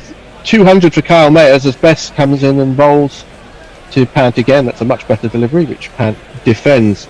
After he hit that shot, Pant had a very wry grin on his face. Either he couldn't believe his luck that he got a filthy, loopy freebie to hit, or somebody said something funny, which I think was probably more likely. As David Bess Brooks comes getting in, excited. this is pushed up to mid-off by Pant, where there was a fielder, no run. Getting excited in the green room over the West Indies. 200, a double ton for Kyle Mayers in the 4th innings of a match where West Indies are chasing 395 to win. They are only 10 runs short with 5 wickets in hand. As Bess bowls, and down the wicket comes Pat. He's got this inside out. Is there a man out there? There is, and he's caught it! Finally, that's a good bit of bowling. Pant, who's been hitting his way quite successfully so far, has got an outside edge to 1. It didn't look like he'd got it from the moment it hit the bat. He's been caught at deep extra cover, and Bess has another wicket. How's that? You messed about, I caught you out. How's that? That's good bowling, because he didn't get to the he didn't get to the pitch of the ball. It did turn. He got the outside of the bat, and that's a good catch running in from. Is that Dan Lawrence? Might be Leachy. I couldn't see who it was. He's got a big floppy sun hat in. He ran in. He had to dive. He took it low down, close to the floor. It was Leach. Caught Leach bowled best. There we go. The Somerset fielder and the Yorkshire bowler, and Rishabh Pant has gone. And consistency from him. Now his free test innings in India are now, I think, 92, 92 and 91. So he doesn't like 100, does he? No. Well, I have to say that was good bowling from Bess. He beat him in the flight, and he got enough turn so that it got the outside half of the bat. Pant went through with it as he's been doing all day. When you get out to that, people say, "Why did you play that shot?" But that's how he's got to 90, by hitting the ball very hard and very far. So a big wicket for England. The filthy first toss was obviously part of the plan. Ashwin is a good batsman. Let's not beat about the bush. No. He is a good batsman, but he is the last of the good batsmen. And India are still a long way short. West Indies now only need 3 runs to win. Kyle Mayers, 207 not out. What a debut that is. That's quite extraordinary. Incredible. They've made it easy. easy. He's going to go on and become the new Don Bradman, or is he going to have 3 ducks and then get a drop? It's a cruel game, cricket, but at the moment he will be absolutely loving it. You cannot have a better start in Test cricket than that. I think we were told earlier that it's the highest score in 4th innings by a debutant. I see. Well, there can't be that many high scores in 4th innings anyway. There can't be that many double hundreds in the 4th innings of a game. You wouldn't have thought so, would you? I mean, it's just. I'm sure there are thousands of stats for this one. I love the fact there's no in between. He's either Don Bradman or going to score 3 ducks in a row. No middle ground. He's unlikely to maintain his average. Let's put it that way. But well done to him. Quite extraordinary and difficult conditions. I mean, England really struggled in Bangladesh last time they were there, and this is a weakened West Indies team because some senior players quite legitimately decided they didn't want to travel in the midst of a global pandemic. But to win this game, having been behind the game at every stage, having conceded a first innings deficit of about 170, as Bess is into the new batsman Ashwin, who will jingle up after this ball, who defends back to the bowler. Faced up against the spin, try to cover drive, and there they go again. I'm out LB to Ashwin.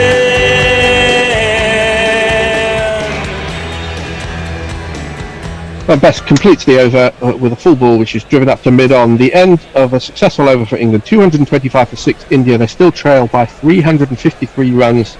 Sundar 14 not out, and Ashwin yet to score. What are the tweeters saying? Well, Angelic Scooter says he prefers no crowd noise option, if only that was an option post-COVID. And Leah says, I'm just happy that no one has had the bright idea of playing the sounds of thousands of vuvuzelas for South African matches. Oh, absolutely. Mog says, how can you possibly tell what was going on in a soccer match from the crowd? The mindless hordes yell and nothing ever happens in the game anyway. There was great subtlety about it. Crowd noise.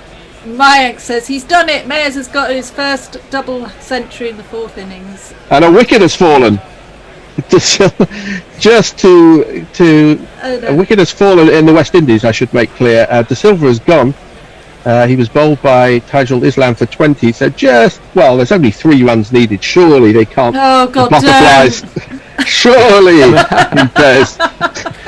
I was going to say they've made it as a comfortable victory in the end, which doesn't happen often, chasing nearly 400. But yes. Well, no, Kemar Roach is the new batsman. But let's go back to Jack Leach bowling to Washington Sundar, left arm over the wicket. And that does turn quite dramatically, but it's helped on its way round the corner by Sundar for a single. How tall is he? He looks like he's about 6'3" or something. It's a bit hard to judge sometimes on the telly. He is. I like this from Joe. I like this from Joe Root, getting Jack Leach straight back into the attack, because it's a difficult spell for him now. He won't have been under this kind of pressure in his Test career, and to get him back into or onto the horse, whichever way you want to put it, get him back. He'll be more confident now, pants out when he's exactly. So I think it's good captaincy.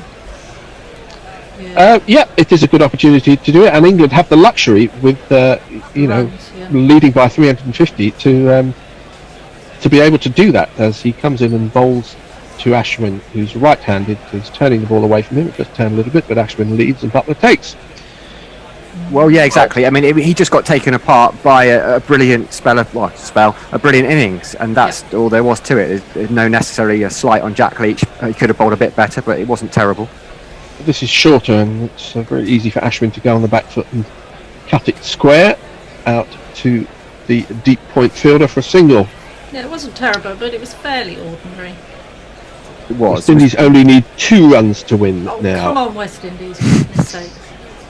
Don't throw this away. I don't know if there's any shithousery going on there and possible bad light, but that could be funny also. Oh, no, don't. I was going to ask you, Sam, I know that, I'll ask you in a sec. Leach bowls and defended by Sundar. I know that Leach is obviously a left armer, but he throws right-handed. Do you know if he's definitely left-handed as a writing left-handed? It's a good question. I should know because my mum taught him at school, but actually I don't. You heard it here first, as this is turned round the corner by Sundar. Again, ball that turned a little bit, but there was a fielder there at just backward square leg. So yeah, it's an interesting no run. thing, because you think the throwing would be the dominant hand. It's writing, isn't it, that you usually go after? Yeah. There was a guy I played club cricket who could bat both ways around. This is a shorter ball by Leach, which Sundar gets into a bit of a mess, but then ends up defending it behind square on the leg side. And he was right-handed, but his theory was, why shouldn't I be able to bat left-handed? Because actually it's the top hand. You're using your right hand as the kind of steering hand. So yeah, it's like my son bats left-handed but writes right-handed. The same as playing the guitar. You know, you want that the important hand to be doing most of the work. Yeah. But I've not seen many people get to 50 and then turn around and double up to 100. It might only have been a friendly game, but it was quite impressive. Now, I think I'm not sure the fielding side particularly would. Obviously, you would enjoy it, but I think they thought it was taking the Michael a little bit. Somebody who's been on Guerrilla Cricket once or twice, Pete Langman. I've seen him do that in club games. He bats left-handed and right-handed, just to annoy people. Anyone know the West Indies score? 2 runs needed to win. I'm keeping an eye on it. Don't worry. Good, Mayer's 208 not out. Roach yet to get off the mark. I'm not following the commentary, but I'm good because you're coming. There's only been 2 runs in the last 2 overs, and a wicket's fallen. So stuttering. Fun and games. Let's concentrate on the England game, though. England are in a very, very strong position. Let's no 2 ways about it, as Best starts a new over to Ravi Ashwin, who gets a bit bat and pad, and there's an LBW appeal which is unlikely under any circumstances to be upheld. Sure enough, the umpire shakes his head. They're They considering are thinking of reviewing. DRS, but he got a big stride forward, and he's a tall man, and they are not going to review this, and I think probably wisely. I think they listened to you, Fred.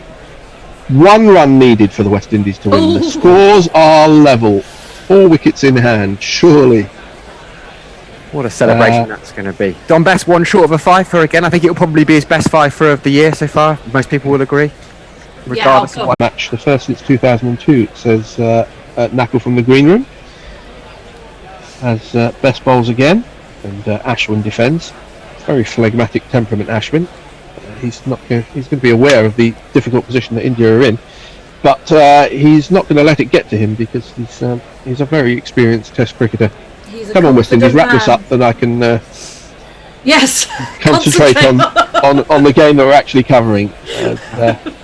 Best bowls again, and again there was a bit of batty, sort of handly, glovey area, but down into the ground from Ashwin. I have to say you're multitasking remarkably well. I can barely keep up with the one game going on, let alone the second game on your screen.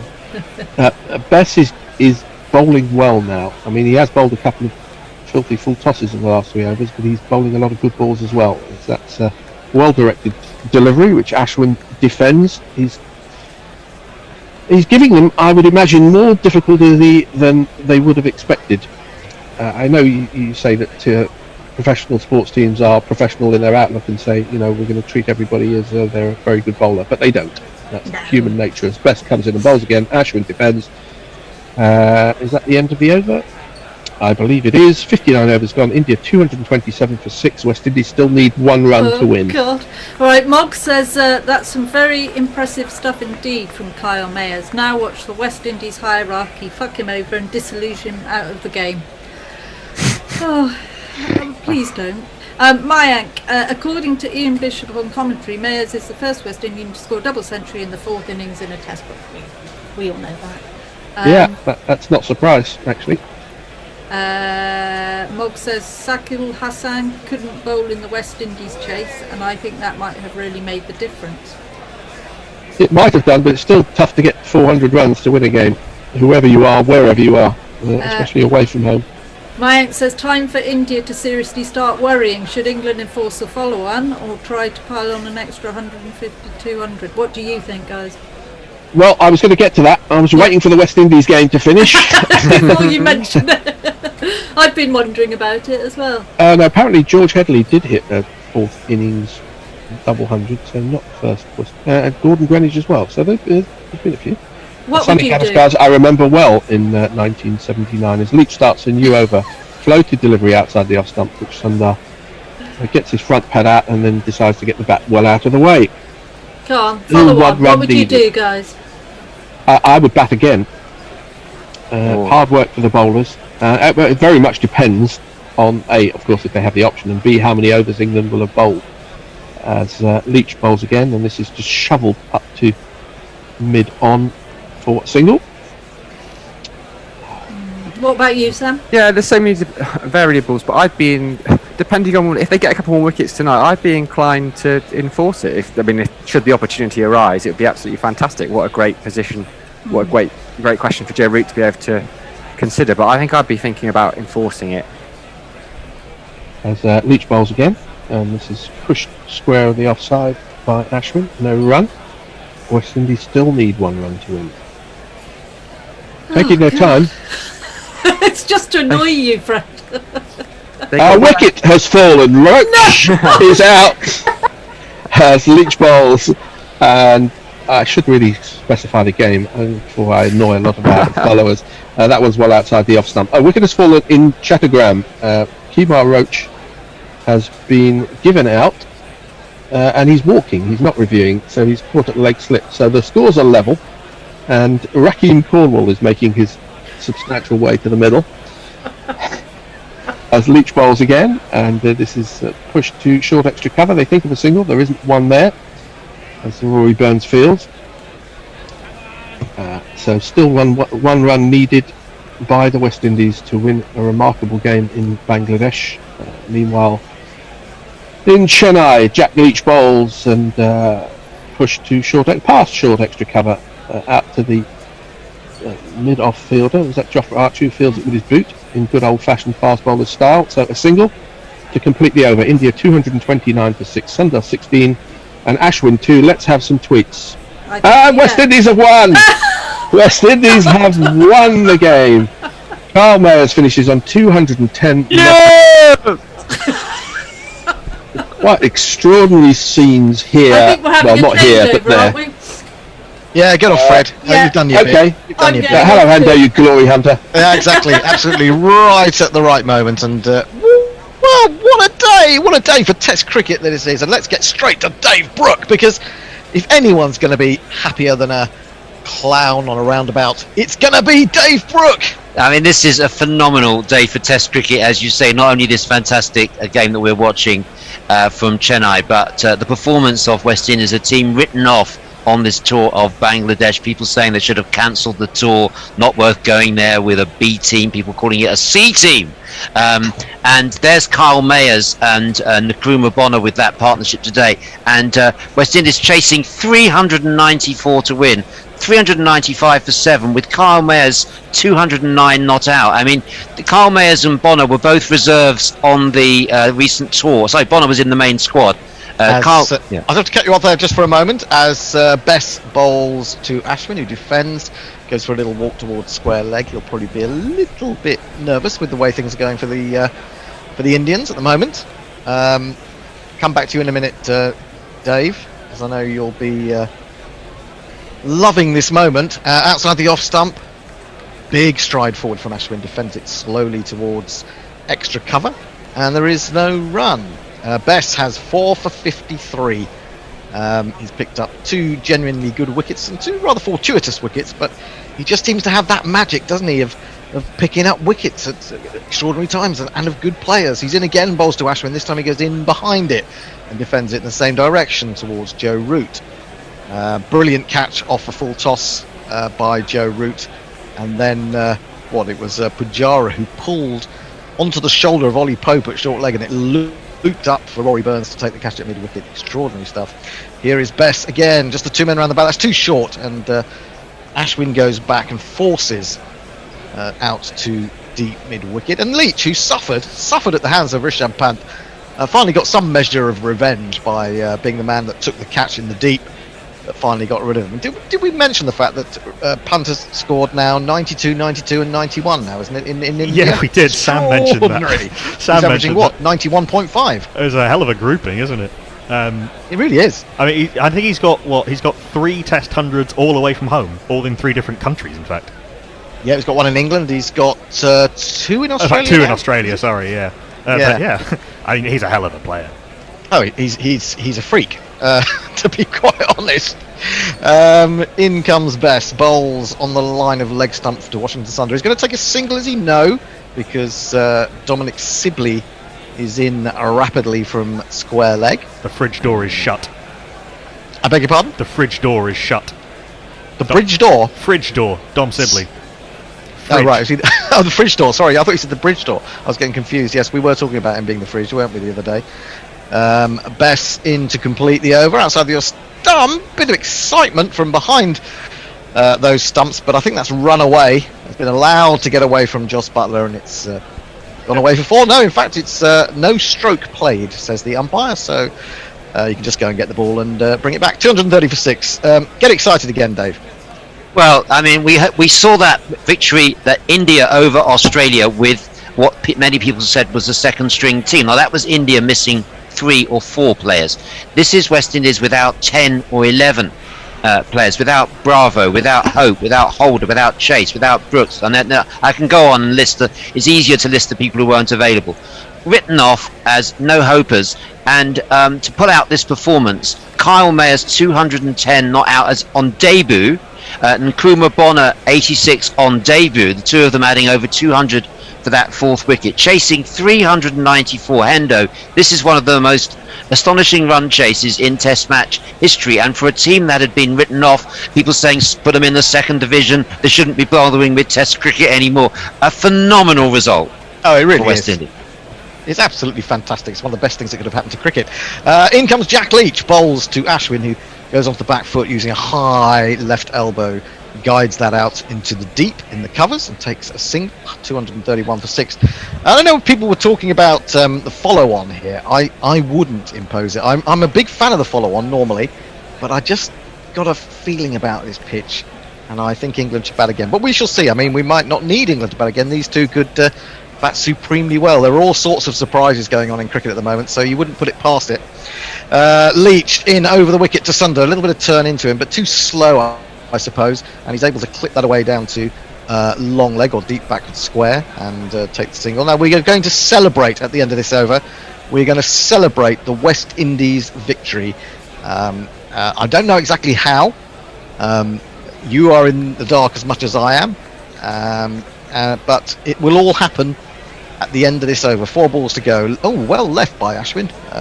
Must have watched the revs on that because it pitched pretty much in line, but he left it alone, Ashwin, and it did turn away from the stump. You have to be a little bit careful that that doesn't hit the leather and go on, because he didn't exactly get anything in line with it in case it went straight on with the arm. No, he would have been in trouble. In comes Leach again. This one on the line of leg is pushed back up the onside of the pitch to the left arm spinner, and there is no run. 2 balls from now we will be celebrating the West Indies wonderful victory in Bangladesh, but hang on in there, we still don't know. Only one person in the world knows how.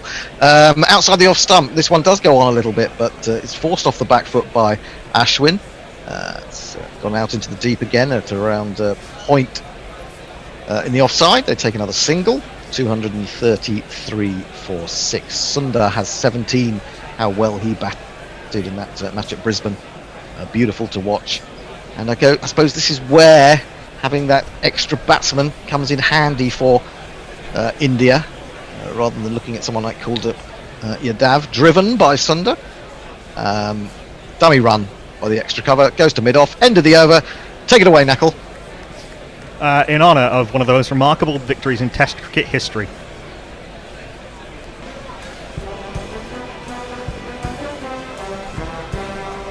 Well, I can talk over this, can't I? Because it's 5th. Can I talk over it? No.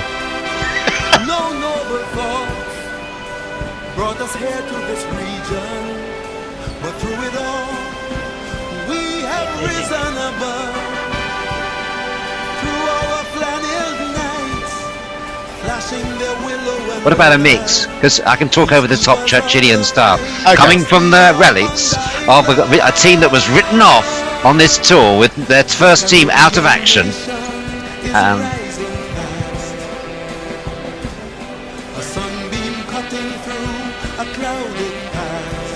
Kyle Mayers becomes the 3rd West Indian to score a double century in the 4th innings of a Test match.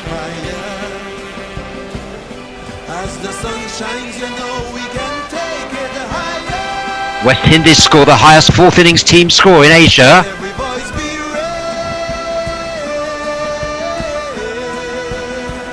Kyle Mayers scores the highest 4th innings score in Asia by any batsman anywhere in the world.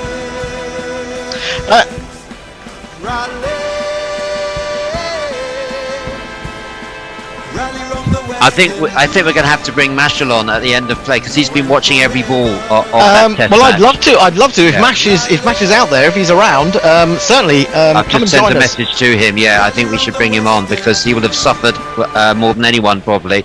Anyway, we've got a change in the bowling. Dominic Best coming out of the attack just for now, and Ben Stokes is brought on. His first delivery is a rather tame wide one outside the off stump, which Ashwin leaves. And India remain 233 for 6, trailing still by 345 runs. So they need another 146 to save the follow-on. Ben Stokes lives. Not that will necessarily be imposed, as we were talking about. Hasn't bowled for about 4 hours now, Ben Stokes. How many overs has he bowled in this? He's only bowled the 3 overs in his first spell. Oh, it was 2 in one spell, and then I think 1. Oh, was it 2 and 1? Okay. A slip in a gully. He's in to bowl to Ashwin. Too short, but he nibbles at it as it perhaps just shapes away ever so slightly, and it has enough on it to carry through to Butler. Just 120 Ks that, so it's quite a medium-paced delivery. But there was a little bit of swing, just a little bit. A little bit of all reverse. That far away from the outside edge. Bit of reverse. Stokes normally brings it into the right-hander, but that moved away just a little bit.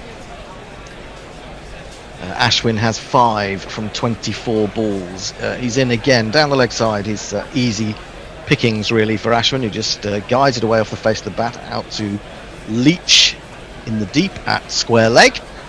And the score moves on to 234 for 6. How many overs have we got left tonight? Anyone know? We have a minimum of 14 after this. Ooh, I'm not sure we're going to get all those in, but we will be doing overtime, won't we, for sure? Let's look at those figures. Yes, Best 4 for 54. Archer 2 for 51. He got rid of the dangerous Rohit Sharma early on. And also Shubman Gill. Those shouldn't be underestimated as important wickets. Anderson none for 34. Stokes none for 10. Leach 11 overs, none for 84. But he will have his day. Into the pads. I think it just came off the leg of Washington Sundar. I don't think he actually got any bat on that. They're going to take a single for Sibley Fields. It is indeed a leg by. 235 for 6. Now let me talk about our wonderful news pages that have come to life on Guerrilla Cricket's website. It's a part of our plan to get you to go and read stuff as well as listen to stuff. And we will be bringing you some of the most entertaining and interesting stories from around the globe. We will not be neglecting any nation, all 198 of them. In comes Stokes bowls, and it's pushed by Ashwin up to mid-off. I'd like to hear what you think about it as well. So go and have a look at those. And also, as an extra wonderful offer, every day you will find embedded at the bottom of one of those articles a free jingle that you can stream to your heart's delight. And I can tell you that today's is one of our favourite jingles ever, as voted for by you probably. Stokes in again, back of a leg, onto the back foot goes Ashwin, plays that back up the pitch, and that is the end of the over. Just a single from it. India 235 for 6. Some tweets perhaps? Yeah, we're a little bit behind, so lots of love for the West Indies and from various different angles. To be fair, lots of people getting worried when Kemar Roach got out just before the end of the play. El Chopanos says, I suppose Butler won't be telling Ashwin that the English team will see him at Motera, Ahmedabad. Grande West Indies, says AD Bryan. Bear agrees with you, Hendo, that he wouldn't enforce the follow-on, and I have to agree. I think giving up the advantage of bowling last on this pitch would be a massive mistake. Yeah, I think you can see England could easily muck it up. That's my fear, I suppose. India could get themselves 100 lead, and then something horrendous would happen. Also, as the ball turns square and pops all over the place. So that's more from a sort of a fan's perspective, I suppose. Also, workload. England have all. 63 overs is not that many, but there's a test match starting almost immediately after this, and then a little break, and then 2 more, and then we know exactly how. I think putting that many more miles into the bowler's legs so quickly, I think would also be a mistake. Yeah, that's probably a good call. Here comes Leach from the Anna Pavilion end. 11 overs, none for 84. He was taken to the cleaners really by Rishabh Pant in a wonderful counter-attacking innings, which has only recently ended. He can come back though and still have some joy in this innings, as this one brings Sundar forward. He defends all the way along the ground to the man at short leg. We have temporarily lost David because he has to do a live piece for the Jamaican TV channel Sportsmax. Oh, I know. And now we see where your priority lies, Dave.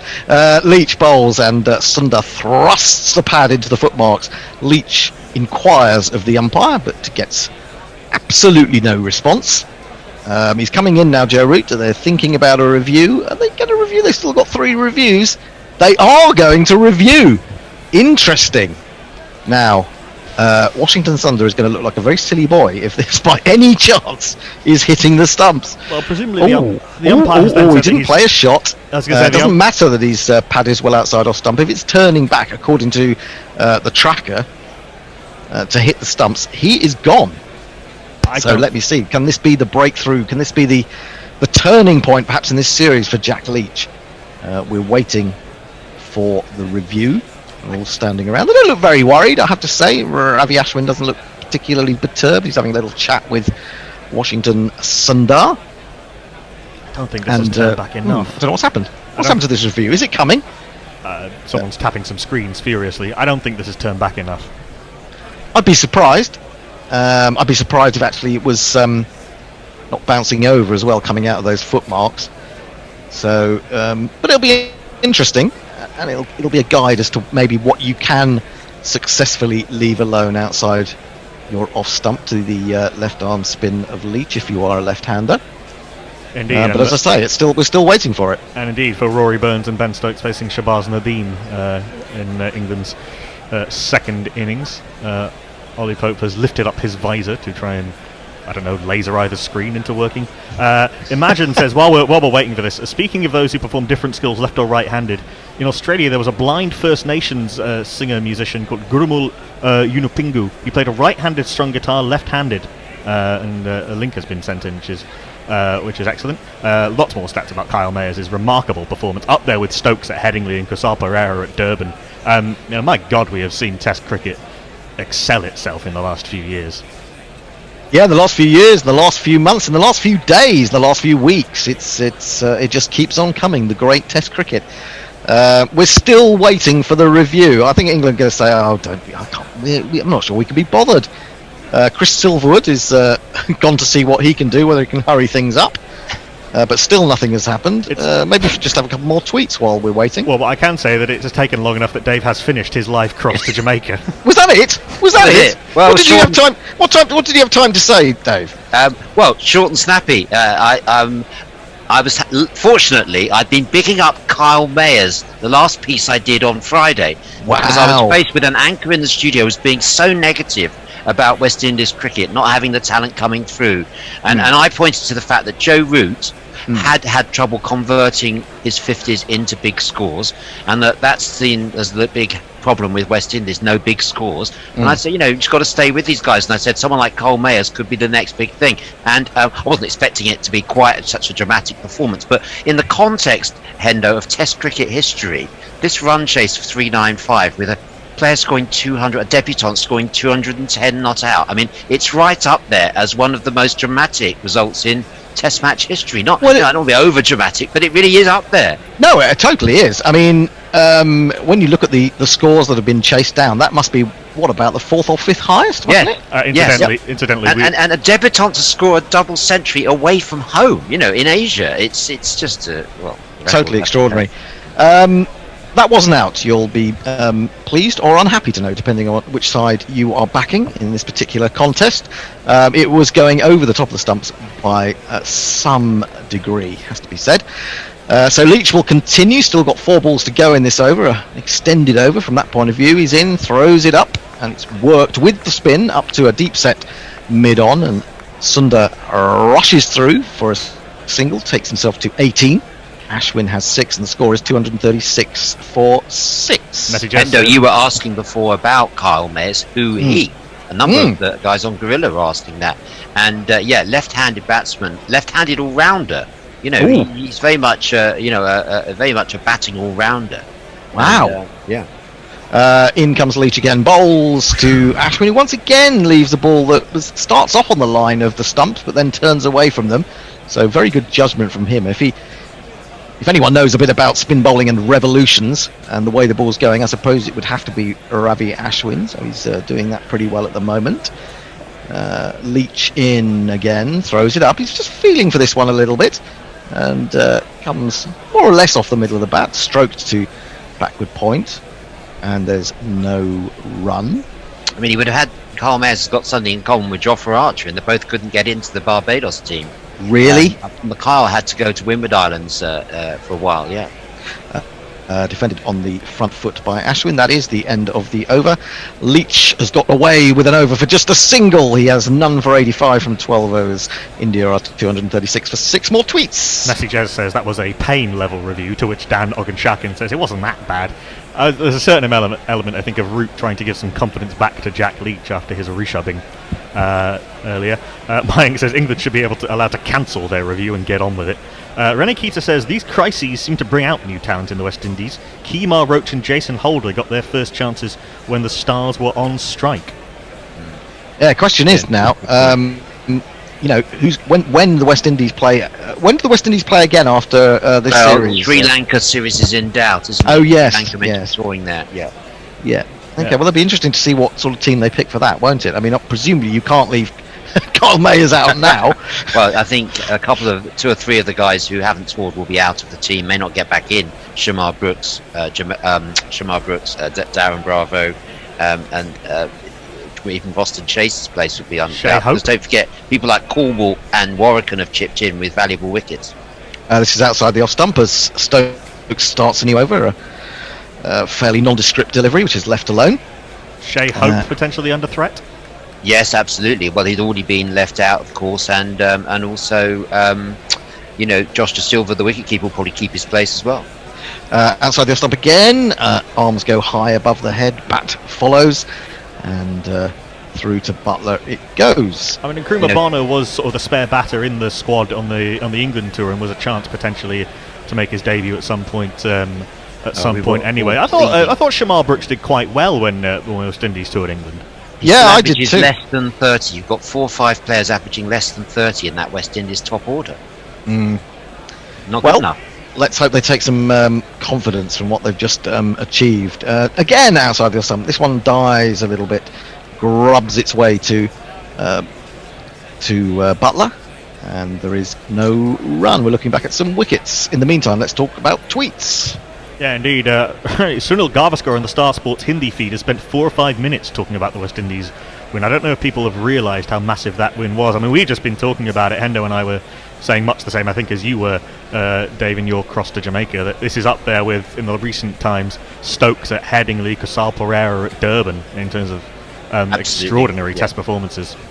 Defended back down the onside of the pitch, a little bit straighter, that one from Stokes. Is this the highest debut score? Did we say that? It's not the highest. 4th innings debut score, I think, yep. No, it's not the highest 4th innings debut score, but it is the highest in Asia. What is the highest debut score, actually? I'm curious about that. I don't know offhand. The highest score on Test debut is 223 by George Headley. Oh, and equal. Oh, that's the 4th innings. The highest 4th innings score. No, that's a different stat completely. There's too many stats. Turned away off his hip this time by Sundar. He's going to take an easy single down to long leg. I'd like to hear who this is, because I don't believe it's been done before, but I'd love to be proved wrong. You're saying someone has scored a double century on debut in the 4th innings of a match? No, sorry, that hasn't happened. No, there you go. So let's celebrate what has just happened. 4th it's unique. Innings, double century on debut. And the fact that it's in Asia, for a struggling team, I think all the context of it makes it just an extraordinary sort of Roy of the Rovers type story, isn't it? Well, I tell you what, if that's not on news at 10 tonight, I should, for one, will be disappointed. Here comes Stokes, back of a length, but straight, defended by the tall Ashwin. And Stokes rather rubs at his forehead, at his hair, at his beautiful ginger locks. But we were saying earlier on, Hendo. Sorry. Yeah, go on. Well, we were saying earlier on when we were on during the afternoon session that when you've got these 3 Test matches taking place at the same time, one of them on free-to-air in the UK, suddenly Test cricket is alive and well and at the forefront of people's cricketing experiences, and it isn't dull. It isn't less interesting than yet another franchise tournament. It's it is the real deal. And of course, appreciation of cricket can be heightened by franchise tournaments as well. But when you've got 3 Test matches like these going on at the same time, and the excitement that we've experienced in this match already, it's great to see that it's just a great day for Test cricket. It really is. I am firmly of the belief that Test cricket is experiencing a golden age right now. For so many reasons. You look at the depth of fast bowling around the world is perhaps higher than it's ever been. You get the pitches are better around the world, so the bowlers are in it throughout the game. We've seen some of the most extraordinary Test performances just since the start of 2019. Leach starts a new over, well left alone by Washington Sundar. They're appealing for something. Maybe it brushed the pad. It certainly couldn't have been bat, because he was getting his bat well out of the way of that. They're having a word. Butler seems to be the significant man in this, and he's going to review it. I'm not sure what he's reviewing for. I'm presuming it's LBW. Again, another leave, but are England burning these reviews rather needlessly? That's the question. It was a fuller delivery than the last one. Let's hope they can get the review done within a couple of minutes, as opposed to 5, as we had in the previous Leach over. Can I just clarify those stats while we're waiting for the review? Mm-hmm. Carl Mayers becomes the third West Indian to score a double century in the fourth innings of a Test match. He's in good company. George Headley, 223, and Gordon Greenwich, 214 not out. The sixth player to score a double century on debut. Lawrence Rowe is the only other West Indian to have scored a double century on debut, but it wasn't in the fourth innings. Yeah, the highest fourth innings score on debut was 112 before this innings. The highest debut score, I'm told by Not Fred, is 287 by Tip Foster for England in Sydney in 1903. So, what, just 118 years ago? Yeah. Probably to the day. A double century in the fourth innings of a Test match. He's alongside George Headley and Gordon Greenwich. That's good company to keep. If I was Kyle Mayers, I would now retire. I'm sure the selectors will do that for him. Yeah. So he has that. What did he get in the first innings? Because that would get that 40. he got 40. He got 40 in the first. So he's innings. averaging 249 at the moment. Yeah, and I think he should retire. No one will ever beat that. And I think he should just go and I don't know, lie back next to a pool in Barbados and have lots of people say nice things about him. Yeah, amongst the people who won't beat it are the current West Indies top order. I'll run through their averages in a moment. Ooh, I say. Well, that's not out again. It's going over the top. There's a surprise. We are burning reviews as if they come along like buses, because now we've got two in two overs, and that's a little bit foolish from England. I think that one they may think with 6 wickets down that they're going to get plenty of chances, but I'm not so sure. That one was a lot closer, though. That only just beat the top of off stump, but the percentages were not in England's favour on that occasion. Nope. Anyway, Sundar lives to fight for the next 34 minutes, or the end of the day if it comes earlier, but it probably won't. Sundar is on 19, Ashwin has 6. Reviews remaining, India have 3, England 1. 237 for 6 is the score, and Leach is in his 13th over. He's got a slip and a short square leg. He's in, bowls. Sundar aims a drive at this one, but doesn't time it at all, hits it into the ground, and it runs back to the bowler. Just having another look at that one. I mean, you can't expect an umpire to give that out. There's no way that an umpire can judge when the pad is that far outside of stump, I don't think. And I think just almost anything coming of those footmarks is going to be going over the top. Oh no, that's looped up in the air, and Ben Stokes was running away from first slip with some degree of interest. I'm presuming that came off the bat, and need to see that again. It fell safely in the end, and Sundar settles down and waits for the next delivery. Looking at the pitch, looking at Jack Leach. Leach is in, he bowls, he drives, doesn't drive well again, mistimes it. Thick inside edge straight to Pope at short leg. So again, it was taking a little puff of dust out of the pitch, and just seeing that one that Stokes went after. Unfortunately, it didn't leave the replay on long enough to give you a definitive view of it. Defended into the offside. Butler comes from behind the stumps to field, and there is no run. Leach is now desperately trying to claw back his economy rate. Yeah, he's doing there was some saying there was no way back for him. It could have been a really catastrophic moment for him, but he's fighting back. He is indeed. He's in. This is flatter, and it turns and it hits pad. It may have hit a bit of inside edge, but it falls and drops in front of the batsman, so no danger. That is the end of the over. It's a maiden. Leach has a maiden. He's very excited, and it's 237 for 6. More tweets. Well, Soul on Hot Mic while we were giving you that incredible end to the test in Chattogram when Kemal Roach's wickets fell. Soul said, "Ugh, I thought an India wicket fell." Need to clarify what we were excited about. For short, Veera Raghavan has an interesting question. How come the foreign spinners are more successful against India, while they were almost, without exception, thrashed until about a decade ago? You look at Shane Warne's average in India, for example. That's a good question. Does it mean that India themselves have become less proficient at playing spin? I think there is maybe. I think there is something in that. The pitches are, I think, less batting friendly than they were. Bouncer from Stokes, which cramps Ashwin for room, but he manages to stay underneath it, fetal-like, as it goes over his head to Butler.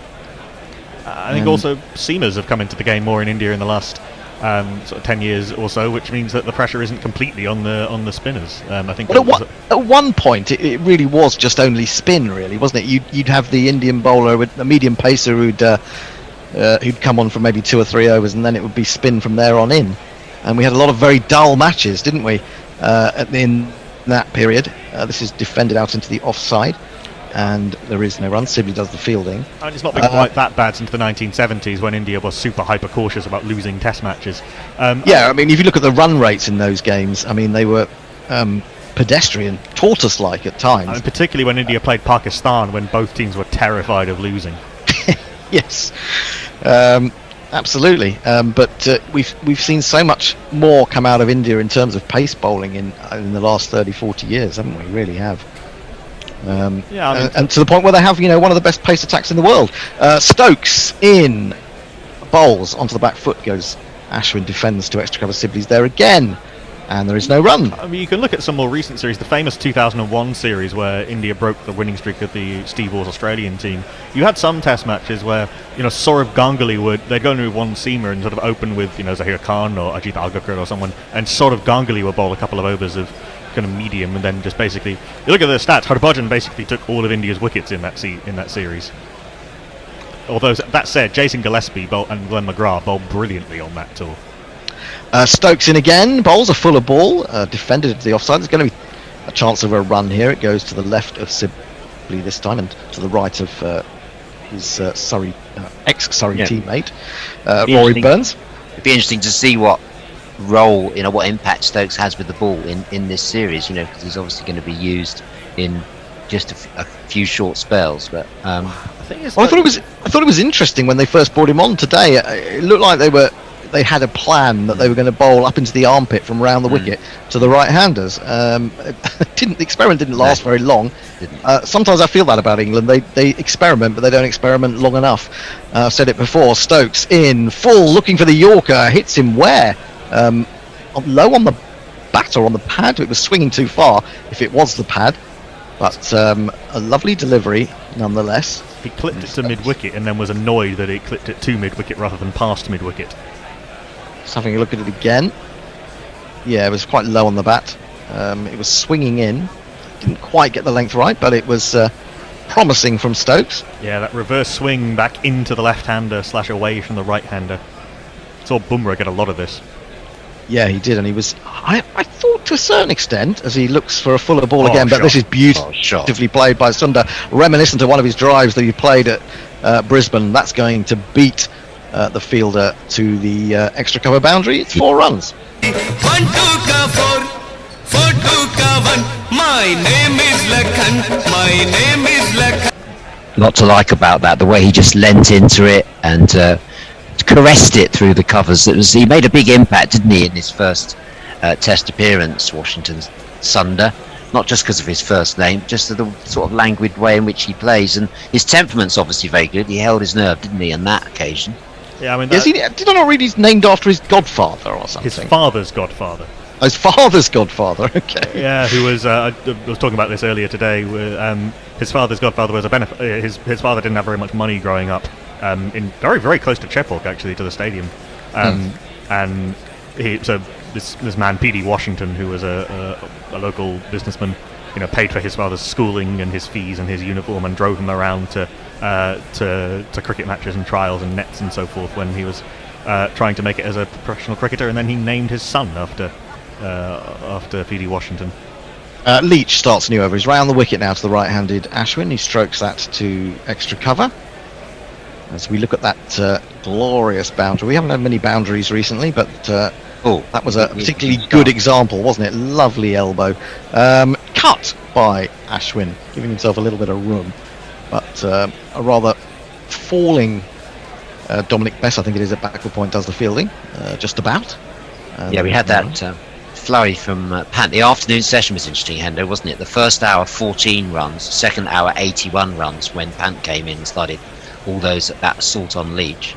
It really was absolutely wonderful. And I would say the second session today was the kind of microcosm of the game that you'd like to roll up, pack in your bag, carry around the globe on an illustrated lecture tour about the 5-day format. I think we should do that. Let's get the curriculum. I think we should. Yeah, Panthan Pujara is incredible. Is a wonderful case study of the different ways to divest a cat of its flesh. Yeah, yes, exactly. You need to be on your mettle to set a field when you got those two guys in together. Leach back over the wicket to Sundar. Sundar comes forward. It leaps out of the footmarks and hits him round about the ribs, prepared to take a blow or two. But, that may get more and more difficult for the left-handers. It certainly seems to be quite hard. He's trying to get a big stride in. He's getting perhaps a little bit low in doing so. He's forward to this one, though. It was a bit fuller. It's more comfortably played up towards mid-off. What we have seen, this is the difference between these pitches and Sri Lanka. There's a lot more bounce in this surface than anything we saw in Sri Lanka. So just sort of propping forward and even sweeping sometimes is not as easy as it was. And all of the bowlers have got a lot more sort of loop and dip. Back goes Washington Sundar to a ball that's turning off middle down the leg side. He just helps it on his way and take a single. He'll go to 24. India to 244 for 690 runs in this session, 2 wickets.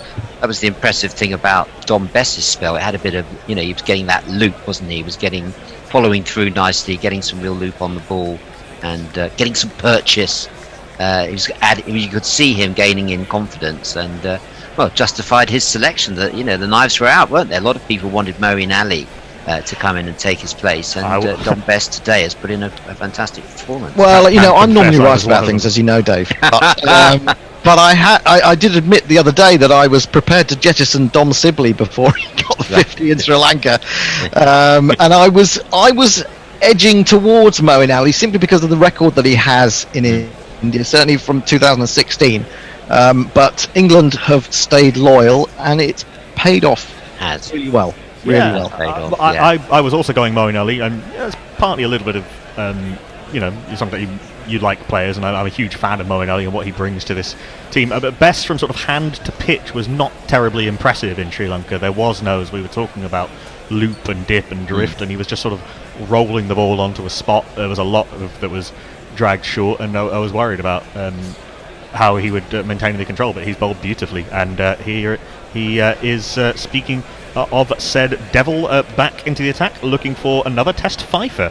Whatever else you can say about him, he keeps taking wickets. Yeah. Well, that's what I'm saying, he's had a fantastic match, and always back the guy that has been playing. Moeen Ali hasn't played for a while. No, it would have been a massive gamble. Full toss, driven back at him, and he's actually got his hand down on that. The way he was looking behind him, I was wondering if that was on its way to the boundary, but no. Best stopped it. He's come back on. Stokes just bowled 2-3 overs there in that little spell. Nothing really happened for him, and 1 or 2 bits of reverse swing. He's in again, throws it up. Forward comes Sundar, a bit too full on this occasion, and the ball rolls gently towards extra cover. Get this tweet in from Holly Jolly Jessica says, with a test average of over 200, 250 in fact, does that mean that Kyle Mayers is twice as good as Donald George Bradman? Or 2.5 times. We wait to see how his career develops. Forward comes Sundar and defends this one. Best looking for a little bit of turn from middle and leg, didn't find it really, and the Indian batsman did well.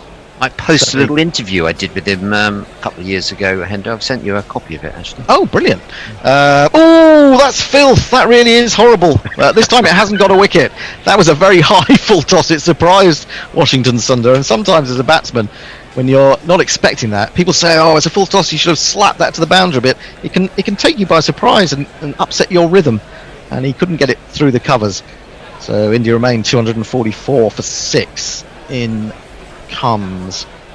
Another strange delivery from Dominic Best. Well, he's trying a few things here. I'm not quite sure how to describe that. It was quite flat. It was a bit more round-armed. We have seen that variation he's got. It's chopped away behind square. Will come through for a single, and it means Ashwin just has one ball to face. 245 for 6. Trailing by Graham Gooch. If you look at Bess's wicket tally over the last 3 Test matches, let's get the figures. I mean, it's pretty impressive. I know the first fight for in Sri Lanka was, lucky by all accounts, from watching it. But can't argue with these figures today. His fourfer. I think this is his best spell in Test cricket. Well, yes, it probably is, and I mean, in terms of the personnel that he's got rid of as well, it's quite an impressive bunch, isn't it? It's basic whole of the middle order. The dismissal of Kohli was a genuinely very good off-spinner's dismissal. It was a fantastic ball. He's in again, bowling to Ashwin. Ashwin's in behind now. Is that Root who's brought himself into silly Manoff? It is, but it's only for one ball because that has ended the over. 245-6. India trail by 333. Sundar has 25. Ashwin has 8. There's 8 overs left today in this next 20 minutes of this overspill period that we are in. Ravi Nair quite rightly points out that these reviews are forcing Sundar to use his bat instead of his pad. Although I guess if England burn one more, then Washington can basically pad up outside off stump to his heart's content. Mayank says these 5-minute waits for reviews is good for India, more time wasted out of the day's play. Leah says, straws and clutching, I have to say. First thing I do when I get my hands on a time machine is drop Rishabh Pant into a 70s Ranji Trophy team and film the spectators losing their shit. Yeah, well, if you can't be excited, I mean, whether you're a fan only of short form cricket, you still got to enjoy someone like Rishabh Pant going batshit crazy, haven't you? In a test match, which he does pretty much every game he plays. A slip and short square leg. Leach is in, bowled, and that's lifted by Washington's Sundar. He's got under it. Has he got enough length on it? No! Oh, it's been spilled! Brilliant effort from Archer. We'll have to see where he came from. Maybe he had to run back and was stretching for that. He has spilled it. He's just managed to stop it going over the boundary. Yeah, there's no doubt that Archer was on the retreat there, wasn't he? He was running backwards and then had to dive full length. I'm pretty sure that's what happened. I think we're going to have to see this again. That's not the greatest angle, as we see a close-up of Washington Sundar hitting it. He's going back. It is coming over his shoulder a bit. Might have done better than that. Well, he did the hard work. And he did. He ran back and actually positioned himself quite well, but then got both hands to it and spilled it and ended up flat on his face. Managed to save it from going to the boundary. Weird how sometimes you can do the hard work, running back 10 yards, watching the ball over your shoulder. By the way, Washington Sundar didn't bother looking to see where the ball had gone after he hit that. No, I think he probably thought, I could be in trouble here. Forward he comes to the next delivery from Leach, who just pops it out in front of him. Well, there was one at Brisbane where he did that exact same thing off Nathan Lyon as he smashed him for 6. I've hit that well. I don't need to look where it's gone. Keep the head down. Like a golfer keeping their head down long after the ball has gone off the club. It just felt to me as if it was going higher than it was going longer, if you see what I mean. There's another appeal for LBW as Sundar comes forward. I'd be very surprised if England are going to review this. They're certainly not. And I think he was playing shot in any case. 247 for 6. Sundar has moved on to 27 now. Leach, none for 89, halfway through his 15th over. He's dragging it back ever so slowly. He's in again, bowls, and forward comes Sundar, takes a thick inside edge, but goes to ground immediately. Pope does the fielding at short leg. And Leach is showing a bit of character here, because it's not easy to come back from being mauled as he was in that first spell. That was 59 off 6, wasn't it? Yeah, and, absolutely. He's come back well. He has indeed. He's in again, he bowls. This time, Sundar is back. He turns with the spin. Ashwin had come halfway down the wicket, saying surely there's a run there, but Washington Sundar preferred not to do so, and they acknowledge there was a misunderstanding there. We've seen some good matchups today, haven't we? Archer versus Gill was a very interesting one. Best versus Kohli. Leach versus Pant. Definitely first round to Pant. Would they England risk him again? Yes. Worked up to a deep set mid-on. They might have had a single there, but Sundar didn't look in the least bit interested. That is the end of the over. Just the 2 runs from it. India are 247 for 6. Stat from Rick Finley, sent to us by Messi Jez. Most runs in a debut test match. Kyle Mayers now sits 4th on that list behind Yasir Hamid, Tip Foster and Lawrence Rowe, just ahead of Jacques Rudolph. Holly Jolly Jessica says, so he's worth 2.502 Bradmans then. Bradman used to be a rude word on this show. Linux Lear quite rightly points out that it should be Bradmen. And Holly Jolly Jessica says, so what you're saying is that he's on pace for averaging almost 2,500 by the time that he retires. Grand Theft Auto says, yeah, Bess's figures are even more impressive as his leeches are so ordinary. today. I tell you, there was nothing ordinary about what Rishabh Pant did to Jack Leach. My God, that was something to behold. Nindya Datta is talking to Abhishek Chopra about the possibility of England doing a lap of honour and all of the seats applauding them. Yes, I saw that. I'm very disappointed with Chennai that they haven't brought out at least a few thousand cardboard cutouts to stand as fans. It's most disappointing. Most stadiums have your cardboard cutouts. Down the wicket comes Ashwin quite nicely. Strokes up to mid-off. Jimmy Anderson tumbles the field, and then where the hell did that go? Finally locates it, smiles at Dominic Bess, and then hurls the ball back to him. Sort of ended up sitting on it, didn't he? It could have been, couldn't it? We don't want him to do that. He might do himself an injury. Now, Root has come back in that silly mid-off position, which I think is a good one. Bess is in, throws it up outside off stump. Ashwin decides to go back in behind this one, play it off the pitch, and does so successfully, just guiding it to the left-handed Root.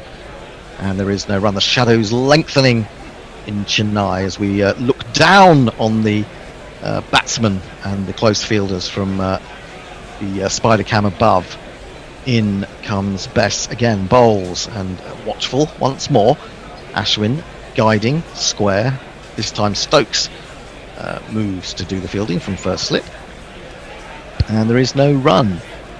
The score remains 247-6. They trail India by 331 runs. It's been unequivocally England's day, apart from that brief and wonderful knock from Rishabh Pant. This one is a little bit too short, and I mean, the feeling they might have done a bit more with that Ashwin. It's stopped by Pope at short leg. The good thing about the good thing about that knock from England's point of view, it was done rapidly, so it hasn't taken a lot of time out of the match. Yes, there's plenty of time for England to win this game still. Maybe that was what Leach was thinking. Crafty tactics. Now on the way down the wicket comes Ashwin, finds the ball pitched in relatively short and flat, and he forces it to mid wicket. And there is no run. You know, we were talking about sliding doors moments earlier in the day, and that Yorker that nearly snuck through Ben Stokes. The freakish nature of Cheteshwar Pujara's dismissal when he was batting so well. Yeah. We've seen some freakish dismissals already this winter, haven't we? There were a number in Sri Lanka. This is forced back to the bowler. He stops it. It's the end of the over. It's a maiden, and India are 247 for 6. I don't think I've seen one quite like that before, smashing it into a short leg fielder like that. It's not like it went on his toe. There's been those bat pads that go onto the toe and then bump up, but full-blooded pull into short legs backside, was it? Or I think it was a shoulder. In between the shoulder blades and then to mid-wicket. And then popping up in such I remember seeing, I think it was Marcus Trescothick was dismissed when he slog-swept the ball into Matthew Hayden, and then Gilchrist came forward to take a diving catch. I think it might have been sort of Warren's 600th Test wicket or something. But that was kind of rebounding off back towards the pitch. But this one just it could not have lobbed up more perfectly for Rory Burns, and it was such a poor ball as well that got quite rightly seized on by Pujara. Indeed, Leach will continue 15 overs, none for 89, but still time for him to pick up it's still time for him to pick up a fourfer here. The spin twins from England. They're not Monty Palliser and Graham Swan, but they're doing a pretty good job. GPL's in play, by the way. Sorry? GPL's in play, potentially, by the way. Oh, tell me about the GPL after this ball. Leach, then, from the Anna Pavilion end, is in to Sundar. Sundar drives at that one, and he gets it well. Good shot. Foot right to the ball, kept it down. It's gone beautiful shot. To the left of extra cover for 4. Lovely shot. 1 2 ka 4 4 2 ka 1. My name is Lakhan.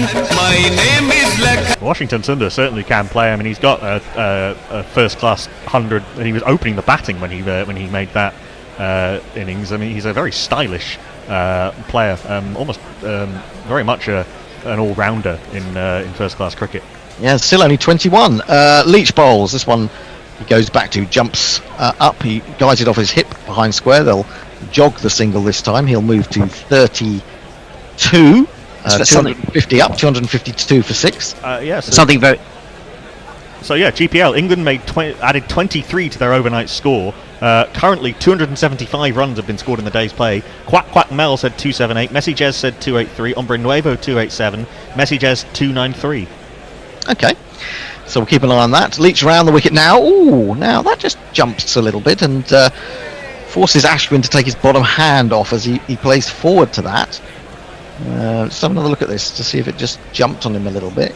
Yeah, he did. He followed it a little bit as well, but kept it down.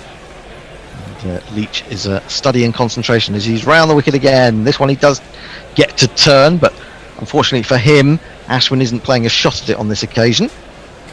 And so no chance of getting him out. Apparently the South Africans are 100 for 1, chasing 370 in Rawalpindi as that comes to the end of day 4. Forward comes Ashwin, defends to extra cover. What a wonderful few days for Test cricket this is proving to be. Who needs your bloody Premier League? Who needs, whether it's cricket or football? I don't. 252 for 6. Leach in again, bowls, looking to see if he can get that turn from leg, middle and leg, but he can't, and thrusting his leg forward. It's in defence. Ashwin pushes it to extra cover. It's the end of the over. 252 for 6. Any more tweets, perhaps?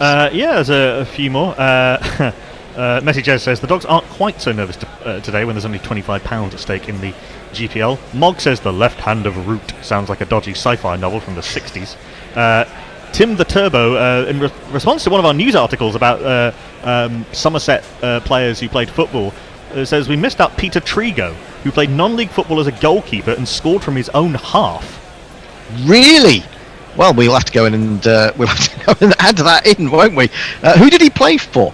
Peter Trigo. If you've got that information, it'd be worth finding out. I mean, if he kicked like he batted, no wonder he scored from his own half. Yeah, you can imagine him being like, who was the guy who did that incredible save at Wembley? Was it a Paraguayan keeper? José Luis Chilavert. Who was that? No, not René Higuita, the Colombian, the scorpion kick. The scorpion kick, yeah, that's right. I can imagine Trigo might have done that once or twice in his career. He played for Bath City. Oh, Bath City, okay. Well, they are in the National League South now, aren't they? I don't know where they were when he was playing for them. But anyway, start of a new over. What a renaissance man you are, Hendo. This encyclopedic knowledge of even non-league football is within your grasp. I've been down to the lowest of the low in non-league, I can tell you, over the last 20 years. I can tell you, though, he was playing for Margate when he scored from his own half during the 04-05 season, becoming the third goalkeeper to score in the club's history. Can you name the Margate side on that occasion, Hendo? I can't. Another expert on well, I'm not an expert on non-league football, I have to say, but Mash is. He's heavily into Bromley, isn't he, in the National Another League? reason for getting him on at the close of play. Yes, and Archer is into the attack, and he bowls an awful ball down the leg side. He's going to get away with it. He's only going to get a single as it's whipped to deep backward square leg. England just perhaps a little bit weary now after some great work that they've got through. I don't think even the most excitable England fan would have expected India to be 6 wickets down by the end of the day, but they are. And Dominic Bess is the man who's been chief destroyer. 4 wickets for him, and a couple of wickets for Archer, who's now back into the attack, into his 16th over. He's got figures of 2 for 52, he's replacing Dom Bess. And it's another lovely evening in Chennai. What time does the in India, does the darkness come quickly? Can do, yes, particularly in southern India, where it's much closer to the equator. Okay. But well, light looks good. Archer over the wicket now to Ashwin. Can he hurry him up? Imagine this ball's a little bit softer now. He goes onto the back foot. Seems quite easy paced still. Maybe he's not putting his back into it fully yet. I have some news on Peter Trigo and his goal. He scored the 86th minute equaliser in a 1-1 draw against Eastbourne Borough. Against Eastbourne Borough? Yeah, Nationwide South as it was back then.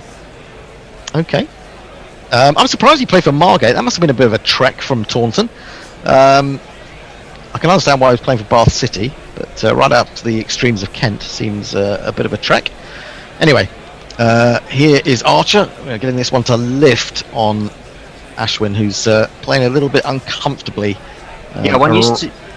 We used to associate Hendo Ashwin with, good rearguard actions, but not so much in recent times. No, though he did that well. I was amazed, because everyone talks about, he's actually, he's a good batsman. He's got 400s in Test cricket, and this is not to do the West Indies down again, but looked at it, and they're all against the West Indies. Here is Ashwin, probably when the West Indies weren't at their best, I think we have to say as well. Would you say his batting's improved? Ashwin, has it gone down a bit? Ooh, it's a difficult thing to say. No, he's not getting the scores that he once could get. Onto the back foot, played up to mid-off. He always looks like a good batsman. He's quite elegant, isn't he? He seems to have time to play as well, which is the sign. He was an opener, wasn't he, as a kid? Yeah, up until he was sort of 17 or 18. He was an opener who bowled some seam, I think, basically until there was a back injury. It's amazing. Do you think he only really properly took up spin bowling at 17? But he batted better in Australia than he has done for some time, and his efforts to save that Sydney Test when he could barely walk were quite impressive. Archer in again, 134, the fastest ball he's bowled in this over, and that wasn't really that much quicker. It's rather uneasily fielded by Dom Sibley going down into the long barrier, and the ball jumped up towards his chest. It's just a single off this over, one ball remaining. We've got maybe 5 minutes left tonight. We're not going to get through the full complement. No, but we lost 2 overs for the changeover, and then we had those 2 why isn't the screen working DRS moments. Indeed. Archer then. Ashwin has now batted for 53 balls. He's got 8. It is definitely a rearguard action here. And he's in again. Bowls him a bouncer. It's outside the off stump. He jumps a little sort of almost involuntary reaction, and then stays inside the line of it. And it goes through to Butler. That's the end of the over, just the 1 run from it. 253 for 6. Sundar has 33. Ashwin has 8. Tweets have dried up a little bit, but Armchair Cricket Podcast says Pakistan versus South Africa Day 4 still has 20 overs of play left, maybe 15 of which... Oh, it's still going tonight, is it? Oh, blimey. Will be bowled. There's 19 overs remaining, and South Africa are 100 for 1. Aidan Markham has made 50 not out of 84 balls. Rossi van der Dussen, who I'm quite impressed with, made 30. The man to go, Dean Elgar, caught by Mohammad Rizwan, are off for the bowling of Shaheen Shah Afridi. Yeah, I'm a big fan of Rassi. I like him. I think he's a good player, although I think he got a first baller in the first innings of that game, but that can happen to anyone. England concluded their innings on 578 this morning, and since then it's not all been England, because there was a brilliant knock from Rishabh Pant, but India, after 73 overs, are 253 for 6. They still trail by 325. There will be 2 days of cricket to go. It doesn't look like we're going to lose anything to rain or bad light, which is a boon. Yeah, it was a decent partnership, wasn't it, between Pujara and, because they came together at 73 for 4, took it to 192 before, and it took a freak dismissal, as you say, to get Pujara out. So, yeah, but definitely England's day by a long way. 2 men waiting for a catch behind, well, 1 in front of square, 1 behind square on the leg side. This is bowled outside the off stump, and Sundar thrusts the pad at it, leaves it alone. There's also the slip. He has just played a couple of balls off his legs or off his hip, so maybe they just think they can snap him up around the corner. He's forward to this one though, outside the off stump again, and kills the spin of that one. Ball rolls very gently out into the covers. I wonder what Stuart Broad would have done today. You know, it's interesting, whenever you leave Stuart Broad out the first test of a series, it's happened twice. England regret it. I wonder if they will regret that he's not sort of pounding in at one end. Who would you have brought him in for? Yeah, it's a difficult one, isn't it? This one is a little bit shorter. Maybe that's the one that he's hoping he'll just help off his hip into the hands of a waiting Joe Root. But he doesn't. He just plays it down into the ground. It was always going to be between Broad and Anderson. I was a little bit surprised they went with Anderson, if only because you might have a bit more rotation, and Anderson might have wanted to rest him, but seems that's not the way they've gone. And he's bowled tidily. I think he bowled well with Dom Bess just after lunch to tie down. Oh, now, blimey O'Reilly. Washington Sundar went back to a much quicker delivery, played it down through his legs, and it just somehow bounced either past the leg stump or over the leg stump. Butler then tried to stump him for no discernible reason. Maybe he just got very excited. But, yes, it's just gone past the angle of leg stump and leg bail. So almost getting through there. Here is Leach again in. Another flat one pops up, and Butler fails to take that cleanly. That will bobble its way down to the boundary, and it will be 4 byes. 1, 2, 3, 4. Tricky one, because Butler had no idea where that ball was going to end up as it turned sharply past Washington Sunder's gloves. I thought it had gloved it for a second. Actually, that might have been leg byes, because it looked to me as if it flicked the trouser pocket as it went through. So Butler may be a bit unlucky there to have that chalked against his name. You look at also the original line is outside off stump, and then it's turned sharply. I mean, yeah. I suppose you have got to be thinking of that, because there are those footmarks. This is defended. Another quicker, shorter delivery, flatter delivery, and that I believe is stumps on a day that has absolutely enthralled, especially in that second session. It's been magnificent cricket, chiefly from England, but also from the likes of Rishabh Pant and Che Pujara, who, as we said, batted really well, stand of 120 for the 5th wicket. I'll just go through the scorecard and then we'll come to some tweets and sum up.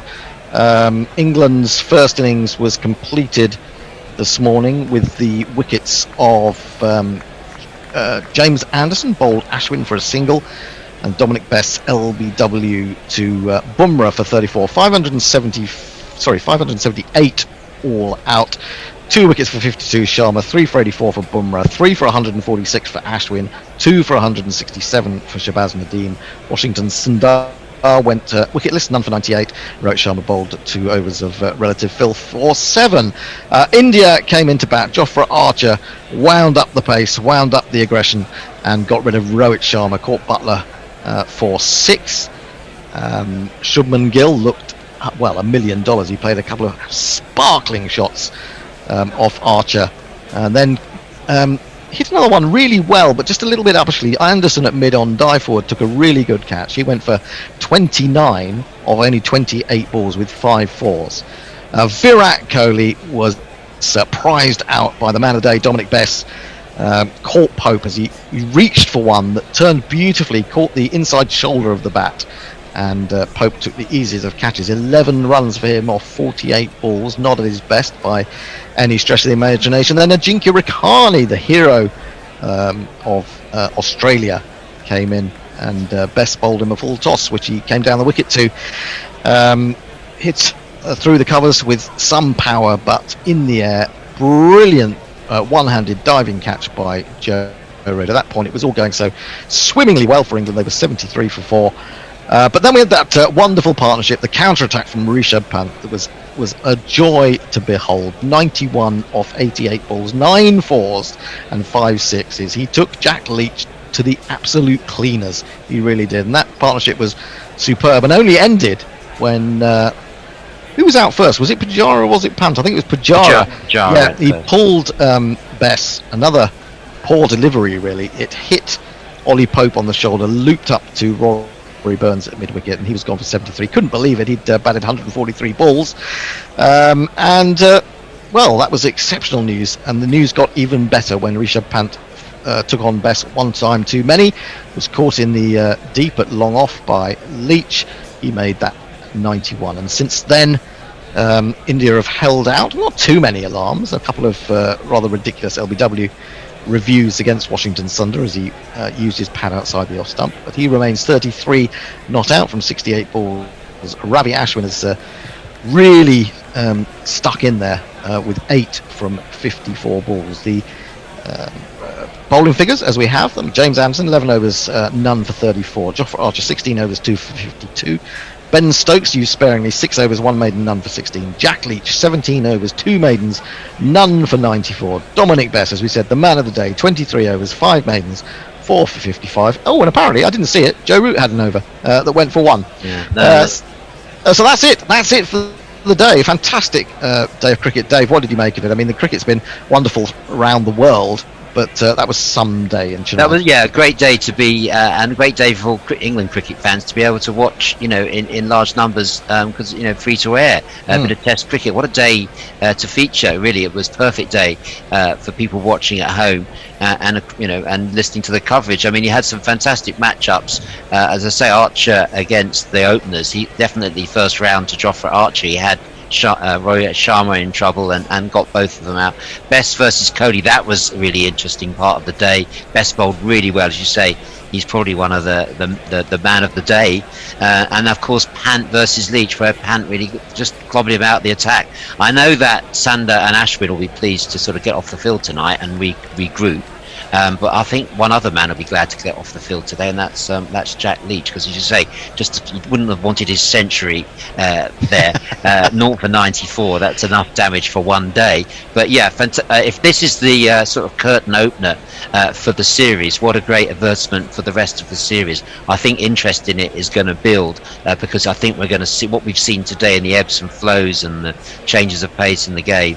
It is really what Test cricket's all about, and we're going to see, I think, a lot more of that. I'm really looking forward to the rest of this series and the rest of this match. Yeah, we got that imponderable of the day-night test as well to come, which is the third test in Ahmedabad, the first of the 2 tests there. So it really is. There are so many sort of various equations that you can put into this series. I mean, we've been spoiled by the entertainment we've had today to a certain extent.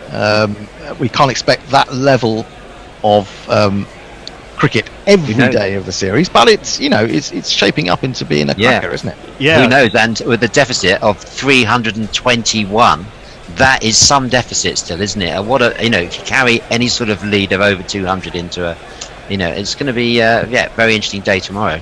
Absolutely. I wish I was here to do it. I'm going to be watching it from my sofa, but I will not be commentating. I'm having a day off, just in case I'm a little bit too tired. These early mornings get to you at my age. You've been prolific, haven't you, in the printed word as well? I have. I've been absolutely prolific, you have to say.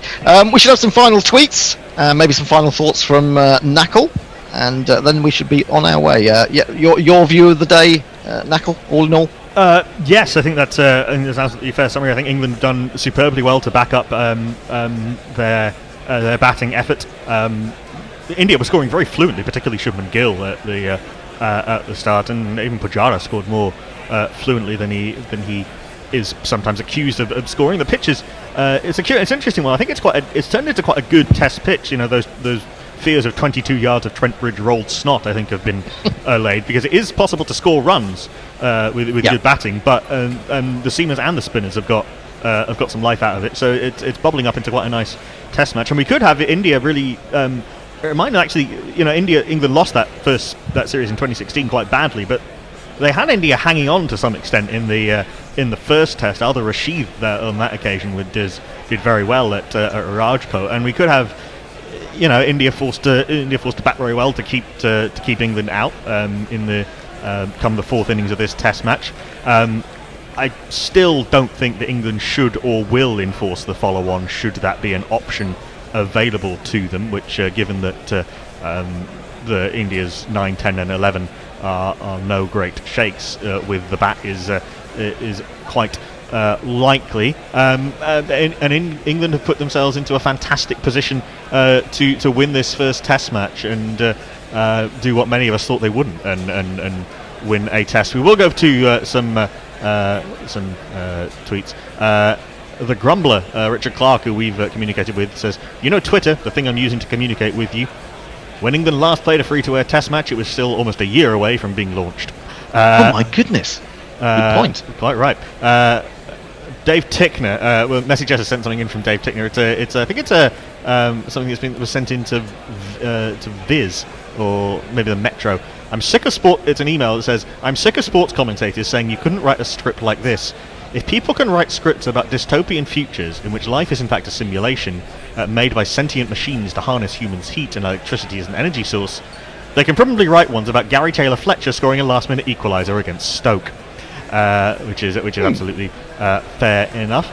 Gross Point Antifa quite rightly points out, in terms of Somerset footballers, players who play football, IT Botham, of course. Well, he is on that list. You'll find if you read that piece on our news section. IT ITB does get a mention.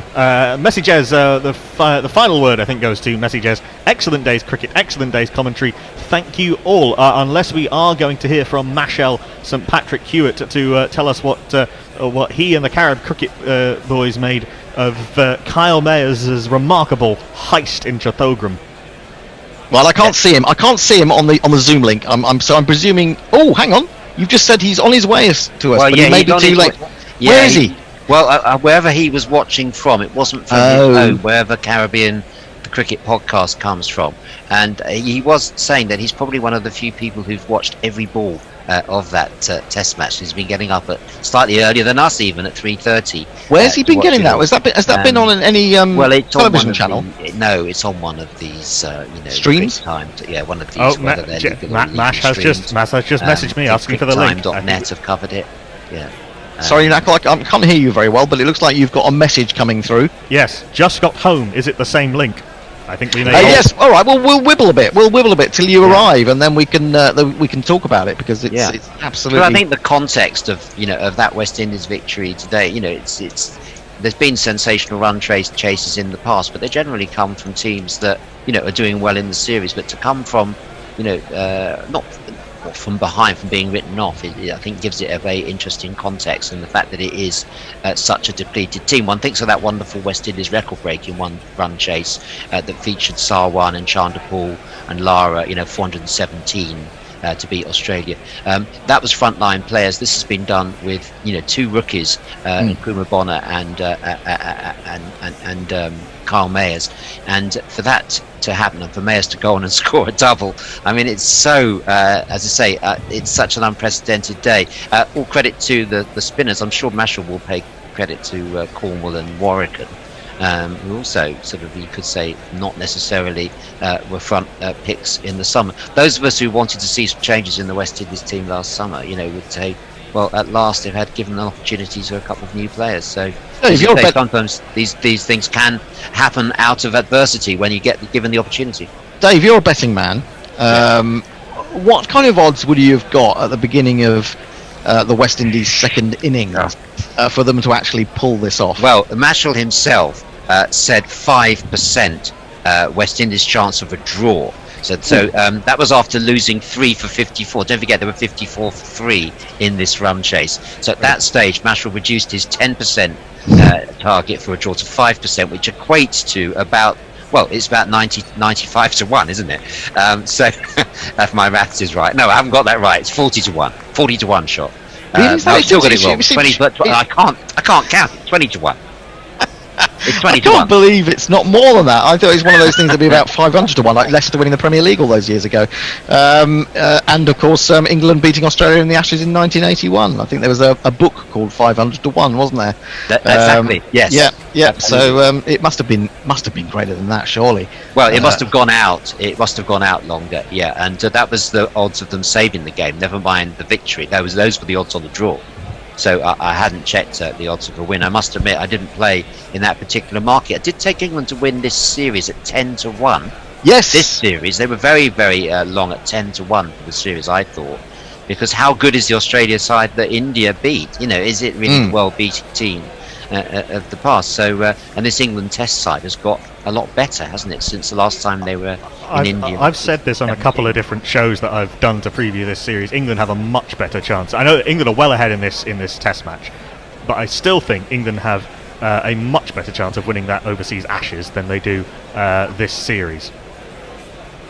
Well, I mean, wasn't it 2016? England nearly pulled off victory in the first Test, didn't they? They weren't that far away. So I'm sort of, being the eternal pessimist that I am, with my England hat on, I still hold out that India will win this series, and I think the test will come when India bat first, and there's nothing in the pitch for the England spinners. I think that will be a real test of these guys, and I can see that they could notch up a really, really hefty score in the first innings. But we shall see. The Caribbean will be absolutely buzzing tonight, that's for sure. A victory like this will be celebrated across the Caribbean. And I mean, you could say that Bangladesh had only 4 bowlers out in that second innings. Shakib Al Hassan was injured, so took no part in the action today. But it is still a phenomenal performance from a second string team. India were without 2 or 3 star players in that final test against Australia. But this was sort of 8 or 9 first choice players out. No Bravo, Brooks, Hope, Holder, Chase. You'd have to say it's an opportunity also not to pay credit also to Josh De Silva. He had 2 important innings in this game. The wicketkeeper that we were screaming for to get his opportunity in the summer. Because if you remember, West Indies had a lot of batting frailties exposed in the second and third tests of the summer. And I remember interviewing this guy Carl Mayers in a club match. It was a Keith Boyce benefit match for the Boyce family, celebrating Keith Boyce. It was a little ground down on the east coast of Barbados, and he was coming back from injury. Carl Mayers was coming back from an injury that could have been career-threatening. And so he wasn't at full pace. He's a batting all-rounder. He bowled a spell of bowling that day that was pretty useful as well. What I remember most about that innings, the second ball disappeared into the... what I remember most about his batting that day was the fact that the second ball disappeared for 6. I remember that. And the style with which he plays. It's worth having a look at the highlights on YouTube, I'm sure. He's a very stylish left-handed batsman, very sort of... he's well built. He's not the wiry characters, so he can hit the ball hard. And he plays all formats, but when he plays his cover drives and a clip off the legs, he's a very, very stylish player. He's very still at the point of impact. Belatedly given an opportunity, Barbados, having had first applies, to go to Windward Islands after playing for the Zouks, St. Lucia Zouks. He got identified as a potential talent. Got his way into Barbados, averaged over 50 for Barbados in first-class cricket last year. And was definitely worth his place. Didn't figure much with the ball in this game, but I don't think anyone in their wildest dreams. We have to ask Mashal when he comes, or whether in his wildest dreams he would have seen this outcome from Carl Mayers today. I'm happy about it because I did a piece for Sportsmax on Friday. I just reminded them about this now, Hendo, where I singled out Carl Mayers as a player of promise, saying don't write off this team. So I'll be dining out on that one when I. You are the oracle, Dave. You are the oracle. Where is Mash? Has he arrived yet? And he said he's home, and we are still waiting for him. Oh, yes, I think I can tell you, by the way, that nobody won the GPL. 280 runs were scored in the day's play. So Quack Mel missed out by 2 and Messi Jazz by 3. So tomorrow the GPL pot will start at £25. Excellent news. Have we got any tweets to be going on with? I think there are still 1 or 2 coming in, are there not? Bits and pieces. England well on top, says Omcha Cricket Podcast after day 3. India do well not to lose more wickets after the loss of Cheteshwar Pujara in a freakish way, and Rishabh Pant to a miscue after tea. India will still want to bat out another session and more to stand a chance of a draw. I mean, that will be tricky. I would think. Mashal, by the way, he says he's just putting his daughter down for a nap, so we'll then join us. Give you a few updates from the test match in Rawalpindi. South Africa has moved on to 120 for 1. Now just need 250 more to win, with 13 overs left today and a whole day tomorrow. Rassi van der Dussen is rapidly accelerating and is closing in on his 50. But the other talking point, I suppose, to going back to this match, Hendo, that I know you and I were keen to discuss, is the fact that this is the first test match on terrestrial TV in 15 years, I think it is. 16. 05. 15, nearly 16 years, yeah, 16 absolutely. years. Well, I would say keep your powder dry on that one. Okay. I want to talk to you about that, and we'll do that offline. later. We'll take it offline, as they say in the trade. Offline. Stop. Take it behind closed doors. Stop. Okay. Let me talk to a related subject, if I may, which is the role of cricket in. Oh, hold on. Knuckle is waving at us.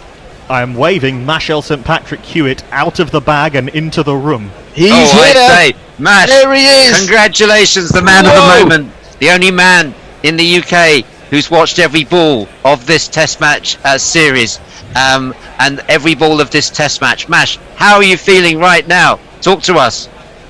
Unmute yourself first. Hey. Yeah, how you doing, guys? How are you doing? That's what we want to know. I'm trying to contemplate what time I'm going to go to bed. I'm still living off the high of the victory, but I know that deep down I'm absolutely exhausted. But this is why you're up at 4 o'clock this morning. Yeah, absolutely. In your wildest dreams, could you have seen this this outcome today? Absolutely not. I'm not going to try and be one of those people that tried to claim that I thought a win was on the card. What I did say before the day's play, I said that I thought there was like I think I put a WinViz type thing up and said there's a 5% chance of a West Indies win and a 5% chance we draw. When we didn't lose a wicket at lunch, I think I increased that to a 20% chance of a West Indies win. But I mean, the history of West Indies cricket tells you that a collapse is always round the corner. But Bangladesh just ran out of ideas. Not too dissimilar to when we chased the score at Headingley. Sometimes, despite a side clearly having the advantage, when you run out of ideas, and you could sense in the Bangladesh players' body language, you could sense that they knew it was getting away from them. That partnership match between Bonner and Mayers, two debutants. Mayers is a very stylish player. What about that innings today? A double century, 210 not out on debut in the 4th innings of a Test match. Extraordinary.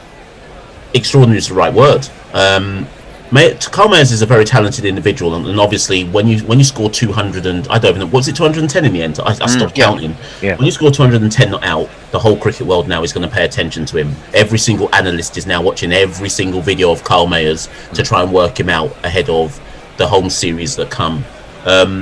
He's, to me personally, he's a classical West Indian player in that he's not afraid to hit expansive drives. He's very, very.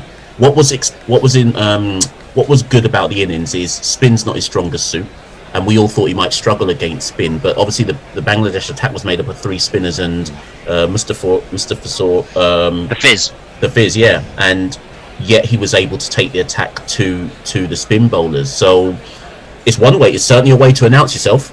And on the day that Ezra Mosley sadly passed away, I think that's fitting for Barbados cricket. Not that I'm saying an innings is a way to celebrate. No, celebrate's the wrong word, but no, I'm saying an innings is the way to kind of remember someone. But I'm fairly certain that it's quite fitting in Barbados cricket that it's followed on that day as well. Yes, it's a tribute to the production line that Barbados have produced, of which Ezra Mosley was very much part of the system there. You know, he's been a coach, he's coached at school level, he's coached at representative level, he coached the women's team. You know, he's been part of this success. So yeah, I do think that it's quite poignant that on the day of that tragic the death, with the players wearing black armbands, I believe today, that Carl Mayers should, to do that, because the Barbados have stood out as being the main production line, much as it agrees with the Jamaica man. This current team benefits from very much from a kind of prime time in Barbados cricket. And you only had to go on the social medias of all the kind of current Barbados icons, and all of them were grieving. So yeah, it's fitting in that sense, but it's hard to. I think I saw a couple of tweets just before I came on. Like, what's this? How many weeks after India pulled off their heist in Australia with their decimated side as well? So it's that classic thing, isn't it? That every time these things happen, we say the same thing. Test cricket is very much alive. But the worry that I have, and not to put too damp of a note on it, anyone could get footage of this match. It wasn't available in Britain at all. I mean, it was, but you basically had to search for this app. This app company had bought the TV rights for it to show it in Australia, New Zealand, and the UK. Was that hardly anybody knew about it? Was that Quick Flick, Mash? Was that? Yes, Sports Flick. I only found out about it on the 3rd day. In India, I don't think there was a feed, so people are looking at illegal feeds in India, and it just speaks to. I mean, I just look at something like this, a historic knock. Most people in the world wouldn't have even been able to find a feed to watch the match without getting a virus on their computer or on their phone or something like that. And I just think Test cricket doesn't make itself. It doesn't sell itself well enough. What I saw today was truly epic, and you had everybody on social media feeds messaging our handle going, where can I find this game? Where can I find this game? Have you got a link for me? Do you know what I mean? And we've got to do better than that. And obviously with England on Channel 4, Yeah. I'm not saying Channel 4 must bid for Bangladesh, West Indies. No, that's not my point. But I do think world cricket can get much better at. As Knuckles, I see Knuckle in the background. He's a big exponent of this. World cricket can get better at selling itself. Absolutely. You talk about a product to sell. I mean, I'm firmly in the. I've talked about this a few times. That Test cricket is actually in a really good place right now in terms of the actual cricket that's being played. But the point I wanted to make was this was part of the World Test Championship. This match. Any sport worth its salt that actually wants to be a global sport would have some sort of collective rights package for a tournament like that for their theoretically major tournament. And even if it was on a subscription service or a streaming service, even if it was on Amazon Prime or something, at least that would be something rather than having to hunt around. There's plenty of options out there. I know West Indies have just signed a deal with the BT Sport to have all international matches and some domestic stuff in the Caribbean shown on BT Sport. So those kind of big package deals, I think, are going to be necessary. And I think it's long past time that cricket looked past this individual board model and took a leaf out of, say, football, where tournaments sell their rights on a collective basis. And leagues sell their rights on a collective Let me basis. sort of jump in there because I want to ask the question: is there any relation between the fact that the West Indies have just signed this deal with BT for all the cricket over here, and then putting up such a brilliant performance in Bangladesh? I mean, is it going to bring in that much more money into the West Indies cricket makeup, as it were, the setup? And I mean, could they have been in any way inspired by that? I very much doubt it, Hendo, because don't forget it was for overseas rights. So it's for rights in the UK, and the market for away series, as we saw with the money Channel 4 paid for this series, way below the 20 million that was touted in the press. Yeah, Much but I've closer to the 1 seen million. various figures for that. I've seen 7 million. I've seen 2 million. Yeah, I think it's much closer to 2, possibly even 1.5. The point being that away rights traditionally haven't had a lot of value. But the point that is with the World Test Championship and indeed with the World Cup qualifiers, but you want to make sure these games are available to watch, and the obsession with getting small amounts of money in, it really, how much money, they probably wouldn't have raised a lot of money from making this match available, but it's good for West Indies, it's good for Bangladesh if we are watching these games. I mean, this is a hobby horse of mine. When I left Channel 4 as long as 15 years ago, I set up a campaign, Keep Cricket Free, not because I was trying to bankrupt the game, but just because you have to keep test matches in the, you have to keep them front of mind. There was a tweet earlier on from Adrian Goldberg, Radio 5. He said, "Well done, Channel 4, for India versus England."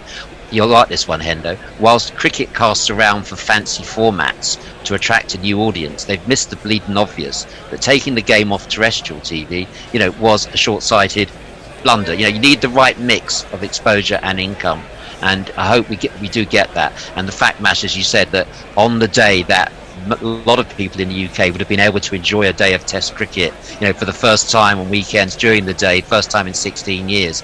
It is, also a bit poignant that that it was just impossible to find the West Indies match anywhere. A number of people, no doubt, with the Caribbean Cricket podcast, you're doing such a wonderful job in getting West Indies cricket out to the diaspora and news, keeping the enthusiasm and stoking the fires. If people can't see it, it's not front of mind anymore, and it just disappears from view. We know that.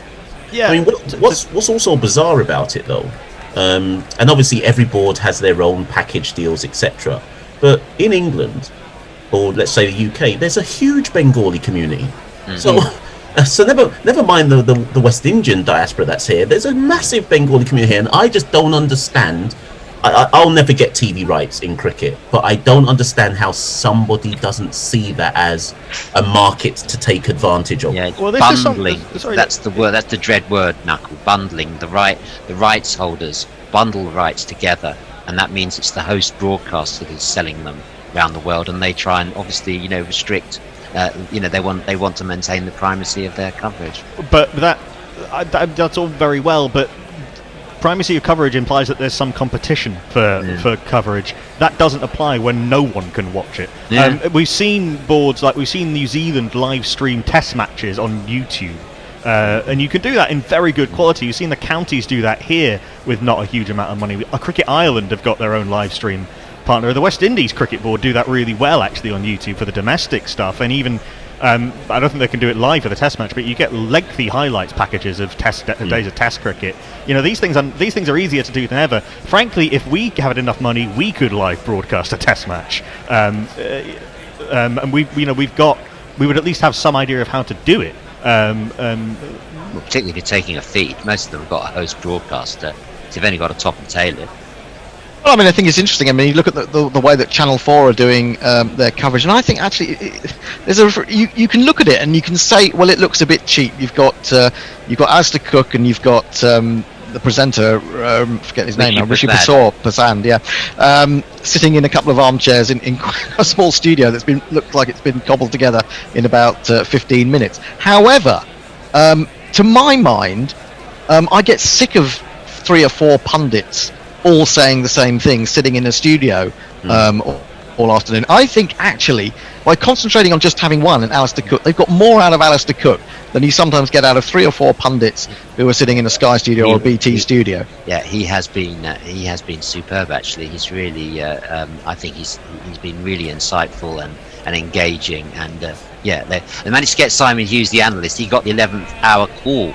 Because I was saying to him, "Are you going to be on? Congratulations! Nice to see you back on free to air." He said, "No, he hasn't had the call. He thinks they're not going to take him." And then he got the 11th hour call. He's actually doing it. He managed to kit out his back bedroom to make it look like the analyst van. So all credit to them for getting it together. I reckon there'll be gradual improvements as you go through the series as they. Yeah, and I mean, I presume. I mean, you were talking about the fact that there's been no advertising, but that's presumably because. They haven't had time to put anything together. They haven't, they've reduced the number of breaks deliberately. So there's only breaks. They only take breaks at lunchtime and tea time. They're not going to be cutting off at the end of an over. Are they not at all? Haven't been. No. Well, they were today. They were doing ad breaks at drinks breaks. Drinks breaks. Yeah. But yeah. And there's all these little. There's a certain amount of retro touches. Like I think they kept Mambo Number 5 as the theme tune, for example. And they've kept the graphics for Channel 4. Obviously, we're mostly seeing the Star host coverage. The graphics for Channel 4 are identical to the ones that they had in the 2005 Ashes. But yeah, you will see these little improvements, and there'll be I think Andrew Strauss is doing a couple of Test matches when Alistair Cook is. Yeah, he's doing Test 2 and 3, and then Cook will be back for number 4. Can I just quickly ask Mashal about the other stars that we should pay tribute to, because the Spin Twins, if I can call 2 people of such contrasting appearance as the dreadlock Jamel Warwick and the substantial figure of Rakeem Cornwall, would you say that the 2 of them got the game back a bit for West Indies? Well, it's interesting. So on day 4, when Bangladesh were obviously setting up the total, I mean, I thought Bangladesh had enough personally. I mean, again, historically, nobody would back the batting side in the 4th innings to make 395. So I assumed Bangladesh had enough. But in fairness, Warwick, I mean, let's start with Rakeem first, actually. The 2 wickets right at the start set Bangladesh back, which meant they had to rebuild. And then Warwick came on late when Bangladesh were trying to get quick runs. So and then Bangladesh ended up declaring. Now you would say, did they declare too early? Again, I think it's harsh to say to a side that sets another one 395 that you've declared too early. I don't think anyone can look at the West Indies and go, yes, they're going to make 395. But yeah, no, the spinners were. Warwick definitely outbowled Rakeem. Rakeem sometimes has a disadvantage because of the bounce that he gets. He almost gets too much bounce. But they definitely bowled well in tandem, and I think just bringing it to a close on that, what ultimately this West Indies win has done, which is the most important thing to me. For a long while, there have been players within the West Indies side that have basically become undroppable because we've always believed that what's waiting in the wings isn't good enough to replace them. Even when we came to England, and Dave and I have spoken about this at length, even when we came to England in the summer and went 1-0 up, we didn't rotate our squad because we assumed that what we had in depth wasn't ready and wasn't good enough. And Nkrumah Bonner was in that was in the 15, never got a test. No. Kyle Mayers was in the reserve squad, didn't get a chance, didn't get a test. And I remember Dave saying to me at the time, some of these batsmen need to be rotated. I thought we should have brought Bonner in for one of the tests, but we rotated nobody. Yeah. Okay, so these players have been in and about it, and the most important thing that this test has done has now put pressure on the supposed experienced incumbents. Now, when a player makes 210 on test debut, you can't drop him.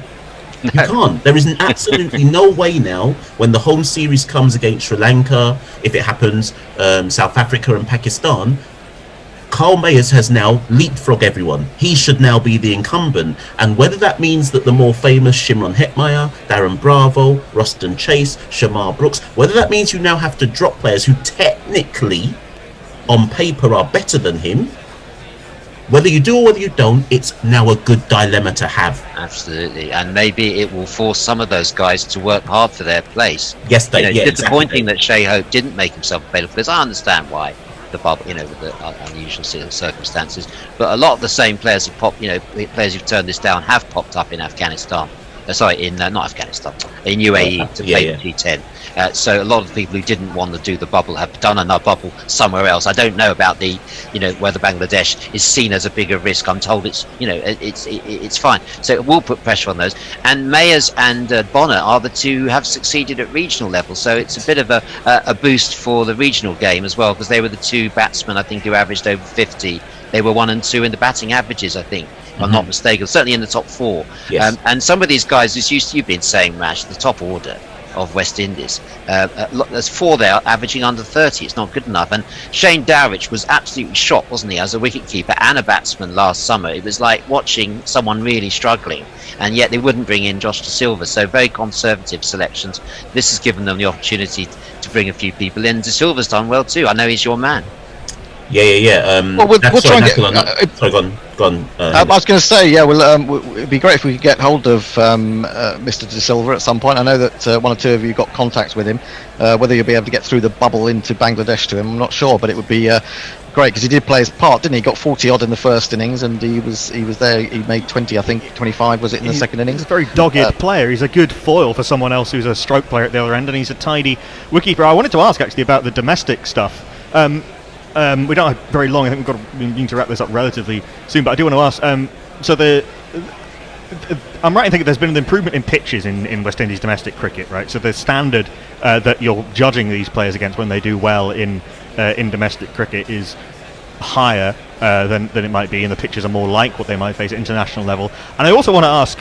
I've covered the CPL this year for the official website. Kyle Mayers is a CPL regular, and Nkrumah Bonner has been in and out, but he was back in this year. How big a factor is the extra investment and attention on West Indies cricket, and the fact that they're getting around world-class players from the CPL? How much is that accelerating the development of some of these guys?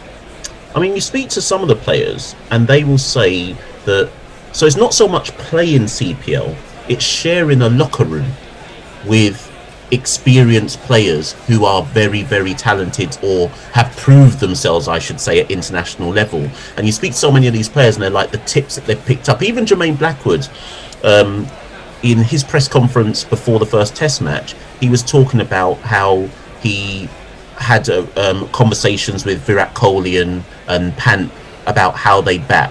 And he made a very simple point, and lots of people have written about it since. But the point they made was, he said, I spoke to Kohli and I said to him, what is it about your batting that makes you stand out? And he said, all Kohli said to him was, just occupy the crease. And the thing is, it sounds like such a simple message, but for someone like a Jermaine Blackwood who loves to play his shots, he's saying that he needed someone like a Kohli to be able to say to him and get his mind right and say, you have the talent, so if you stay at the crease, the runs must obviously come.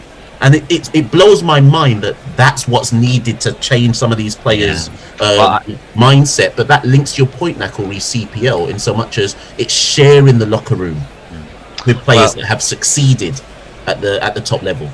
Let's have the last word on the guy that scored the double century, Carl Mayers. How did he then occupy the crease, Mash?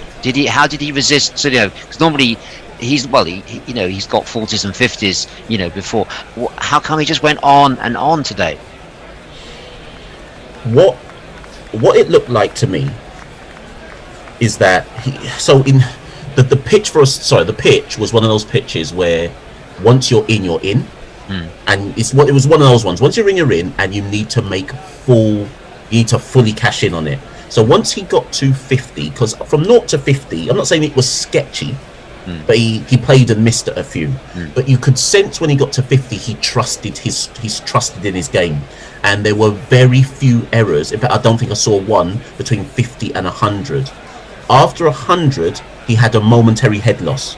So between 100 for the first 3 overs after 100, he was trying to hit everything out the park, and that's what shows you the inexperience. That he's hit the milestone, and rather than go right, let me dig in again, instead he was trying to hit every single ball for 6. And I think who was with him? Bonner had to come down the wicket each over and go. You could see him clearly going, relax, calm down, calm down. And then once he got over that, he trusted in his game again. But all that really is to me, Dave, is it's the experience of it all.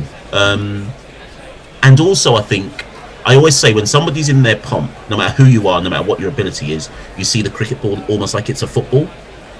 And that's what I saw. It clearly, after about 115, you knew he wasn't getting out. It was just a case of could anybody stick with him. I've never had that feeling. Hendo, you're the only one of us. You're the only one of us who's ever had that feeling. You've been prolific. Never got near batsman. Never got to 200. I have to say, unfortunately. High score, Hendo. 127 not out. There you go. But when you made that 127, Hendo, did the ball look like a football to you? Yeah, it was one of those days. I mean, I think it was a full day game, and there was a break for tea, and I think I got 40 in about half an hour before tea, and I just couldn't believe it. The ball was just flying. It was at Taunton Dean, funnily enough, which is where Jack Leach plays. Yeah, it was. Definitely, I was in the zone that day, but it didn't happen very often, sadly. Anyway, we should wrap up now because we've covered everything around the cricket world over the last 8.5 hours. It's been a very long day and morning for most of us. Mash will be coming in and giving us the benefit of his experience in the second test. Is that not right? Yes, I forget the day, but I think it's at least 2 or 3 days in the second test. Yes, that'll be brilliant. It's been a fantastic day around the world. Brilliant cricket in Chennai from England. Brilliant cricket from Rishabh Pant and from Pujara. Brilliant work from Karl Mayers in Bangladesh, and of course we've still got that game between Pakistan and South Africa, which feels like it's building up to a pretty good finish as well. That's it from us for Guerrilla Cricket today. Tomorrow you're in the hands of the mighty Tony Bishop as Knuckle and I take a break. I'll be back on Tuesday. You're going to have a cast of thousands tomorrow. There are 22 people commentating over the course of this test. You'll love them all. Please join us tomorrow at about 3:50 a.m. GMT for more excitement from Chennai, from all of us. For now, it's good night and God bless us, some people say. Guerrilla cricket. Whoa. Guerrilla cricket. Whoa. Guerrilla. Take guard, man the barricades, patrol the cover boundary. At last the time is come. This is